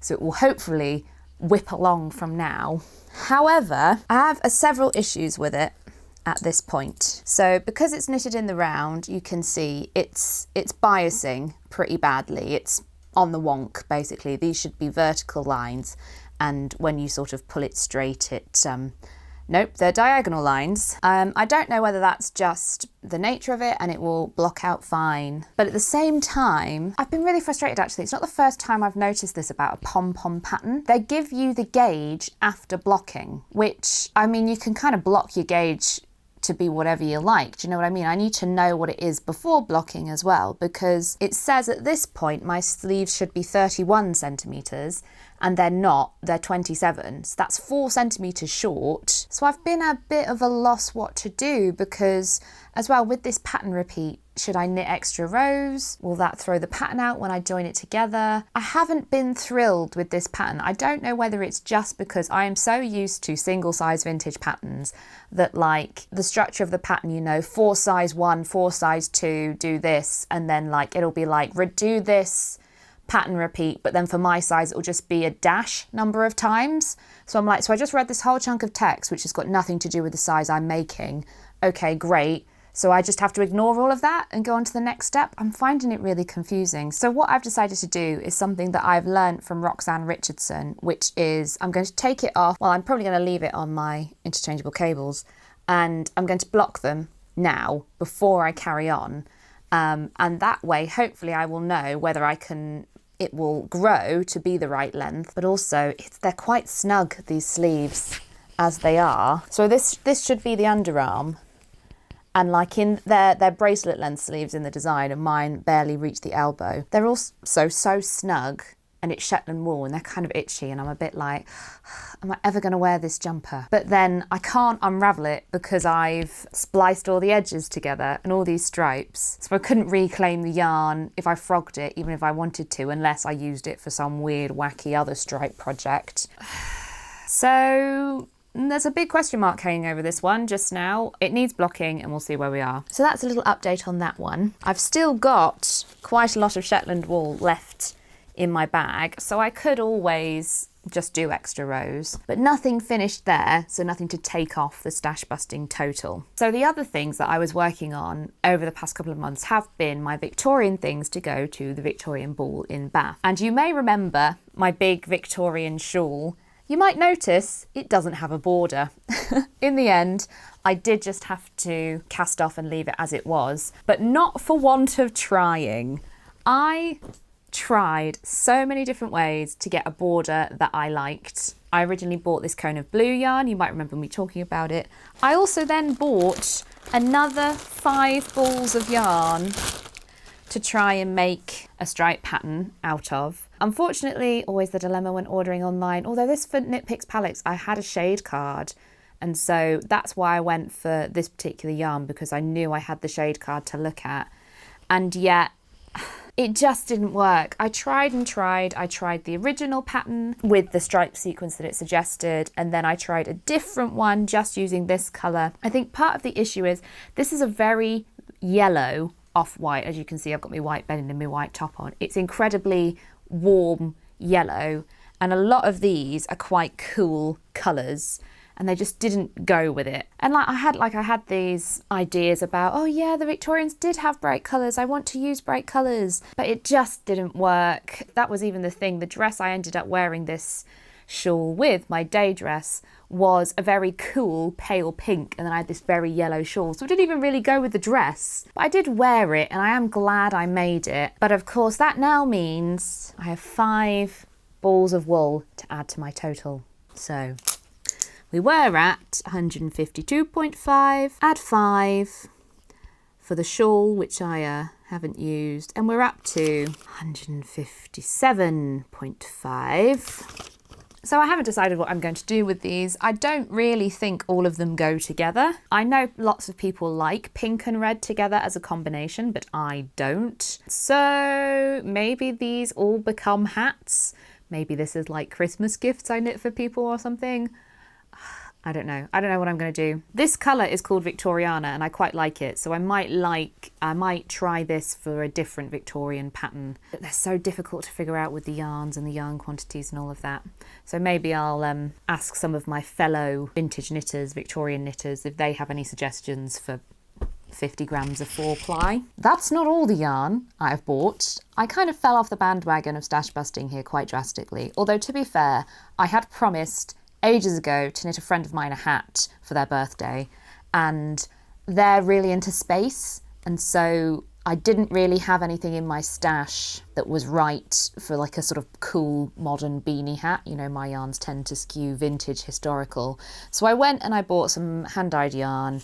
This is called Death Wish by Dye Candy. I mean, they were really pleased with the hat. I was really pleased with the hat. I took one photo of it. I was knitting right up to the day before their birthday, so I only got a quick picture of it. But this was 100 grams and I've used some of it. I haven't weighed it yet to see how much it is. So 100 grams is 2 balls of wool. So let's add 2, bringing us back up to 159.5. Thankfully, I'll go downstairs in a minute, get the scales out and see how much I've actually got left. This will probably get incorporated into my Hexie Puff quilt, which is another one of those things that I've been plodding along with. You might remember previously I was like, oh, I don't really know where I'm going with this Hexie Puff quilt. Should I carry on? It's so much work. How enthusiastic am I about it? So what I did for inspiration was I looked at fabric quilts, hexagon patchwork quilts for inspiration, and I actually came up with something which has made me feel a lot better about it. And I am making my Hexie Puffs into little like flower quilt blocks. And I haven't decided whether I'm just going to attach them all together like this and sort of nestle them together, or if I want to do just like plain white ones once I've sort of used up my hand dyes, whether I want to buy some generic white yarn and do a sort of white board around them and then join them together, or whether I just stack them and then I can almost do sort of quilt as you go. And I'm really pleased with this idea, and I've got more. One of the other things I hadn't anticipated was I'd forgotten that I'm making my Hexie Puffs at a different gauge, and as a result they're turning out bigger. So when it says like you'll need 500 of these to make a double or whatever, a queen size quilt, whatever it calls it, I will need fewer because mine are much bigger. I tried making one at the original gauge and it was minuscule, so that makes me feel a bit happier. And even just having laid out the ones I've already got, I'm a good way there to a quilt or like a bed topper or something. So I've been plodding along. I've got quite a few of these now, and you know, I was a bit nervous about the kind of colours because a lot of the colours are not the sort of thing that I would necessarily like for my bedroom, and that's why maybe I thought it might be nice to have a sort of neutral to tie it all together, because you know what I mean, I've got all these extremes. But we'll see, and it sort of has renewed my enthusiasm for it. And it's also one of the things I often do when a project feels really overwhelming is break it down into chunks. And so now, like, knitting 6 of these to go round to make another quilt block is much more achievable than, say, knitting 500 of these, you know. So that's how I'm sort of managing it. And I think actually this yarn, having looked at it with these other 2 that I've got, yeah, and now I feel them tied together. Oh, it's going to be so squishy and warm. 30 degrees this week in June in Britain, but come the winter, I think I'll really love this. Will I get it done by this winter? Probably not. At least I have a decision about this. I do want to carry on doing it. I am still just going to use my hand-dyed yarns and see where I am. If it takes me 10 years to finish it, it takes me 10 years to finish it. But because I'm taking this quilt as you go approach, it can just grow. You know, I can add to it as and when. So that's the Hexie Puff quilt. What I need to do is figure out how much I've used, because the Hexie Puff quilt is one of the only projects where I'm counting the wool out of the stash as I use it, rather than when it's finished, because like I say, it's going to be finished in approximately 10 years. But I do have another finished object to show you, and this one was a bit of a last minute experiment for the ball. It was a lot of fun. These are Victorian kneecaps. It's one of those patterns, if you've ever looked at a Victorian knitting manual, there's often a pattern, often more than one, for kneecaps. And it's kind of this garment that didn't really make any sense to me. Why would you need a kneecap? What is the purpose of it? They're often described as like anti-rheumatic. I have a lot of interest in the artistic and dress reform movements at the end of the 19th century, where they had lots of kind of misguided ideas. I mean, some of them are more near the mark in terms of modern medicine than others, about wearing wool and why it was healthy and keeping warm, you know, absorbing sweat away from the skin, all that sort of thing. They knew it was good for them. They just kind of, the logic as to why was a bit weird. So kneecaps is one of those. Now, as I was going to this ball, and I, as a disabled person who lives with chronic pain, I often have methods to cope with things if I know I'm going to have to do a lot of standing up, do a lot of walking, and I wear support socks, and I often wear knee supports as well. And I sort of had this idea about, oh, wouldn't it be funny if I sort of tried out the historically accurate knee supports at the ball to see if it made any difference. So I found some appropriate yarn in my stash, and I looked up a pattern that was appropriate for the 1840s, and I ended up using one from the Workwoman's Guide, which, if you are a historical sewer, is well known for being this incredible resource for 1830s sewing and garment construction. There's a whole chapter on knitting too, so I delved into this knitting chapter for the first time and looked at some patterns. That's actually where the second border pattern for the shawl I tried came from as well, which didn't work. But the kneecaps were more successful. I had a little bit of an issue with gauge. Typical Victorian pattern doesn't tell you what weight, needle size. It's like, use appropriate wool and appropriate needles for that wool. Okay, so I sort of estimated based on my measurements what sort of, and the number of stitches. So I used a double knit weight wool, but that meant, whereas my sort of stitch gauge was about right to cover this part of the knee, the number of rows it wanted me to do, I had to halve. So I think actually this was probably in a lighter wool and it was supposed to be skinnier. And I did try them out. Here's a picture of me wearing them. At first I put them over my modern knee supports just as a sort of like decorative touch. So warm. Oh my goodness. So hot. And I think I suddenly realised, you know, why they were worn. I did also have some questions about, are they worn under stockings, over stockings? And so as far as I can tell, to me, this sort of became, so you know ballerinas wear leg warmers, right? And it's kind of a stereotype, but it's the reason they wear leg warmers is to keep their ankles warm and supple to prevent injury. I also know from having worked backstage on productions with dancers and ballerinas, they love the temperature of the sort of backstage area to be as hot as possible, that they stay warm, the muscles stay supple and they don't injure themselves. And so I can understand why, if you did have knee problems, knee injuries, arthritis in your knees or whatever in the Victorian era, why keeping them warm would sort of provide some kind of relief, particularly when I realised Victorian stockings tend to only come up to below the knee, and then if you've got drawers that sort of come just beneath the knee, there is a draft that comes up the leg of the drawers, and so having a little warmer to cover that bit up, yeah, no, I could understand it. So it was a very interesting kind of little living history experiment, if you like. I would like to try different types of pattern, because this one was knit this way round and I've seen other ones that are knit sort of like a sock top to bottom. So I'd like to try some other patterns for this again and sort of see how the patterns develop. But it was a fun little experiment and it used up, I think, 2 balls of wool. I do have some of this left over and I have to dig it out. Can't find it, can I? And see just how much I have left over, but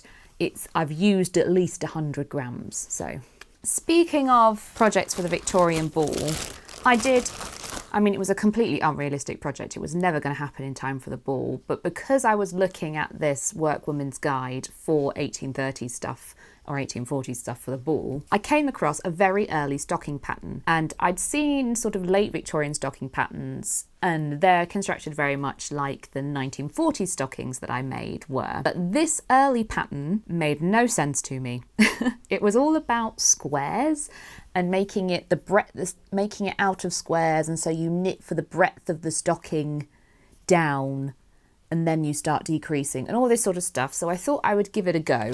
The pattern said you required coarse yarn and needles. However, the stitch count for a lady's size stocking was 127. I instead went for my 2-ply lace weight yarn because I have a big cone of it and I thought, well, let's just give it a go.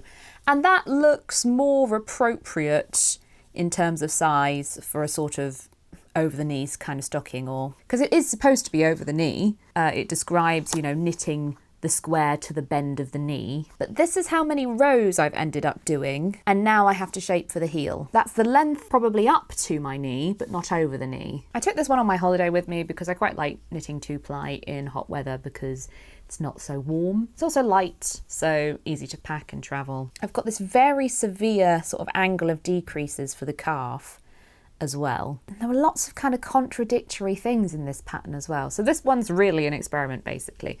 But I've stopped here because I have to do a shaped common heel, which is the kind of heel you see on a lot of early stockings. I don't know if you've been following along with Roxanne's Richardson stocking and sock project, but I have, and I'm fascinated, which is part of the reason why I was motivated to work on this one. But I've never done this sort of shaped common heel before, and I need to look up how to do it before I give it a go, because typically the instructions in the Victorian pattern are like, work the heel in the usual manner.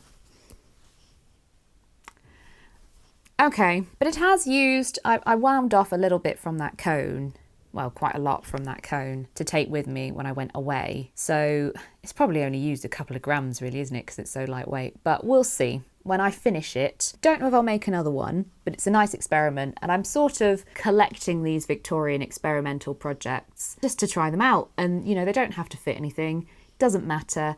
They're just for my reference and hopefully your interest too. So the last thing, I have cast on another project last night, and that's purely because I need to block that Shetland one, and I needed something to knit while I was catching up on the sewing bee. And I have these cones of cotton, which I bought years ago when I just got back into knitting and I didn't really know what I was doing. And I had a vintage pattern I wanted to make that called for 2-ply. And I went online and looked for 2-ply yarn, and I was like, oh yeah, cotton, that'll be fine. And it came up and it was sort of like this mercerized cotton, and I was like, it's not really right for a cardigan. So it's sat in my stash for ages and I haven't known what to do with it. One of the casualties of the washing machine last year when I got the moths was my buddleia blouse. I found this vintage pattern in my stash and I graded it up and I made it available for free on Ravelry, so link in the description if you're interested. But then, yeah, my version of that got shrunk quite drastically and now looks like this. So what I thought I would do with this cotton is actually make a cotton version of this, because the instructions do say 2-ply wool or cotton, and it's kind of a summery sort of top. Thought it would make quite a nice use of this red cotton as well with the flowers on it. So I made a start last night and I went wrong. So I had to unpick right the way back to the moss stitch border. So I'm only this far, but I think I'm going to continue working on this as a sort of summer project. And if my Maywick turns into a disaster and I sort of have to abandon it because I can't even look at it, at least I'll have something else to carry on knitting. I mean, I have lots of other works in progress I could be working on, but never mind. I think that's you up to date. Let's go and weigh everything and see where we are in terms of numbers.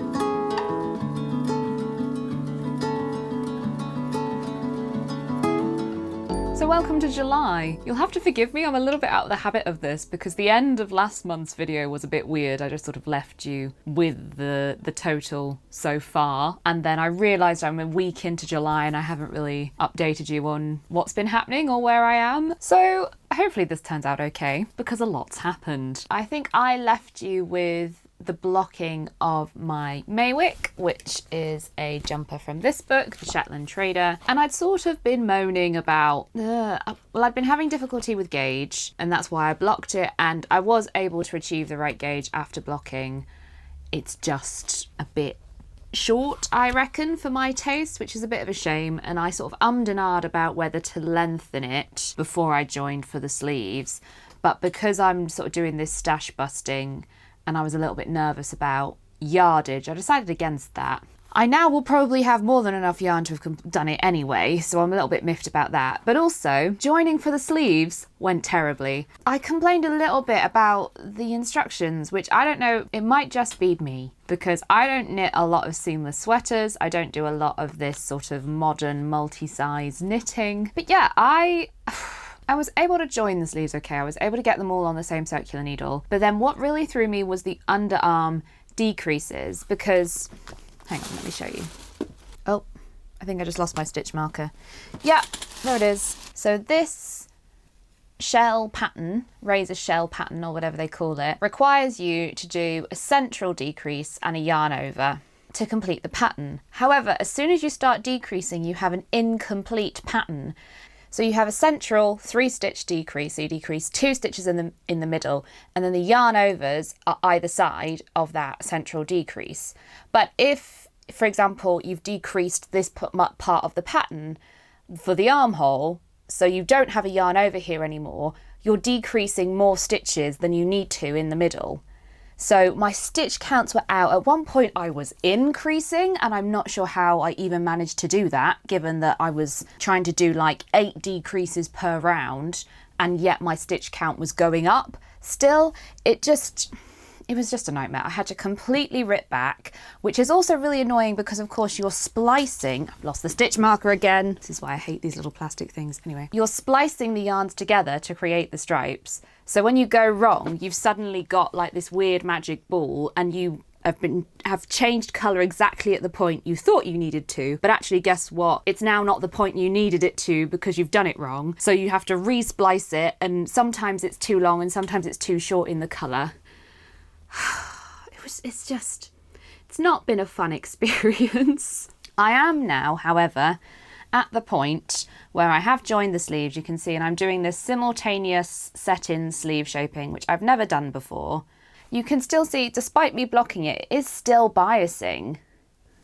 So just a touch, maybe it's less obvious for you. Mixed feelings about this one currently. I'm hoping when it's done, I'll feel much better about it. But currently, it's just annoying me. It's just frustrating, really. You can also see I'm a little bit disappointed with my colour choices. The way it's worked out, my greys and browns, there's not really very much contrast between them, so it just sort of from a distance looks like a block of grey randomly.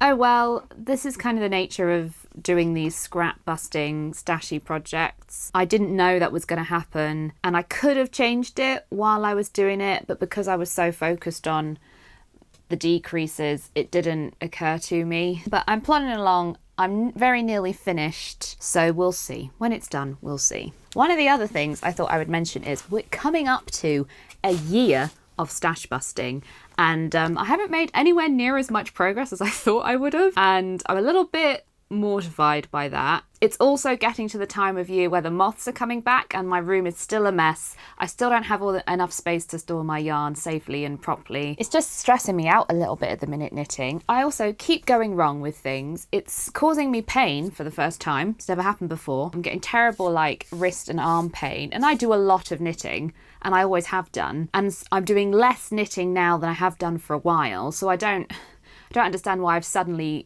developed pain like this after quite a substantial break. It's almost like I've lost the knack or something. I don't know. So speaking of disasters, you may remember me talking about wanting to use this cotton to make another buddleia blouse, which is a pattern that a vintage pattern that I graded up and is available for free on Ravelry. And it had already gone wrong once, but I wanted to persevere, and I got to the underarm point, ready to cast on for the sleeves, and I realised I dropped a stitch. Not the end of the world. I thought it wasn't that far back. I'll just rip back a few rows and pick it up and redo the last couple of repeats or whatever. No, I went to rip it back, and the entire thing, it just like imploded. I think because it's like a continuous lace pattern and maybe the cotton yarn I was using, I don't know. It just sort of all went. And I tried to unravel it and rip it out, you know, and reclaim the yarn. And I just ended up with an enormous knot. And it just, like, I don't know what I did. I don't know how I was able to do it. But it was just it was just a mess. It was just a tangled mess. There was no way I could salvage it. I ended up doing something which I really hate doing, particularly because of the whole point of this stash busting is like to use every scrap. I just ended up binning it. It was partly frustration, having had it gone wrong twice already. I was also in the middle of that sleeve joining issues for the Maywick. I was just sort of done. I was like, no, I can't be dealing with this. I just don't have the energy. So I binned it. Not my proudest moment. And what I did instead was I cast on using the same cotton for a ranunculus. Now, I've seen this pattern so often, and it's one of those, it's been on like my favourites on Ravelry for a really long time. And then I saw Kat from Heather and Hops make a linen version, which was, you know, I think hers was a 4-ply. And I had this 2-ply cotton, and I thought, oh, I really like that idea, sort of as a sort of summery top as opposed to a big winter jumper, because I don't tend to wear big winter jumpers like that. And I thought this would be a better use of what I have in my stash and what I need in my wardrobe.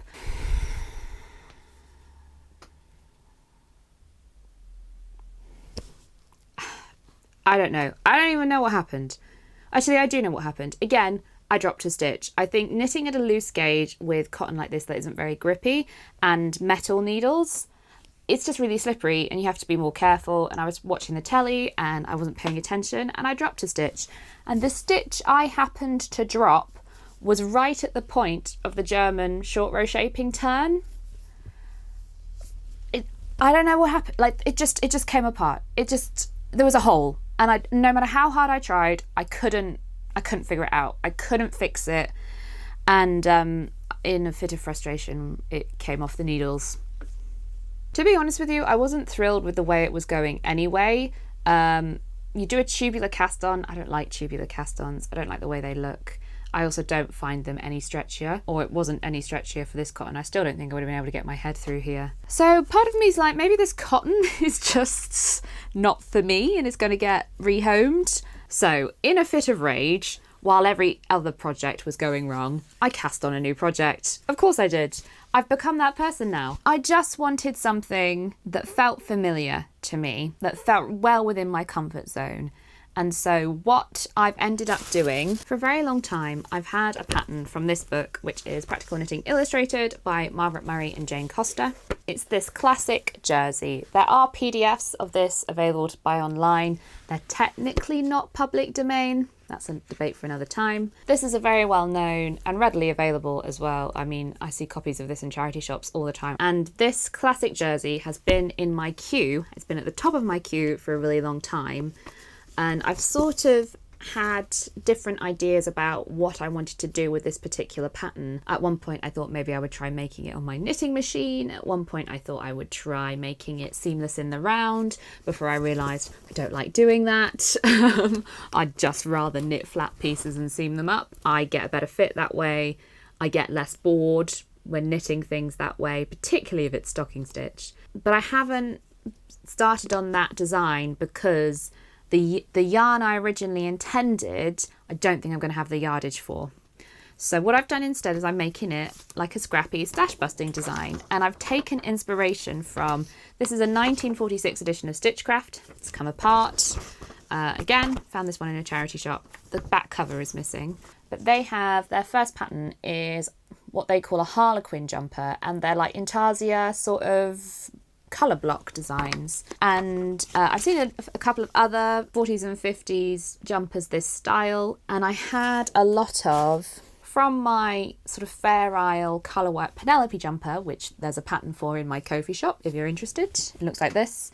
I had lots of the yarns I used for that left over. So I have red and black, a little bit of purple, a little of grey and a little of cream. And these are King Cole Touch of Merino 4-ply. And they're a bit thick for vintage weight, but that's okay. The jumper will just end up being a bit bigger. Yeah, I'm just sort of freestyling it. I haven't charted it out. I'm just kind of following vaguely the design in the Stitchcraft version, but with the pattern and the stitch counts from that classic jersey pattern. So I've gotten this far on one of them. And then I realised, oh, I kind of want the rib at least for the front and the back to match. I don't want the front and the back to match. We're doing it proper scrap busting style. it would just be a bit pick and mix in that sort of way. But I did knit the rib in the red because I thought that really, I wanted those to match at least. So yeah, I kind of got this far. I did this while watching Glastonbury, and then I realised that it was sort of coming up to the year anniversary and I should really finish some things. So I'm kind of doing finish it July, if you like, just because I'd really like to feel like I've made some progress, at least anyway. As well, with so many bits going wrong in the past 2 months, I'm desperate for like a sense of satisfaction. And one of my last big knitting projects as well, in that lacy blouse, went hideously wrong several times as well, and I just am feeling a little bit demoralized, shall we say. And I need a win with my knitting, and quickly. So really what I want to do is sort of come up with a plan, see what I've got that's going to be really easy to finish off, so I can sort of tick some things off my list a little bit this month. And I think I'm going to start with the Maywick. So I'm going to carry on solely knitting on that one for now and see how quickly I can get it done. And then hopefully there'll be some time left in July to finish off some other things. I heard a ringing bell this morning, and it woke me from a dream. And in that dream I heard a warning, saying leave the rest, take only what you need. So keep on singing to those who listen, 'cause you can make it on your own. Time goes slowly, the world gets lonely, when you got no one on your side. You got love one. So as of last night, I have my first finished object of July, and it's the Maywick jumper from the Shetland Trader book. I'm quite pleased with how it turned out in terms of the stripes. I was a bit worried because the contrast is quite low between some of my greys and beiges, but actually it just sort of makes the other stripes pop, and I quite like that, this pattern. So there was just a chunk of instructions missing when it came to doing the short row shaping. Now, I'm not a frequent short row shaper. I didn't really know what I was doing, and I was sort of just like, oh, great, okay. So I made it up. I then remembered that like erratas are a thing, so I looked online for the errata, and I had basically done it right. But somehow I ended up with my back being a stripe longer than my front, which means that at the shoulder I have different colours when I was supposed to have the same colour. It was supposed to be all blue, I think, and I've got a little grey section here on the back.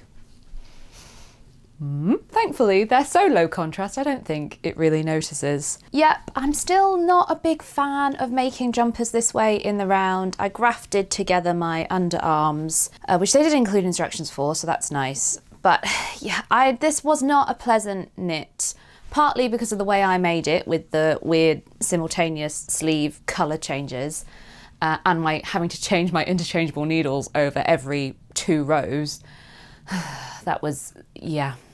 It was an ingenious decision, but after about 4 rows I realised what I was getting myself into. Yeah, there are some mistakes. I ended up with my sleeves being sort of not quite in the right place, and I was so frustrated with this pattern because I knit a lot of vintage patterns where it's just like decrease and keep the pattern correct. And I expect that from a 1940s pattern. I do not expect that from one of the biggest knitwear publishers going at the minute in Pom Pom magazine, who collaborated with Goodwin Johnson on this book. So that was frustrating because it was just like, keep the pattern correct through all the sleeve shaping, through all the short row shaping.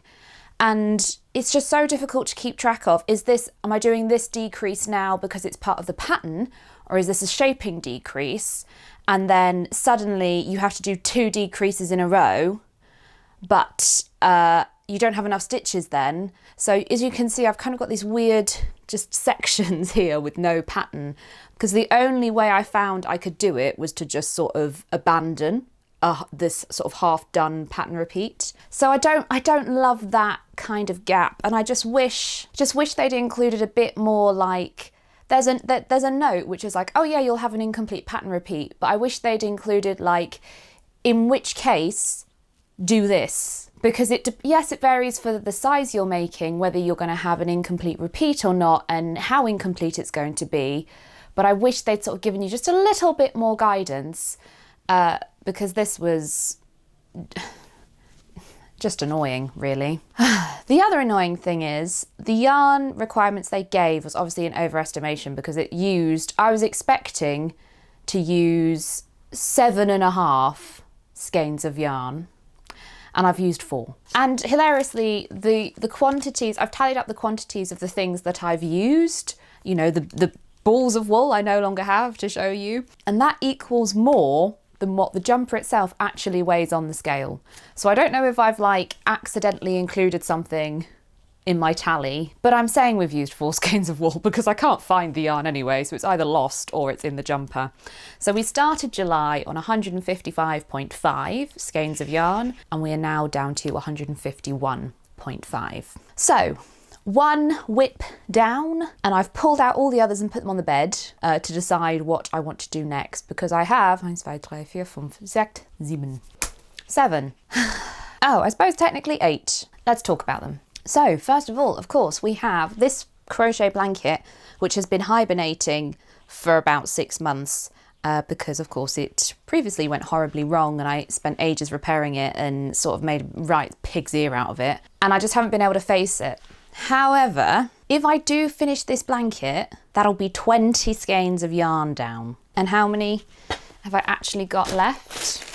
7, 8, 9, 10, 11, 12. Naturally, crochet eats yarn pretty quickly, so I could realistically finish this probably by the end of July. However, do I want to work on a very thick, heavy blanket in July? Also, I can't crochet for any length of time without getting repetitive strain. The idea of like just having to focus on that entirely for July isn't floating my boat. But I would like to get it a bit further along, because it's annoying me that the idea of being 20 balls of wool down. Anyway, and I think part of the reason I feel like that is because all my other projects are all fine gauge ones. So I've got the Victorian stocking, which is 2-ply, the 1930s daisy maker one, which again is like 3-ply, 4-ply, the Hexie Puff quilt, which is another massive long-term project and is using sock weight 4-ply yarn, the Pretty Weldon's gloves, as they were called, something like that. And the reason I've stalled in this one is because I'm not sure it's going to fit. So I need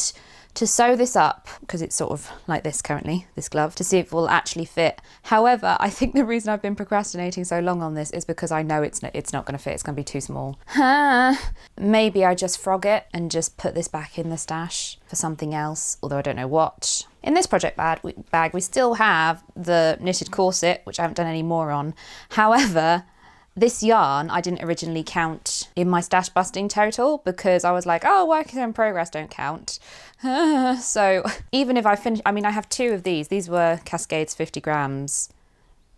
And I have 1 more panel like this basically to knit. So I'm definitely going to have a lot left over. So I'm sort of like out of sight, out of mind with that one. And then I've got this Intarsia one I've been working on, which, I mean, could be an option for me to focus on, because it would grow pretty quickly. We're using number 10 needles, so that's like 3.25. So besides the crochet blanket, it's probably like the heaviest weight one. And I would probably be like 5 skeins of yarn down by the end of the month. So that's a contender. The other thing I started, I haven't been knowing what to do with like the tiny little bits like this, and I've sort of been hoarding them, hoping I'll think of something to do with them.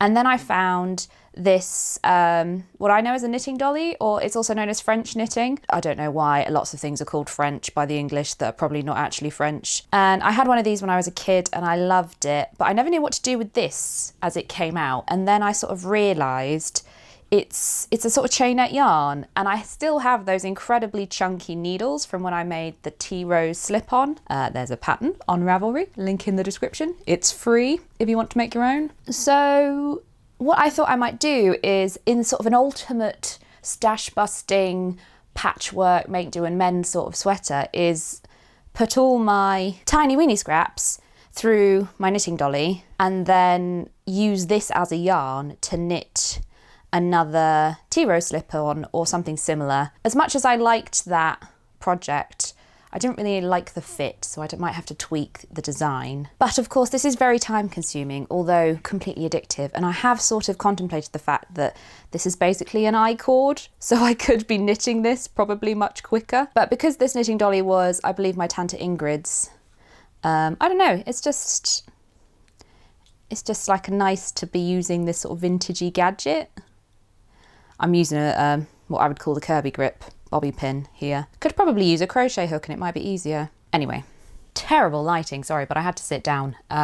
Basically, those are my options. Normally what happens when I finish a whip, I'm like, great, I can cast on something else. And I've got that feeling now, I want something new, which is not great, seeing as I've just cast on something new quite recently. But honestly, none of these are really floating my boat. I'm in quite a weird place now with my health as well, because having done all those amazing things I talked about in my update video, I'm paying for it now, aren't I? So I've had quite a sort of rocky few days over the past month, and I need to take it a bit easier, but that's so hard when you feel less shit. So I don't know what I'm gonna do. So I sat here for about an hour staring at everything, unable to make a decision, and then I did what every indecisive YouTuber does. I did a poll on Instagram and on YouTube. I made a little short, and interestingly, I narrowed it down to 3 options: the crochet blanket, the daisy blouse, and my new 1940s project. And interestingly, I waited a little while before I got some responses in, and as of 2 o'clock today, YouTube wants to go for the 1930s daisy blouse, but Instagram, the crochet blanket. So I don't know, maybe I should add them all up. If I add them all up, I think the daisy blouse wins. So I think that's possibly what I might go for. But it's been pretty tight, and there've been votes. The votes are pretty evenly distributed. So I'm just pleased that everybody's excited to see what I'm making, basically. Can you imagine if everybody been like, ugh, don't do any of those?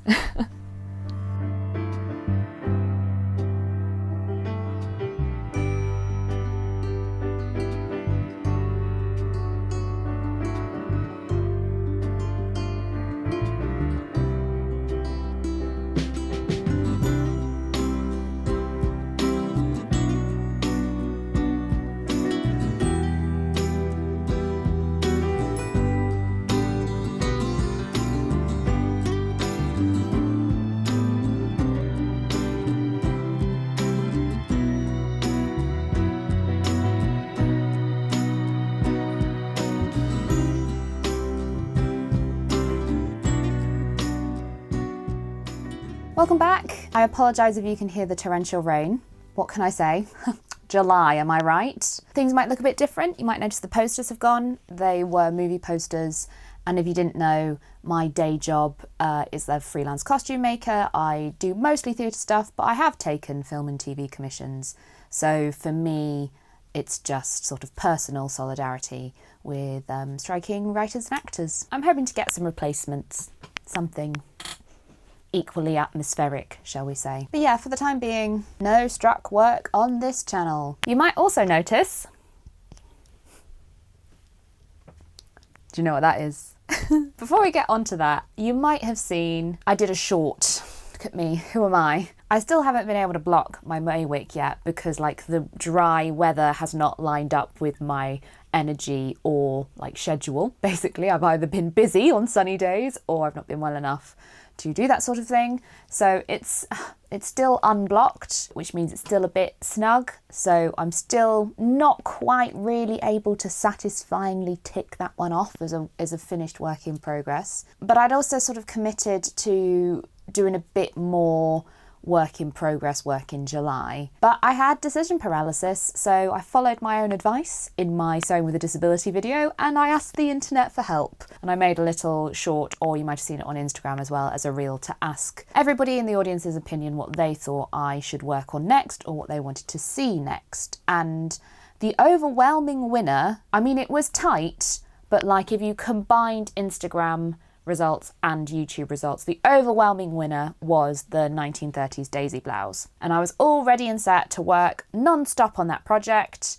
And then I did some maths and I realised I needed to make 280 more daisies.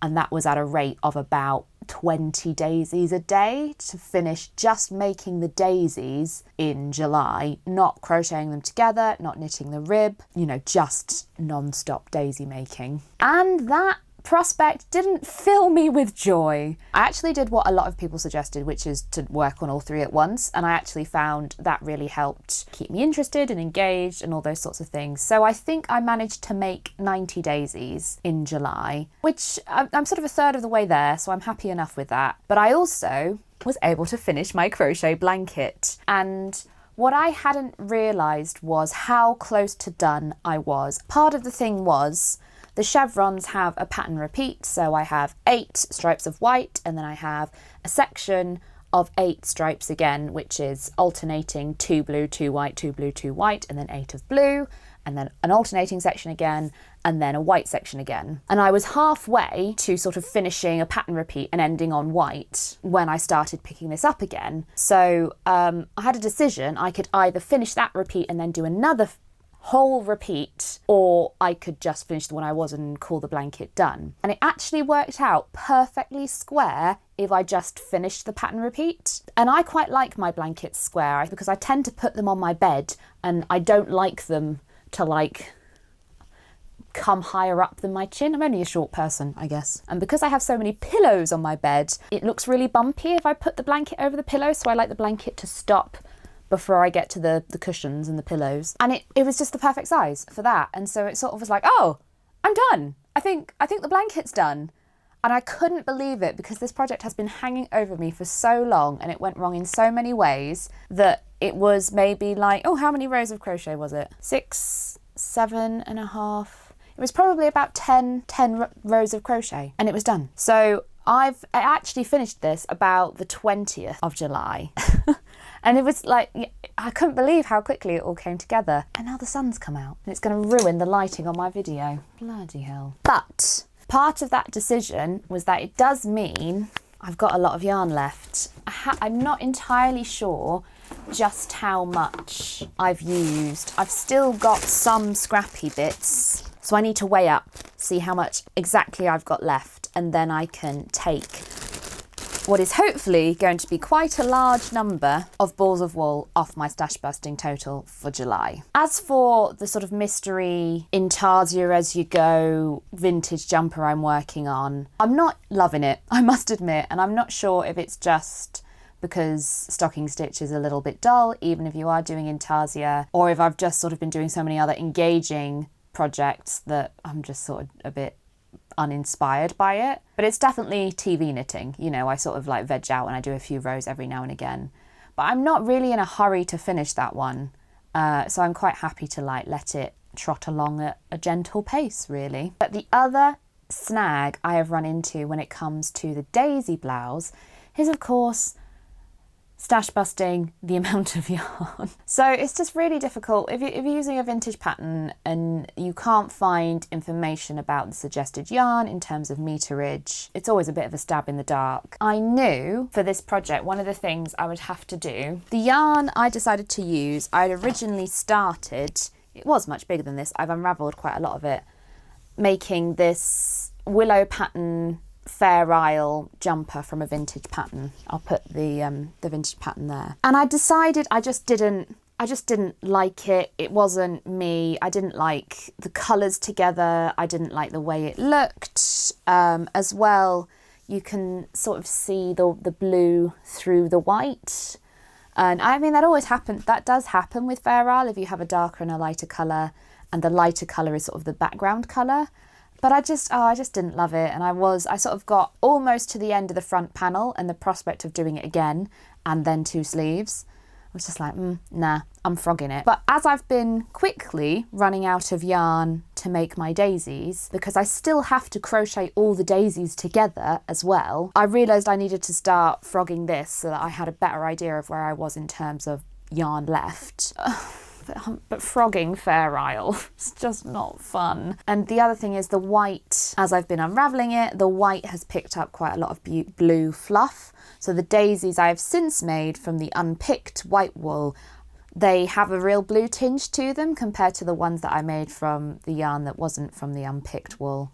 So I've still got, 190 basically daisies to make. And I don't know, I have this much and I have what you see here. So I've used already about 75 grams to make not even half of the daisies and crochet 80 of them together. It's looking tight, isn't it? Also, as you can see, I'm like improvising like mad. I've got my blue wrapped around a hairspray can and I've got a book stretching out my white. I make things difficult for myself, don't I? I'm realising that now. And I suppose, but that is, I keep saying this, that's the nature of stash busting. But I think that is the thing, and that is why I've wanted to do it, is for that extra challenge. I can buy yarn and knit vintage jumpers anytime I like. It's the extra sort of problem solving aspect of it that appeals to me. Just does get a little bit dull at times. If I'm honest, I've also been struggling. I've just not really been in like a knitting sort of mood, maybe because it's summer. I'm getting to a point now where I do feel a little bit like, how many vintage short sleeve jumpers can I knit in my lifetime? I mean, I have several already that I like and love and wear, and I don't have the space to store them. So I am battling a little bit like with the overconsumption nature of it, and seeing just how much yarn I have bought and the things I'm able to produce with the yarn I have. It's not guilt, I don't feel guilty about it, but it does feel unnecessary to me somehow. I think that's what it is. I like to make things that fill a need in my life, and my need for vintage jumpers has been filled now, and there are always more I want to knit, but it has gotten to the point where I am questioning whether it's something I want to continue to do. Is it the best use of my time and resources to make endless vintage jumpers for myself, basically? I don't really have an answer to that one. I also think I've really been enjoying crochet actually at the minute, more so than knitting, and that's left me in a difficult position because there aren't a massive amount of crochet patterns or items I want to make or that I like the style of.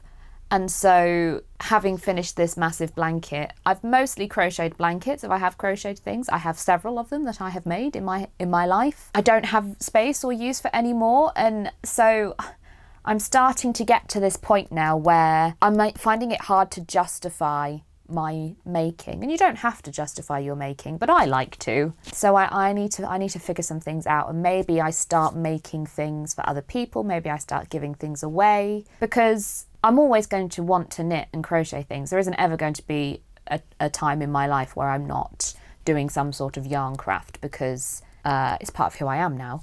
But also it feels a little bit like dragon hoarding to me, to like just make all this stuff that I don't really use, that doesn't see the light of day, you know? Yeah. I'm probably overthinking it. What's new there? Anyway, the blanket is finished. I need to weigh everything up and do the totals.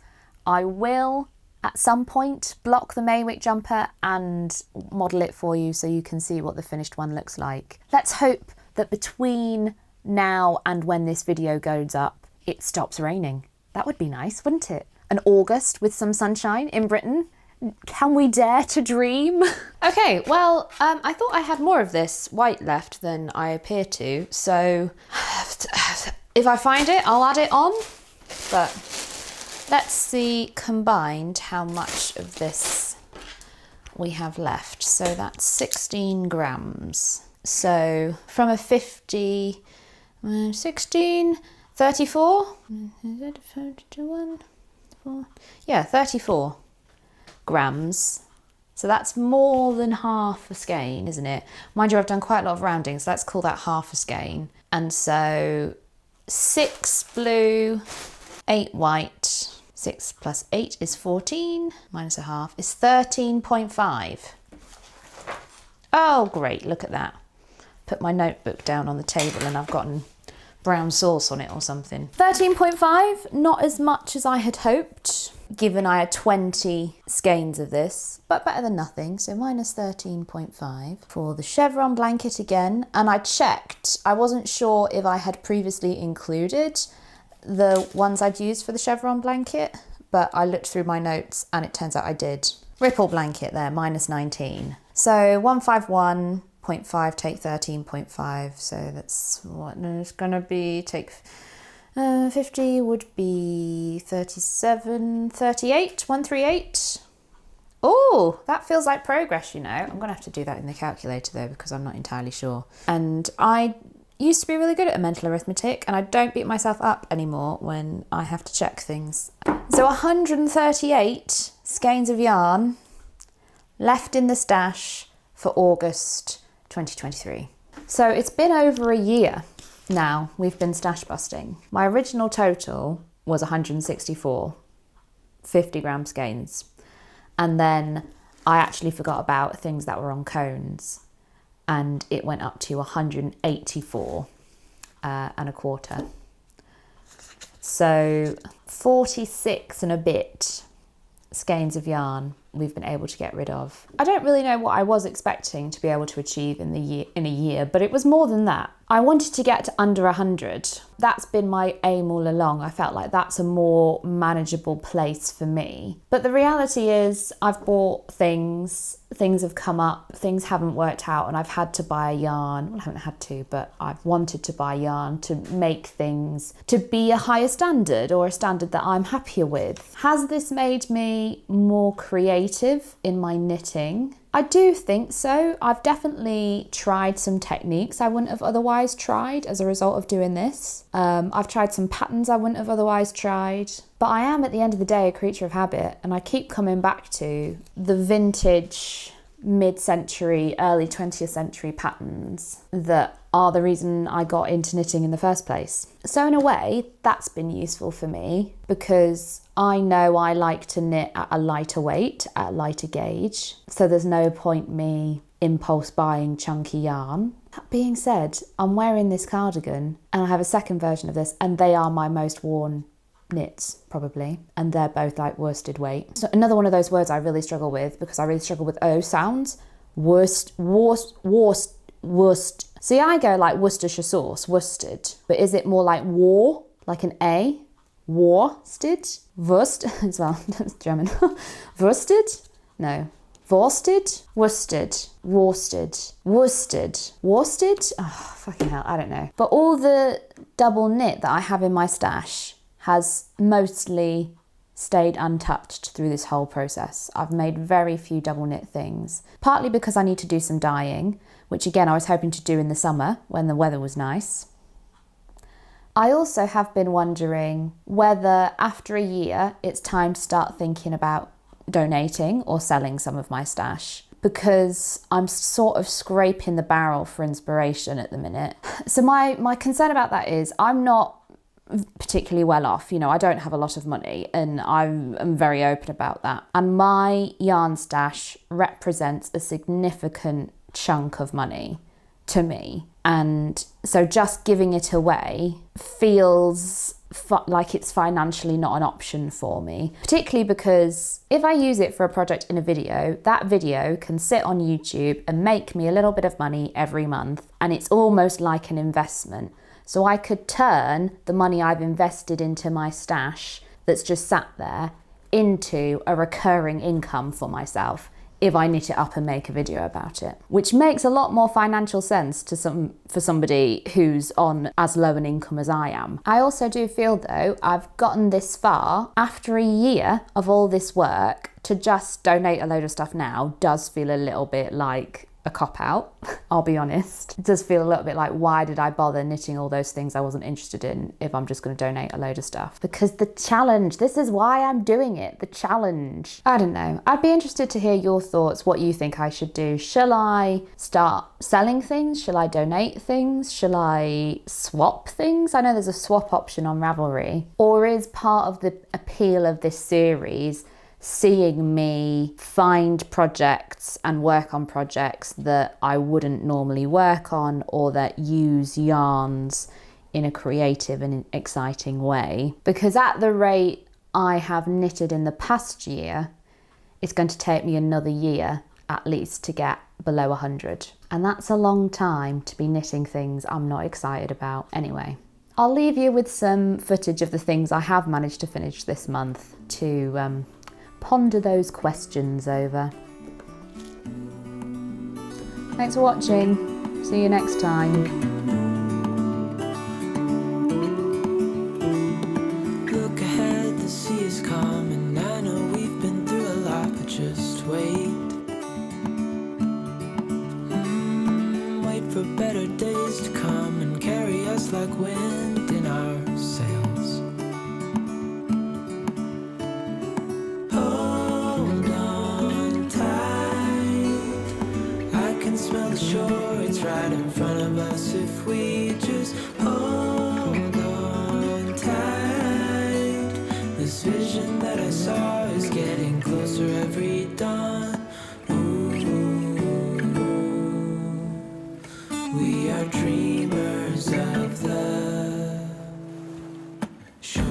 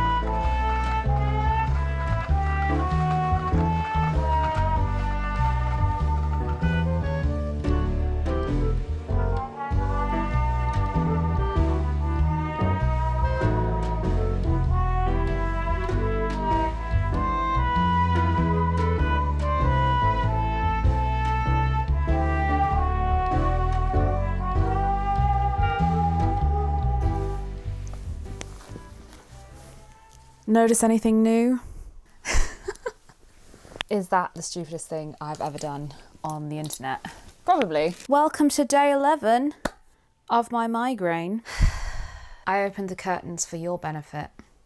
I hope you appreciate it. I'm not in a great place. When I'm not in a great place, I tend to knit. And I can't really do that at the minute.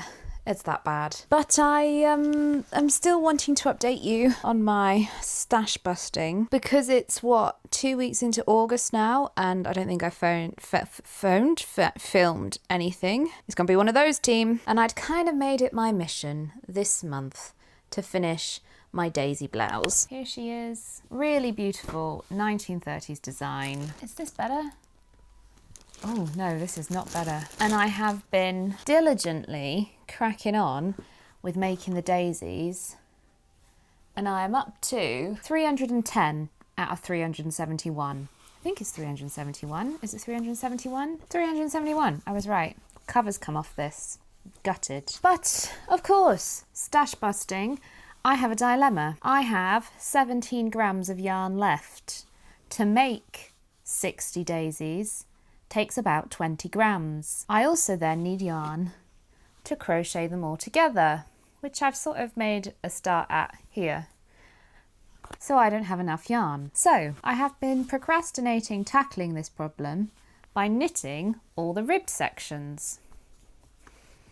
I unpicked the blue yarn from that willow pattern thing. Oh, I think I took footage of that. You might have already seen it. I've got the cuffs, and I've got the neck yoke, which I think I decided looks best this way. And I'm working on the rib around the bottom. I'm probably going to have about 30 grams of the blue left once I finish the ribbing. So I could just I could just buy more yarn. This is about to make all my Danish or Scandinavian viewers laugh. Økologisk uld from Camerose. Hi! So I actually had a follower on Instagram message me who speaks Danish, who has taught me how to pronounce this better. I'm not going to guarantee I'm going to get it right, but thank you for your help, Lola. So it's actually, the brand is actually Camerose, and it's Økologisk uld. Much less consonant heavy than I was going for. So I still don't think I'm quite there, but it's better, I hope. The white one is the colour Revid. Yeah, also, I'm completely wrong with that one there. It's more like Rovi. It's got an O sound in it. I tried. I'm sorry. 201. Oh wait, not even 201, 2001. So I could just buy more and it would be a slightly different shade. But I think if I like peppered the daisies in, wouldn't really be that noticeable in terms of dye lot. Of course, I have already started crocheting them together around the bottom. So I might have to unpick a few and pepper a few in there.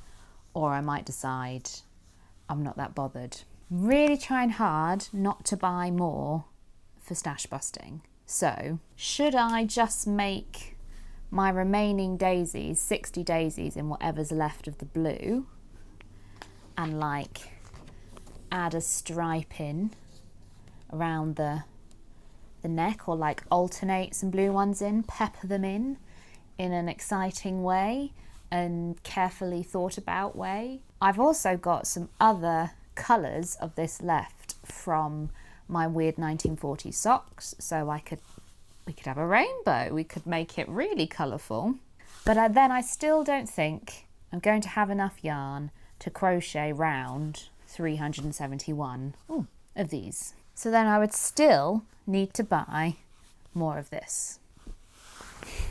I know I took on this stash busting challenge because I wanted a challenge, and like part of this creative problem solving is like, what oils my gasket or whatever, but I'm getting fed up of it now. I'm getting fed up of every single project I do not having enough yarn, having to buy more yarn, dye lots not working out, and also just like not being able to finish something, not to just be able to like power through and just get it done. Everything is bitty and complicated and requires a whole load of extra thought and effort. But seeing as I have made 310 of these little fuckers, I'm not giving up.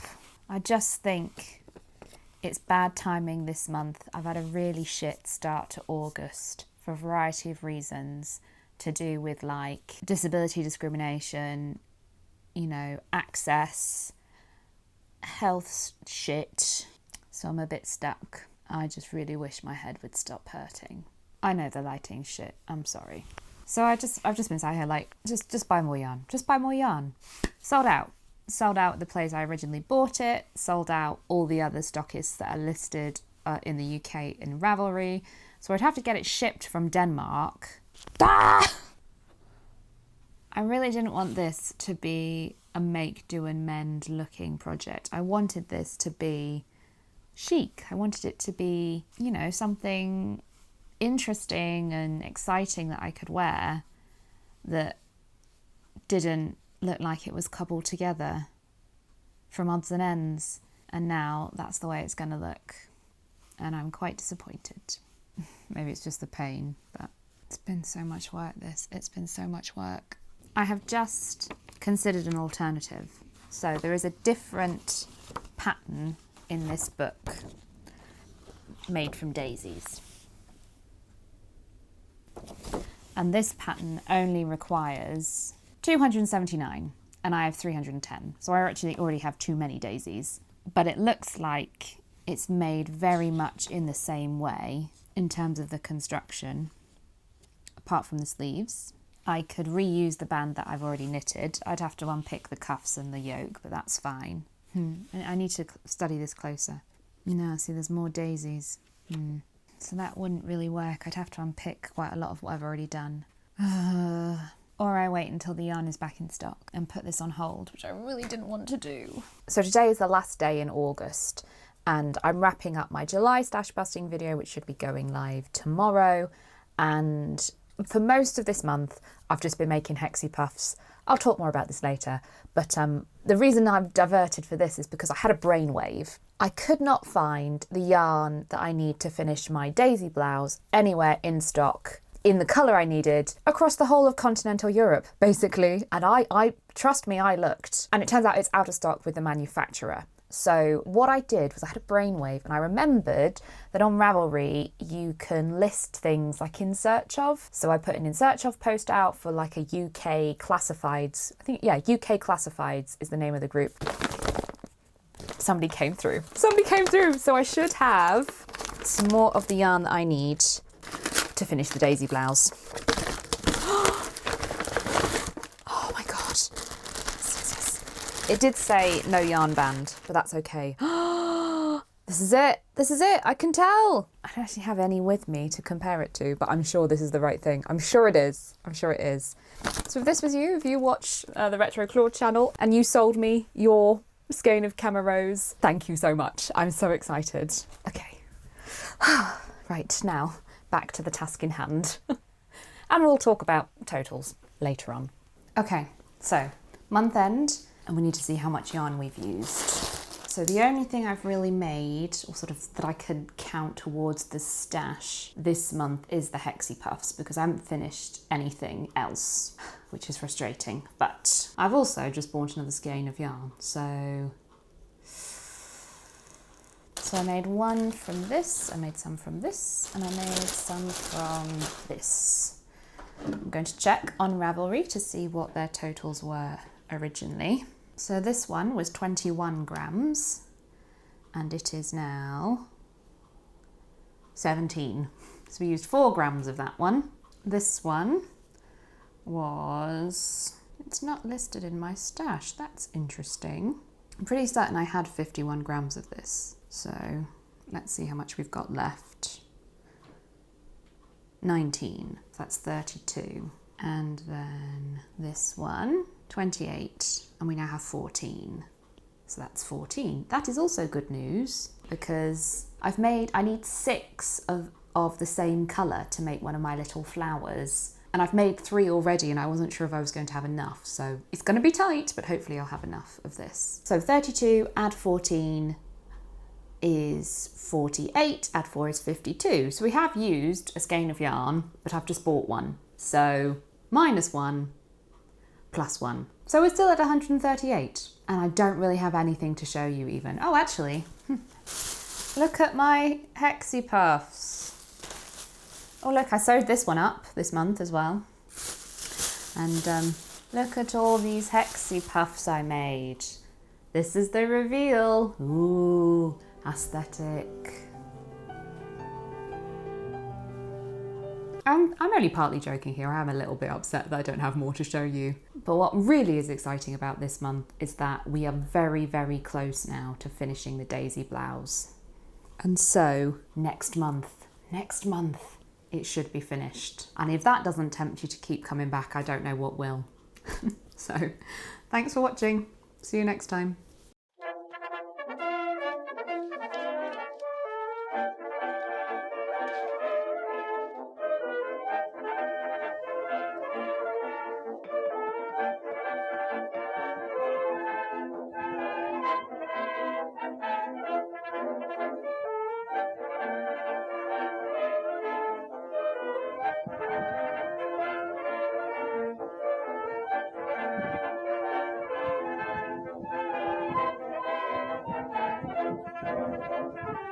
You'll have to forgive the slightly dodgy angle, team. I'm afraid something's going on with the lighting in this room and I have to sit right underneath the skylight, otherwise the camera goes mental. So here we are. It's September. August wasn't a great month in terms of stash busting. The only thing I could count off my tally was about 50 grams worth of ends that I used to make hexie puffs, and then I bought more yarn to finish my daisy blouse. and that is on the agenda for September, but I want to make a video dedicated to the daisy blouse because it's so intriguing, which means I need a full day to film. And today's not that day. As always, I have works in progress on the go that I could be working on, but this past few days in August, I've had the autumn feels, and normally I'm really excited for autumn. And this year we've had such a terrible summer. It's rained practically non-stop for 6 weeks. And I haven't had a great time for a variety of reasons personally, my health and things like that. So I just don't feel the cozy Halloween vibes. And I'm really just not excited for the year to be waning. You know, I feel like I haven't made the most of it, and I'm having lots of mixed feelings about disability and what I've been able to achieve and all those sorts of things. I've also been struggling with knitting and what I want to knit and being enthusiastic about knitting.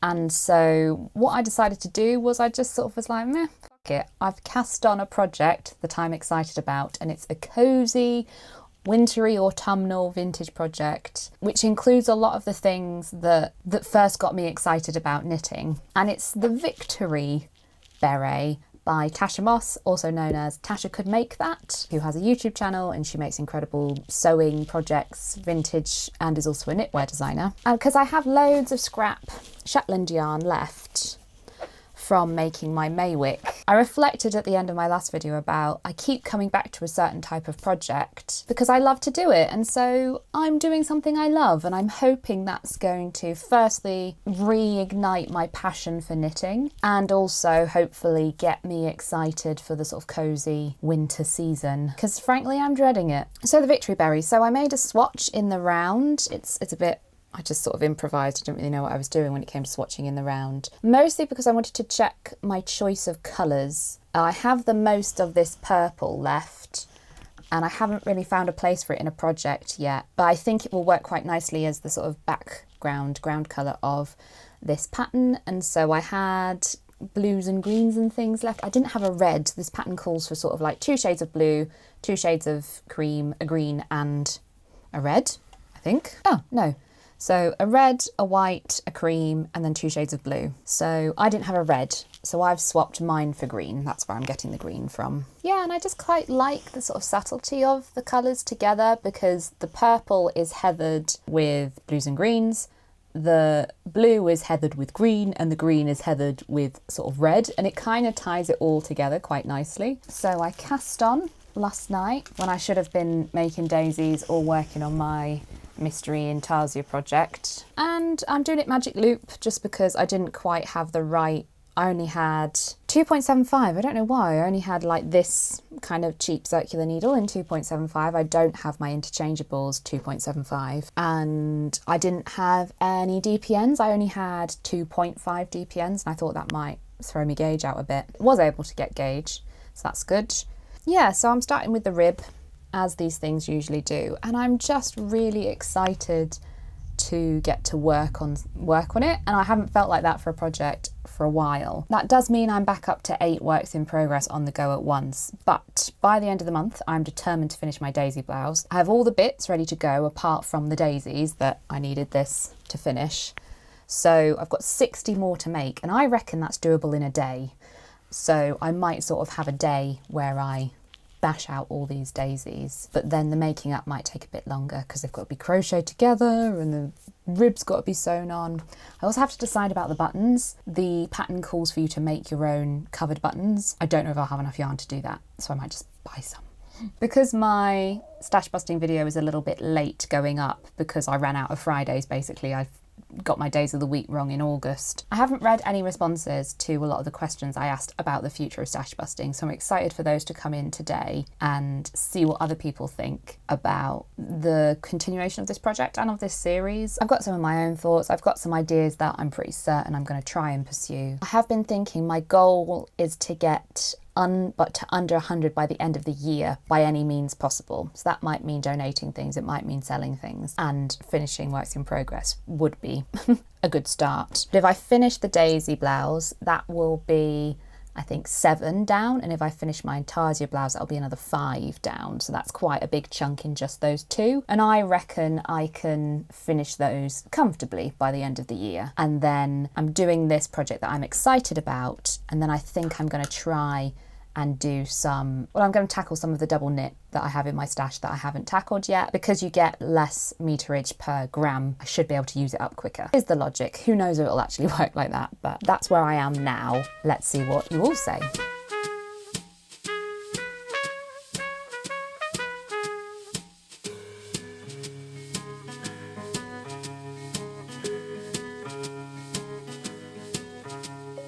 So it's September the 5th, and I've had a little while to think about a lot of the comments I've been getting on the stash busting video you've just seen, which would be July at this point because it went up in August. Yeah, you're a month behind me. And it's been really insightful and thought-provoking. And a lot of you have had really pertinent ideas about what I can do. A lot of people have been very supportive about saying just sell things or swap things or donate them. Do what makes you happy. And that is the recurring theme, which is very nice. I appreciate that sort of support. Made me think about why am I not happy with my knitting? And I've realised part of the reason is I like to experiment. I am a person who is very much pattern first, yarn second. I see a pattern, particularly a vintage or a historical pattern, which is a bit wacky, has some strange construction method, and I'm like, I've got to try that. It's got my name written all over it. The yarn is very much secondary to that. It's part of the reason I don't like a big stash, and it's part of the reason I'm not enjoying using up these inspiring yarns. I also think part of it is because I've been so dissatisfied with so many of the projects I'm working on. I keep starting new ones and not finishing anything, and so that doesn't actually take anything off the total, and it doesn't actually make any space in my house because it just moves that yarn from the stash to the work in progress box, bag, whatever, and I have loads of those littering up my house that I sort of flip between and never finish. I mean, I do finish them eventually, but it comes back to something I've noticed about myself generally. I am holding myself to standards that are no longer realistic for where I am now, both in terms of my life, my health, and my work situation. When I think about some of the videos I made previously about like what I knit in a year, for example, the one from 2020, so much stuff, so much incredible, intricate, fancy stuff in that video that I made in 2020. But I had, firstly, nowhere to go. I had a lot of free time. I also was not working as much theatre-wise, YouTube-wise, all the other things I do as sort of sidelines because of COVID. No wonder I can't knit in the way I did in 2020, you know. But also, I've been through a lot since then. So I've been through a hell of a lot since then. So is it any wonder that I'm not producing knitwear at the rate I was in 2020? No, of course not. Because for one thing, I leave the house now.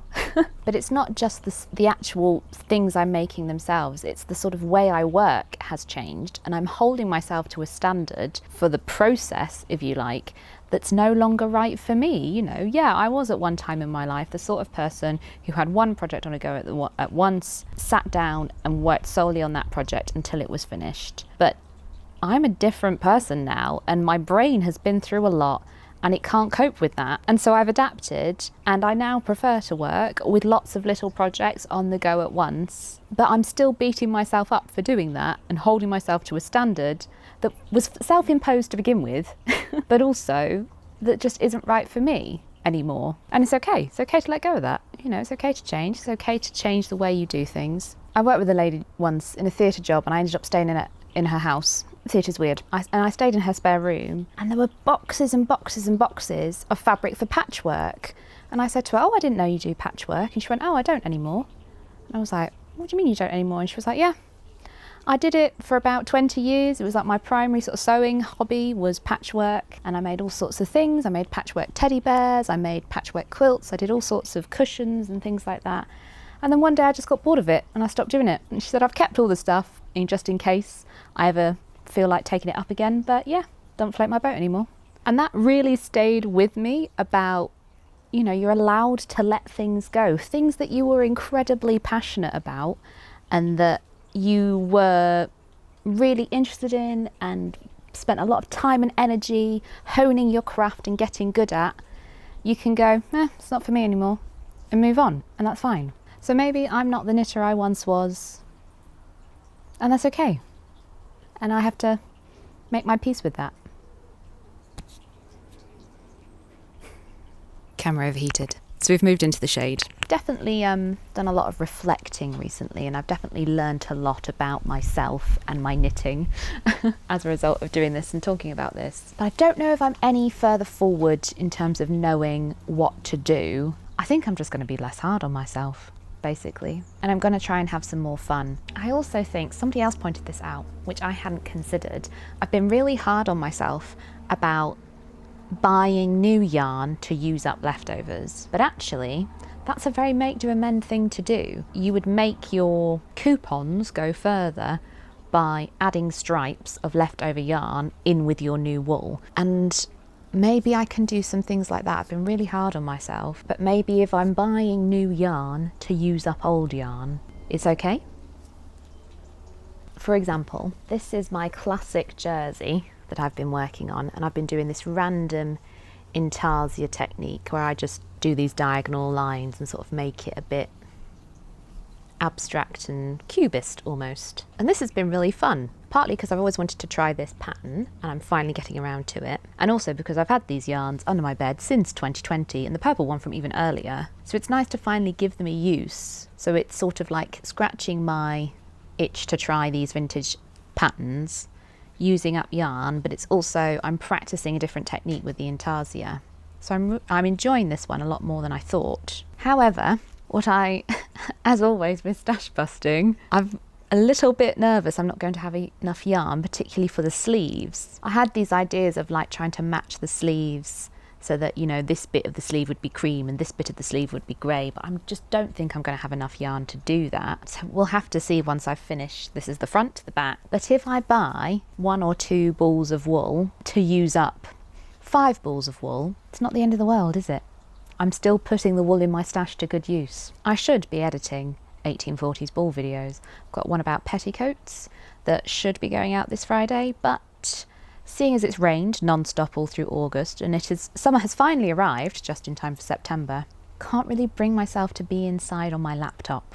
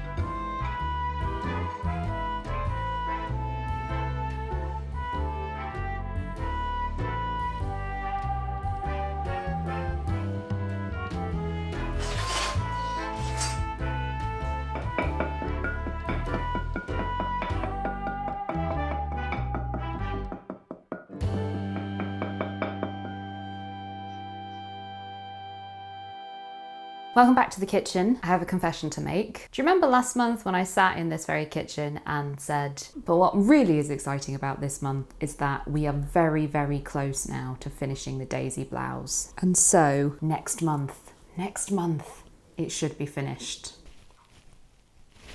Okay, don't be mad at me. I haven't made a single Daisy in September. It's one of those things, I just didn't feel like it. I had this idea where I wanted to make a video which was like, how many daisies can I make in one day? And that was a dumb idea because that just doesn't work with my life. It doesn't work with where I live. It doesn't work with my health, all those things. So I've been putting it off like, oh, maybe one day I'll be well enough to work all day. It's not gonna happen, is it? So I've finally kind of realized that coming towards the end of September, and I've decided that instead what I need to do is practice what I preach and just do a little bit every day until I get there. And if that means we don't have a fun, clickable video with an outrageous thumbnail, like, oh, how many daisies can I make in a day? Yeah, who cares, right? So what I have done is I have been able to finish my victory beret. This is a design by Tasha Moss, also known as Tasha Could Make That. I love it so much. I'm so pleased with it. That's like the front of it as well. It's just...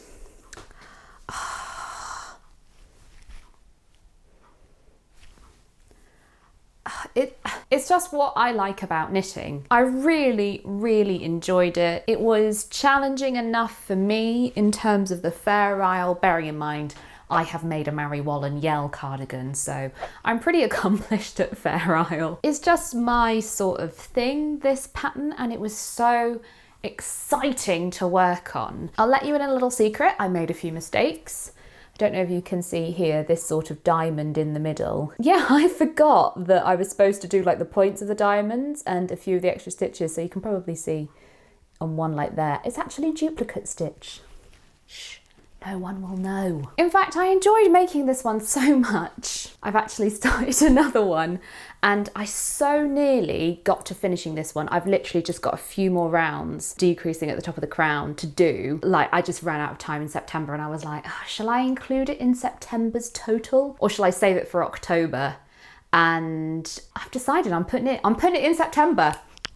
Going rogue here, but this one is a slightly different colour palette. It's a bit more like, I don't know, wintry, I suppose? Snowflakey?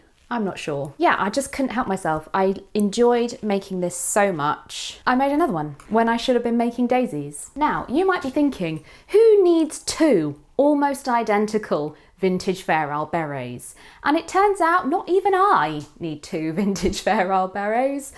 So I've decided that what I'm going to do, and actually this was something that quite a few people mentioned in the comments when I was asking for advice about how I go forward with my stash and kind of get through this mental block, is I'm going to give this beret, the white one, I thought it was a bit more wearable than purple and green, which is kind of my taste but might not be yours. I'm going to give that away over on Ko-fi, specifically to my Ko-fi members. Now, you might have seen I did a community post about this. So basically, Ko-fi, without my knowledge, if you like, updated its features so that people can sign up to pay monthly, if you like, in a similar sort of way to Patreon. And I didn't notice this for like a good year or so, and suddenly I was like, oh, the same people always donate to my Ko-fi every month. And it turns out that like they'd set it up that way on purpose. And I suddenly felt like really guilty that I had these people who were supporting me every month and I hadn't even acknowledged it.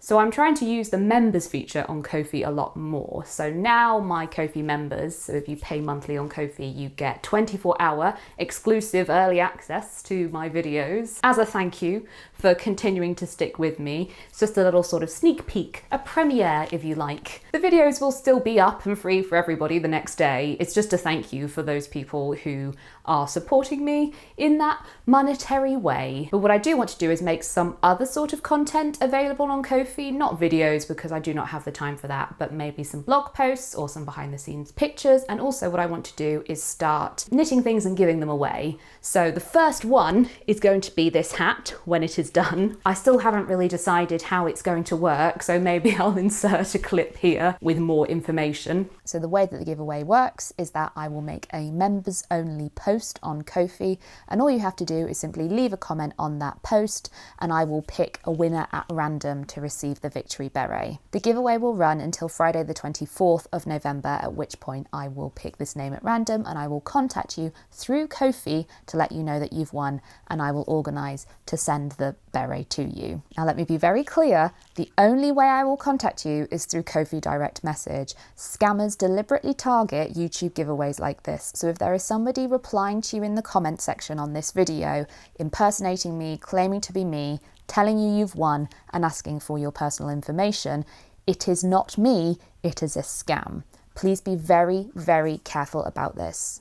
The only way I will contact you if you've won is through Ko-fi. And if you do see anything like that happening, please let me know. Please tag me in comments and things so that I'm made aware and I can report it to YouTube and hopefully get the scammer removed. I think that's everything. Let's carry on. But I just wanted to keep you up to date. That's something I'm now doing. And if you're interested and you want to sign up to be a Ko-fi member, there will be a link in the video description. You can also still just use Ko-fi as a tip jar, as it has always been. I know a lot of people have also requested a Patreon because that's the platform they prefer to use. I'm working on it, okay? It's just a little bit more complicated with me being in the UK. I have to fill in some forms and stuff, and I just haven't got round to getting my head around it yet. So I am working on it. It will happen at some point, but in the meantime, I am just continuing to use Ko-fi for the time being. So the thing with these Fair Isle berets is they didn't use up an enormous amount of yarn, and obviously they use lots of different little bits. So shall we see how much I've actually managed to tick off the stash in September, given that I didn't do what I said I was going to do and finish the daisy blouse? So when I finished this hat, I totted it all up and worked out that this hat is one 50-gram skein of yarn down. So I'm going to assume that the white and blue one is also one, but I do need to go through and update my Ravelry stash to see how much I've got left of the colours. For example, I know there's a lot less of this and a lot less of the creamy white left as well. For your sake, let's just call it 2 this month. Victory version 2. Which brings us at the end of September, we were at 138 50-gram skeins and we are now at 136 50-gram skeins. 136. So let's have a look and see what we've actually used. So it was 39 grams and it is now 25. So, 24. What did I say? 39, so that's 15 grams down. Apparently had 42 grams of that and I've now got 10 left, so I've used 32. What other colours even did I use? No, I think this is the grey I used. So I have 10 grams of that left and I had originally 17, so I've used 7 grams of that. I know I've only got a very little bit of the fawn left. Oh, there was 9 grams of that and there's now 2, so we've used 7. Is that all the colours I used? Oh, the purple. Oh, I used that up entirely. Purple heather, there it is. 5 grams, and we used 5 grams. Woohoo! So 5, 15 is 20, 27, 34, and 32. So we've actually used 6, more than one for version 2, but I like to even out the rounding every now and again. So that's good. So that's 2 balls of yarn down in September. As for October, it is my intention to carry on with the daisy blouse. Like I say, I'm going to have to do it a little bit at a time and I just have to cope with that. I also want to carry on working on a little bit at a time my Intarsia blouse, which I haven't worked on at all this month either. But also it's approaching gift knitting season and there are some people in my life that I would like to knit for. I've got some babies in my life now, you know, I would like to make them something handmade because I think that's such a special sort of connection. I also want to go through my Ravelry favourites. After that stash busting July video where I asked for the feedback, I went through and just favourited a load of stuff that I really liked on Ravelry, and I spent a little bit of time sort of thinking about the yarn that I do have in my stash and could I possibly make any of those patterns that I'm excited about from my stash yarn. There's not a lot that match up, but there are a few, so I might dive back into those and see where that takes me. I'm feeling much better about it, honestly. I'm too hard on myself. I know I am. I always am in everything that I do. And this entire thing is completely arbitrary. It's entirely made up by me. I'm putting my pressure on myself, but I do find that helpful in some ways. And so if I have to have a break, if I have to buy new yarn, the battery's dying, so I have to be quick. Basically, if I have to buy new yarn and that keeps me on the straight and narrow for a little bit longer, so be it, I'll do it. But I'm feeling much better about things going into October. I will leave you now with the reveal of my finished object, the only one for September.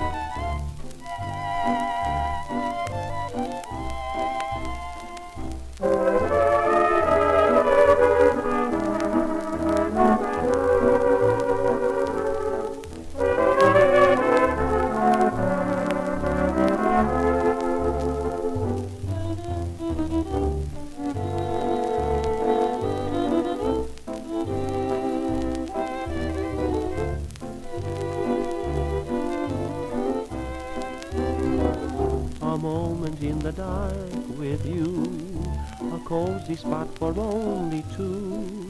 The light of love comes shining through in a moment in the dark. Although I try all through the day, the words that I'm afraid to say, tonight my heart will find the way in a moment in the dark.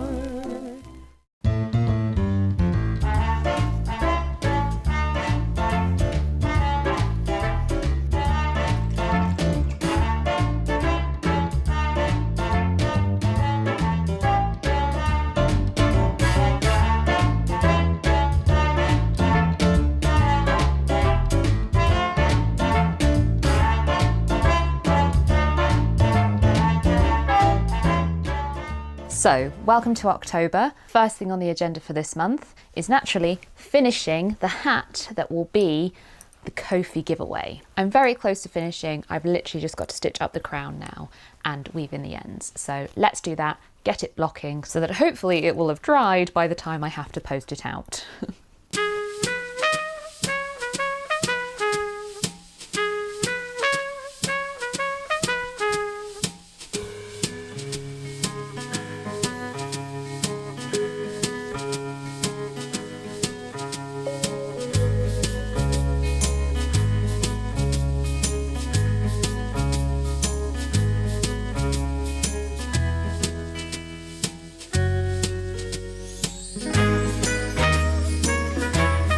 Is that all of them?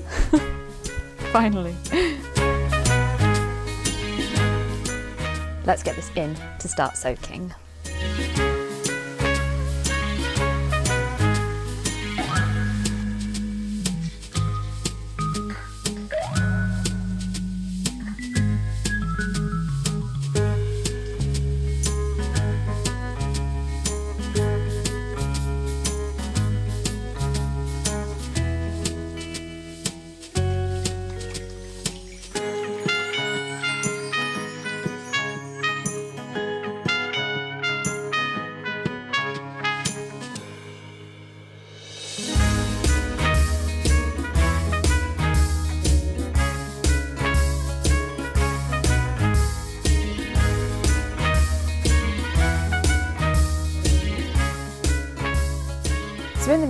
time, I thought I'd take a look at what else I want to make this month, including some gifts I want to make, but also some more double knit weight projects.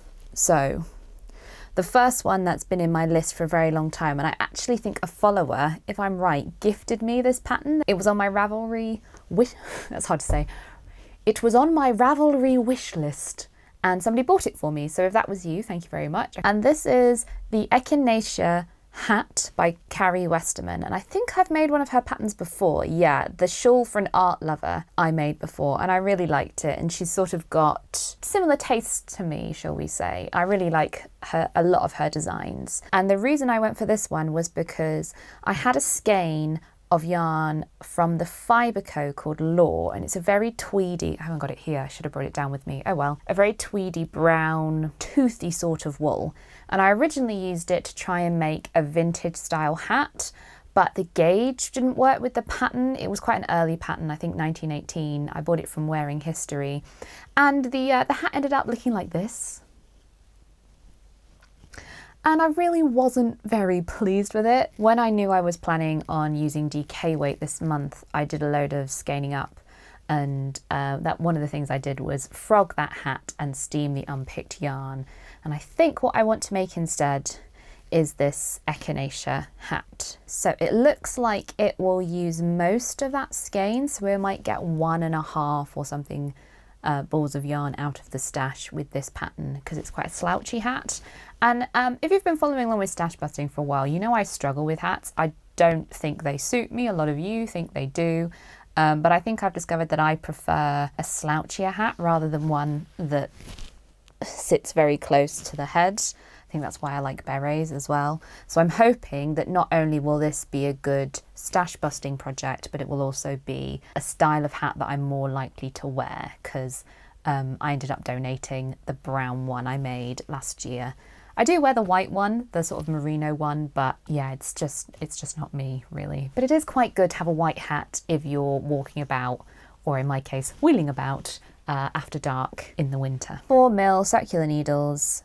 Yeah, I think it's going to be a really fun little project. Some other things I want to make this month. Naturally, I'm going to be making daisies. I think I'm aiming to make 4 daisies a day, and that will hopefully mean I get to my 60 daisies well before the end of October. But I also have some baby knits I want to try. So I found this Bear Hugs Baby Beanie by Kristen Holloway. It's a very cute crochet baby hat, and I thought that would be a good use for some of the cotton left over from my blanket. I just decided I'm just going to leave the blanket as it is, and I'm going to just use the yarn to make baby things, because cotton's quite a good thing to do for that. So I want to do a little bit of crochet. What appealed to me about this crochet pattern, oh, it wasn't free. Oh no, it is. There's an ad-free version which you can pay for on Ravelry, or you go to somebody's blog, which I must admit, I've looked at this and there were a lot of pop-ups, so take your pick. But this design I liked because it doesn't look like crochet. It does look like crochet, but it's not just rows and rows of crochet. There's lots of different textures, there's bubbles, there's basket weave, there's some sort of ribbing that I've never tried before. So I want to practice my crochet. That's a few new skills, and also I think it's going to look really cute. There is the option to add bear ears. I'm not sure I'm going to do that, just because I don't think the baby or the parents that I have in mind for this hat are the sort that want bear ears. But yes, that's going to be a crochet project I want to try this month. I've got a little bit of yarn left, so I think I'm going to make some hexie puffs just so that I can complete one of my flowers. Like I say, the daisies. I might do a little bit of work on the classic jersey as well, just to sort of keep it ticking along. I doubt I'm going to finish that, and obviously that's not DK weight. But what else have I got in my queue? Oh yes, absolutely. The other thing I want to do is it's Strictly season, so I would like to do the Strictly Sock Along, which is hosted by Ali from Little Drops of Wonderful, and it's sort of a yearly thing, knit along, where you knit socks whilst watching Strictly Come Dancing. And I, believe it or not, used to be a ballroom dancer as a child, you know, for fun, not in a competitive way or anything. But I love Strictly. It's one of my favourite times of year. I'm talking about Strictly Come Dancing, which is known as Dancing with the Stars in other parts of the world. I look forward to it every year, and I'm really struggling with just the cold, really. It's suddenly turned cold now in October, and Strictly is always one of the things that makes me feel sort of warm and cozy and look forward to this time of year. So I think I'm going to join the Strictly sock along. I have some DK weight, so I think I might make DK weight socks. I really enjoyed knitting those biscuit socks, which was another of my early stash busting projects, so I might do that pattern again, but the yarn I've got is variegated. It's hand dyed, so it's very variegated, and I don't know whether the textured pattern of those biscuit socks would show up, so I think I'm just going to do plain socks. I found a pattern which is called something like vanilla socks. Let me see if I can find the pattern and tell you who it's by. DK Weight Vanilla Socks by Crazy Sock Lady Designs. It's the sort of socks I like, cuff down, heel flap and gusset, and it should use up 100 grams of that, so that would be 2 balls of wool down. I don't know if I'll get those finished by the end of October and everything else. That might be a stretch goal, but at least I can cast them on and knit them during the Strictly sock along. So Strictly runs until December, so we'll see. And they could make a very nice present. But yeah, it's been a long time since I've done any socks. I think the last socks I made were those biscuit socks, so I think that will be a nice change for me as well, because particularly if it's a vanilla sock and it's just no pattern, that's pretty mindless knitting, so that will be quite nice when I'm bored of all my other things, the daisies, the intarsia, all that sort of thing, to just sit and knit. Satisfies, you know, a itchy fingers kind of need. How much longer have I got on my timer? 10 minutes. All right. I think I'm going to start with the echinacea hat because I have my heart set on that one. And of course, with it being a gift from a follower, I don't want to leave it too late and forget about it.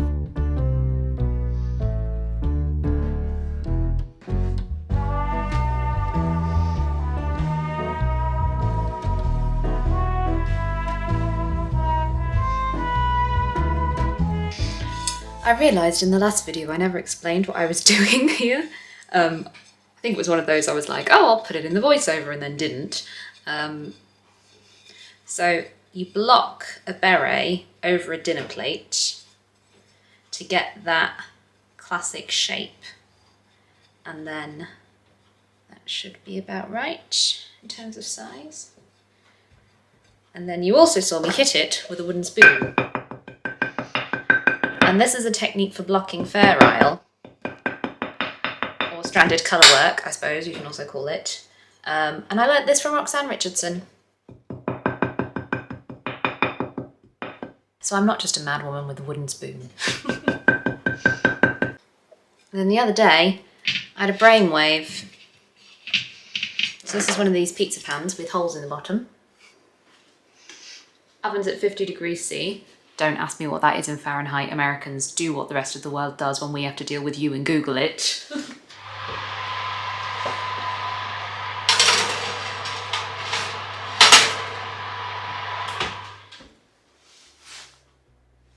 No more taking 3 weeks to dry.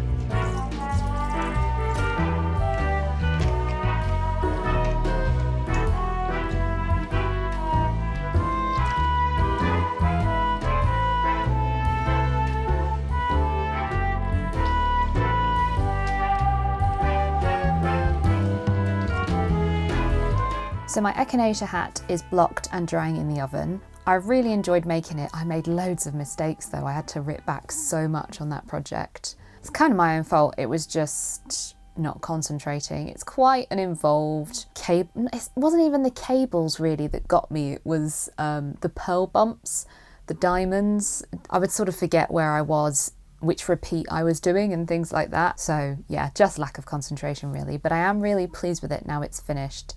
And I've just blocked it and loads of dirt came out of it. And I'm like, the water was very, very dark brown and not like dye dark brown, like mud. So I'm really glad I gave it a good wash. But I thought I would show you what else I've been up to. We've got about a week left in October, so I might finish some other things, but I thought this is a good place to sort of check in. So I finished my little baby hat, my crochet baby hat.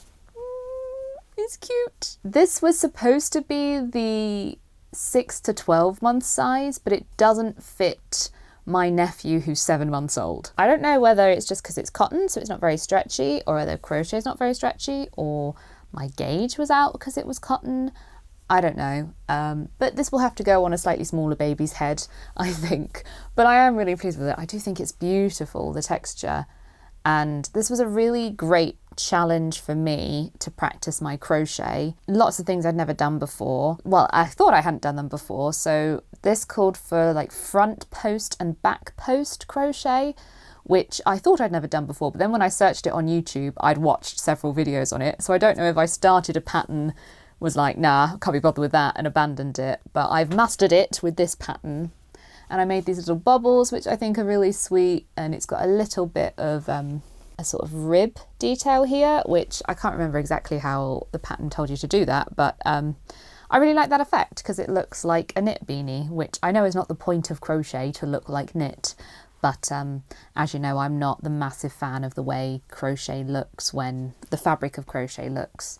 So I like that little extra detail. I used 1 and a bit of my leftover paint box cotton from the chevron blanket. So I'm not sure exactly how much I've got left, but I've got the scales here and we're going to total this up. And this is how much of the Fiberco Law I have left from the echinacea hat, which is more than I expected, but we'll see. I also this month made 3 hexie puffs from, you might remember from the August video, I think it is. I weighed up what I'd done and I was like, oh great, it took 14 grams to do 3 and I've got 14 grams left. So I should be perfect to finish 3 more hexie puffs. Not quite. So I ummed and ahed about what to do and I was like, oh my God, that's so annoying. And I just decided I'm just going to do a tiny little bit of a different green on the bottom there. And hopefully when they're like stacked together in their granny formation, it's going to be butted right up against another one. So like from a distance, you can't see that at all. Maybe if it's incredibly close up, you might get a peek of that other green. But I decided I'm not going to worry about it. So that is another 14 grams down. So that is that's not even half, but still it all adds up. What else? Oh yes, I've cast on for my Strictly socks, these DK vanilla socks by the Crazy Sock Lady. This is the yarn. This was a hand dye and it was a present. I was going to say it was gifted to me, but that makes it sound like it was a PR gift and it wasn't. It was a present from a friend. And I'm really loving the way it's knitting up. I think it's perfect. I hadn't even thought about this for October, for spooky season. It's got that sort of pumpkin-y, Halloween-y vibe. So excellent choice for a pair of Strictly socks. I'm doing them 2 at a time, magic loop in the round, mostly because I want to use up as much yarn as possible, and so depending on how much I have left will depend on what size I make, or how long I make them, if you like, will depend on who gets them as a present, you know. I thought 2 at a time is the best. However, I hate setting up 2 at a time in the round like this. I don't know why, I just can never get it to work, and I think in one of them I've got a twist. It's not very noticeable. I did German twisted cast on. I think that's what's recommended in the pattern. And I think it's that one. There's a little bit of a twist, but you really can't tell, because I think in a way, actually, I find that when I cast on at the loop of the magic loop, I often get a really big gap. So actually that twist in the first round actually helped to tighten it up a little bit. So I don't think it's really going to make a difference at the end of the day. I mean, I can't even see where it is. Admittedly, I don't have my glasses on. Maybe there, maybe that's where it was. Do you know what I mean? If I'm struggling to spot where it is, I think in the finished sock, it will just disappear. So I'm really enjoying this. It's lovely merino nylon blend, this. I've left the like tag thing somewhere. But it's just nice to knit with a hand-dyed sort of fancy yarn after a little while of knitting with, like I say, uninspiring yarn. Also cotton. I really hate the feel of this, particularly if you've got long fingernails like I have. Like, oh, that feels very nails down a chalkboard to me. So I don't mind it when it's sort of crocheted up, but it's not my favourite texture in the world. What else do I need to tell you before we do the weighing up? Oh yes, the daisies. So this shoebox is where I'm keeping all the bits for the daisy blouse. So I'm not sure how many I've managed to make this month, because the first few I made I just chucked in this box, and then I thought, oh, I need to keep track of the 60 rather than counting all the time. So I've been putting them in this little bag, but now I actually need to count them up again. I'll be back. So having just added them up, I was going to say quickly, but it really was not quick. It took forever.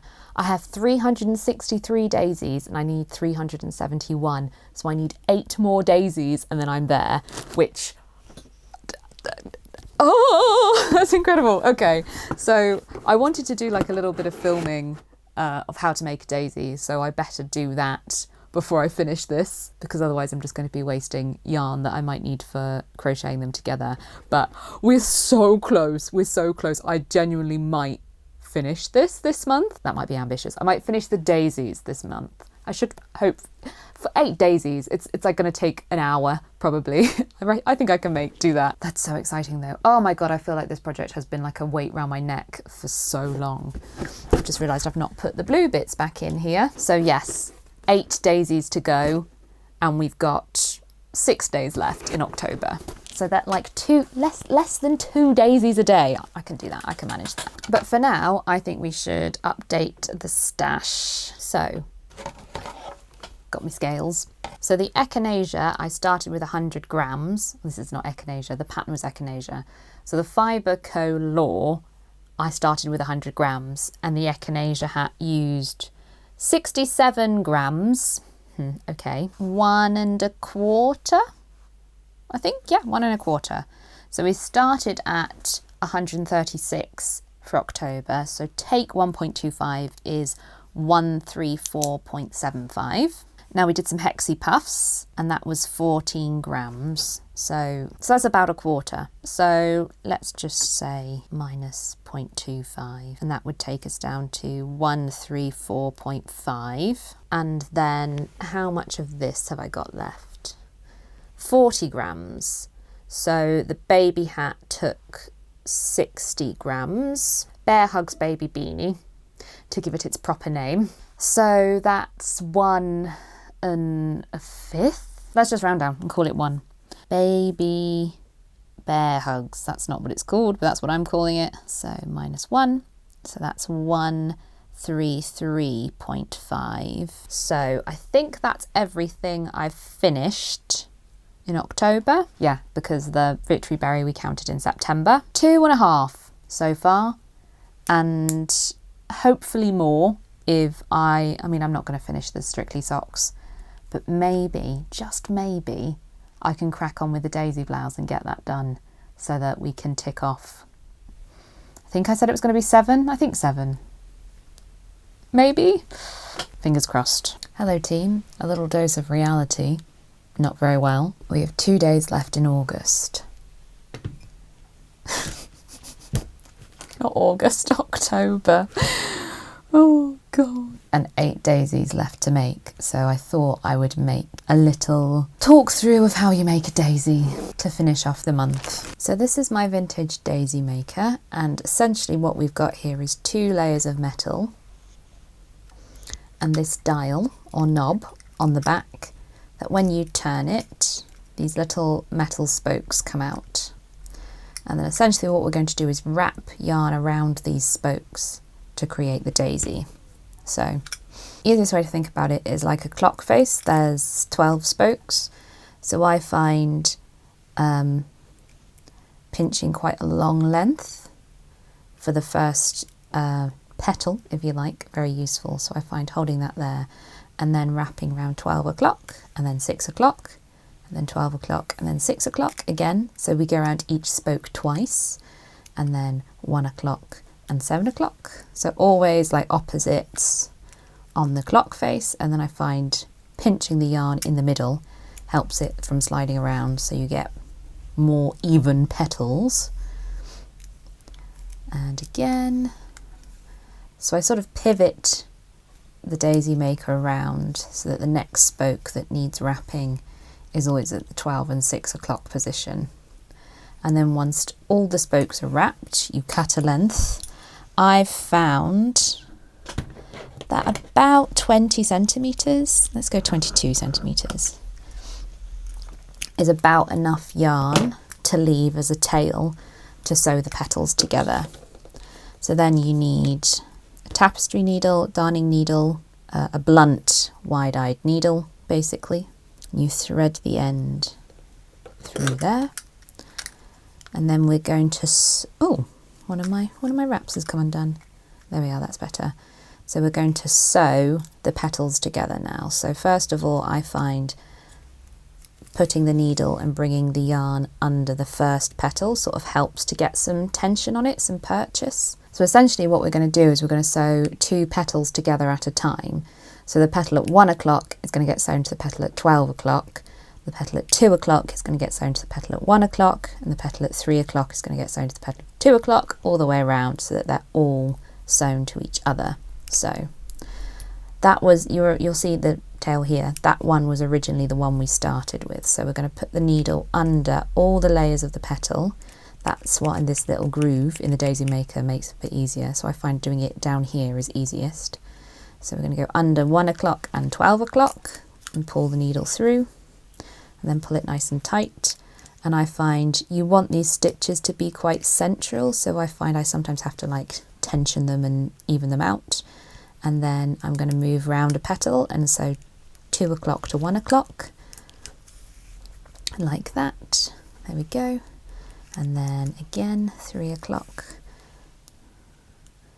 And I do find it's easiest to actually keep rotating the daisy maker like that. So you're always going under one petal you've just sewn, and then one that you haven't, or one that you haven't sewn to the one you've just sewn. It's probably a better way of explaining that.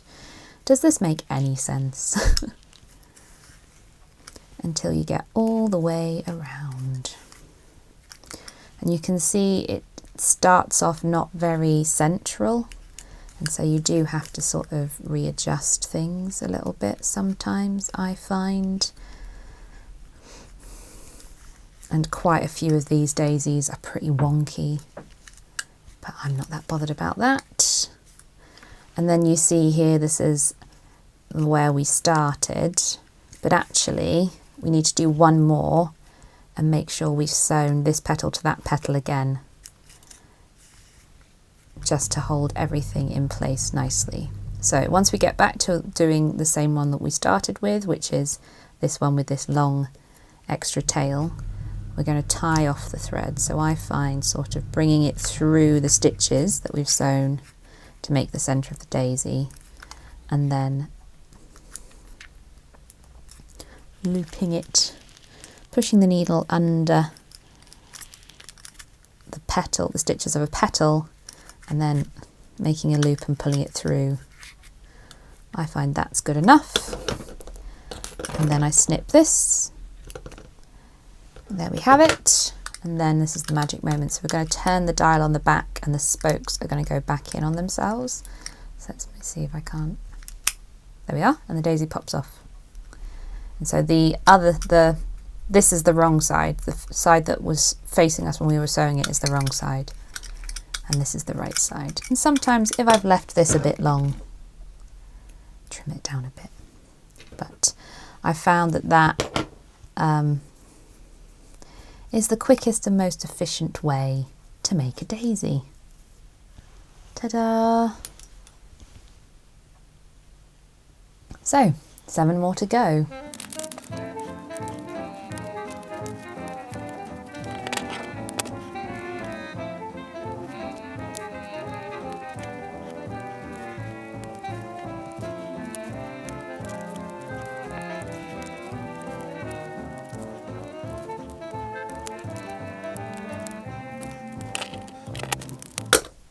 There we go.